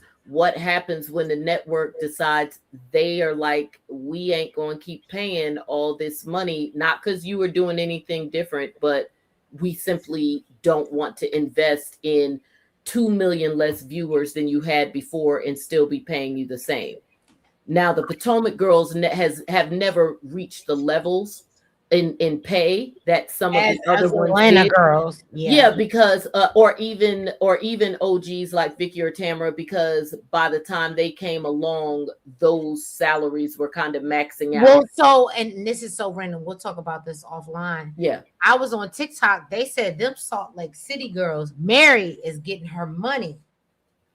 Being the only black girl on that cast, no, Mary is getting her money. We can talk about it offline, because I don't. Yeah, I mean, she may be making good money, but again, they are nowhere near what the salary would have been if this were 10, 12 years ago. So she's making good money for where they are now, but she's not making more than Heather or Meredith. Because she left for a while and came back. And see, I don't know them, but with a tragic storyline, and we'll go over that when we talk about marketing. Yeah, But thank you guys. Yes, it's interesting. But by the way, what I was gonna say is I am interested, because I always will check out a new show just to see. I am interested in the Real Housewives of Long Island, even if just to see how it goes. Okay, I didn't because they actually have money. Yes, and they're ghetto. And because they come from Nassau County. Well, it's Long Island, right? Or as they would say, Long Island. Yeah. Long Island. No, it's all one word, Long Island. Yes. Is Kimmy still? Kimmy, what do you got going on your channel? Hip us, girl. Oh, that's what she's doing, documentaries and stuff. Yeah. Okay. John, what you got going on in your channel? You already know what I have going on in general. So like I said, I'm going to try and give you some shorts, but I can't make any promises for about another week or so. Remember, you were supposed to bug me. Yes, you were doing the thing. You were doing the thing. Yeah. So, yes, guys, thank you so much for tuning in. I appreciate y'all. Please make sure that you follow us on the TikTok, the IG, the Snapchat, the everything that we're on. But we be out here having real conversations, and we bring people in to have real conversations from different spaces. And I'm excited. I'm gonna be honest with y'all. That's what I love most about, like, not even trying to big myself up. That's what I love most about my platform is I bring people from Twitter. Yes. From Facebook, from IG, and I just, because they're all thinking the same things, and it's nice to get us in the same place so we can collaborate. And that's why I said this is like almost like a focus group. So if you want to be down, you want to be down with right? what you're going through. Yes, John. You want to be down. Okay. Kimmy, yes.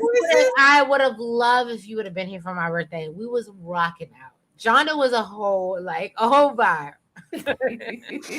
Like, that's really my friend. Like, after the absolutely. Birthday. But so yeah, y'all. I hope that you guys will subscribe, like, do all the things. Most importantly, this is like a focus group, and we know they're listening to us. So we just want them to get better, and we want to help them. And the thing is, they don't even have to pay us because they're coming into our lives and they're listening and they're getting the shit, but we see it play out on the screen. So I would just like a shout out every now and then. But you know, I appreciate y'all and I thank y'all and I thank Kimmy.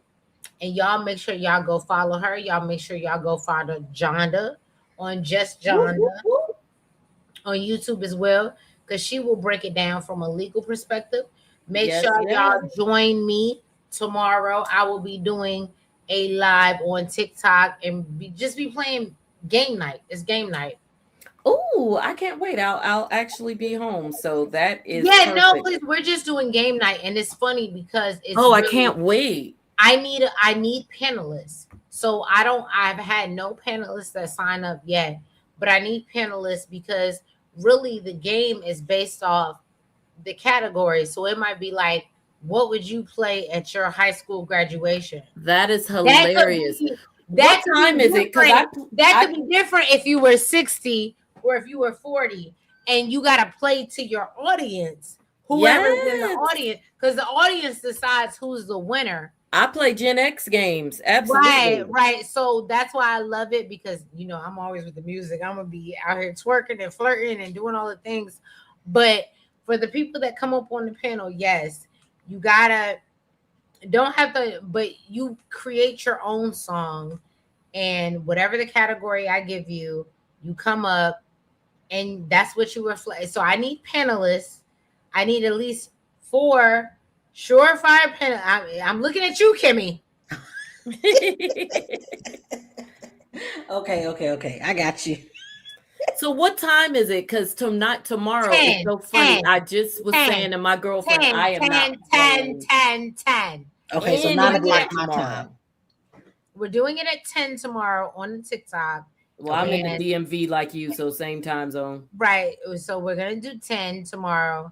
Oh, you said on TikTok? Mm-hmm. Oh, I'm glad you said that. I would have been sitting over here on YouTube confused. No, we're doing it on TikTok. I haven't, because no shade to y'all, YouTube, but unfortunately, I can't play the music and do what I need to do these games. So, YouTube will jack you up. Right. And I won't get any money. Yeah, no, you're right. Come over to TikTok.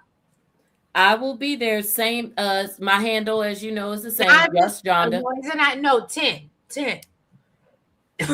10 o'clock. And we're gonna be over there, and I just need my panelists to come up. Okay. And then we're gonna do the shit. We're gonna do the shit, and it's gonna be fun. Well, it sounds like a blast. I can't wait, but I do need to. Girl, it's 1 o'clock in the morning. What the hell? I know. Bye, y'all. I love y'all. Y'all have a good night. Chat. Y'all have a good night. Thank you for being here with us.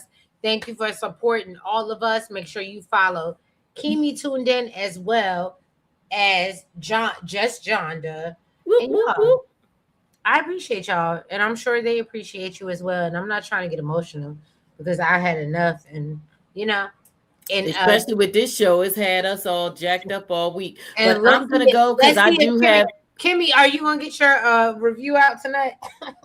I gotta get up at 6:45. Well, no, and I have court in the morning. Thankfully, not early court. My trial's settled, but I still have court at 10:30. When we gotta talk offline about when is and speaking of that, thank you. Jonda did I'm sorry, before we leave here, Shadeinthecity is doing an event with Really Be. We are doing a health, wellness, liveliness event. More I want to call consciousness event. Oh, when is it? It is give me a second because I don't want to lie to you. I'll send you a flyer. Girl, how you ain't got the date? I will send you the information. But I love it. We have a whole content creator space for the whole day. But mainly like 4 hours where we exercise, and we're going to have a book author come in and give, her things. But the main thing is that we're giving, i.e. Jonda, local content creators access to a space, because we're going to be at the M Lounge in Bowie Jonda. I don't know if you I know love about that. Yeah, well, just let me know. So you can get your in photo April shoot. or is it May? No, it's gonna be I will send you all the information. Okay. All right. Well, keep me And posted. I'll put I began me and Really B met last week. So give me grace. Where I was like, okay, once I understood the assignment, I was like, this is what I need to do. It already sounds wonderful. So it is amazing. But we gotta go because we will end up talking for another 15 minutes. But send me the date tomorrow so I can immediately get it on the calendar. Okay. Got All it. right. All right. Bye bye. Love y'all. Bye. Bye bye.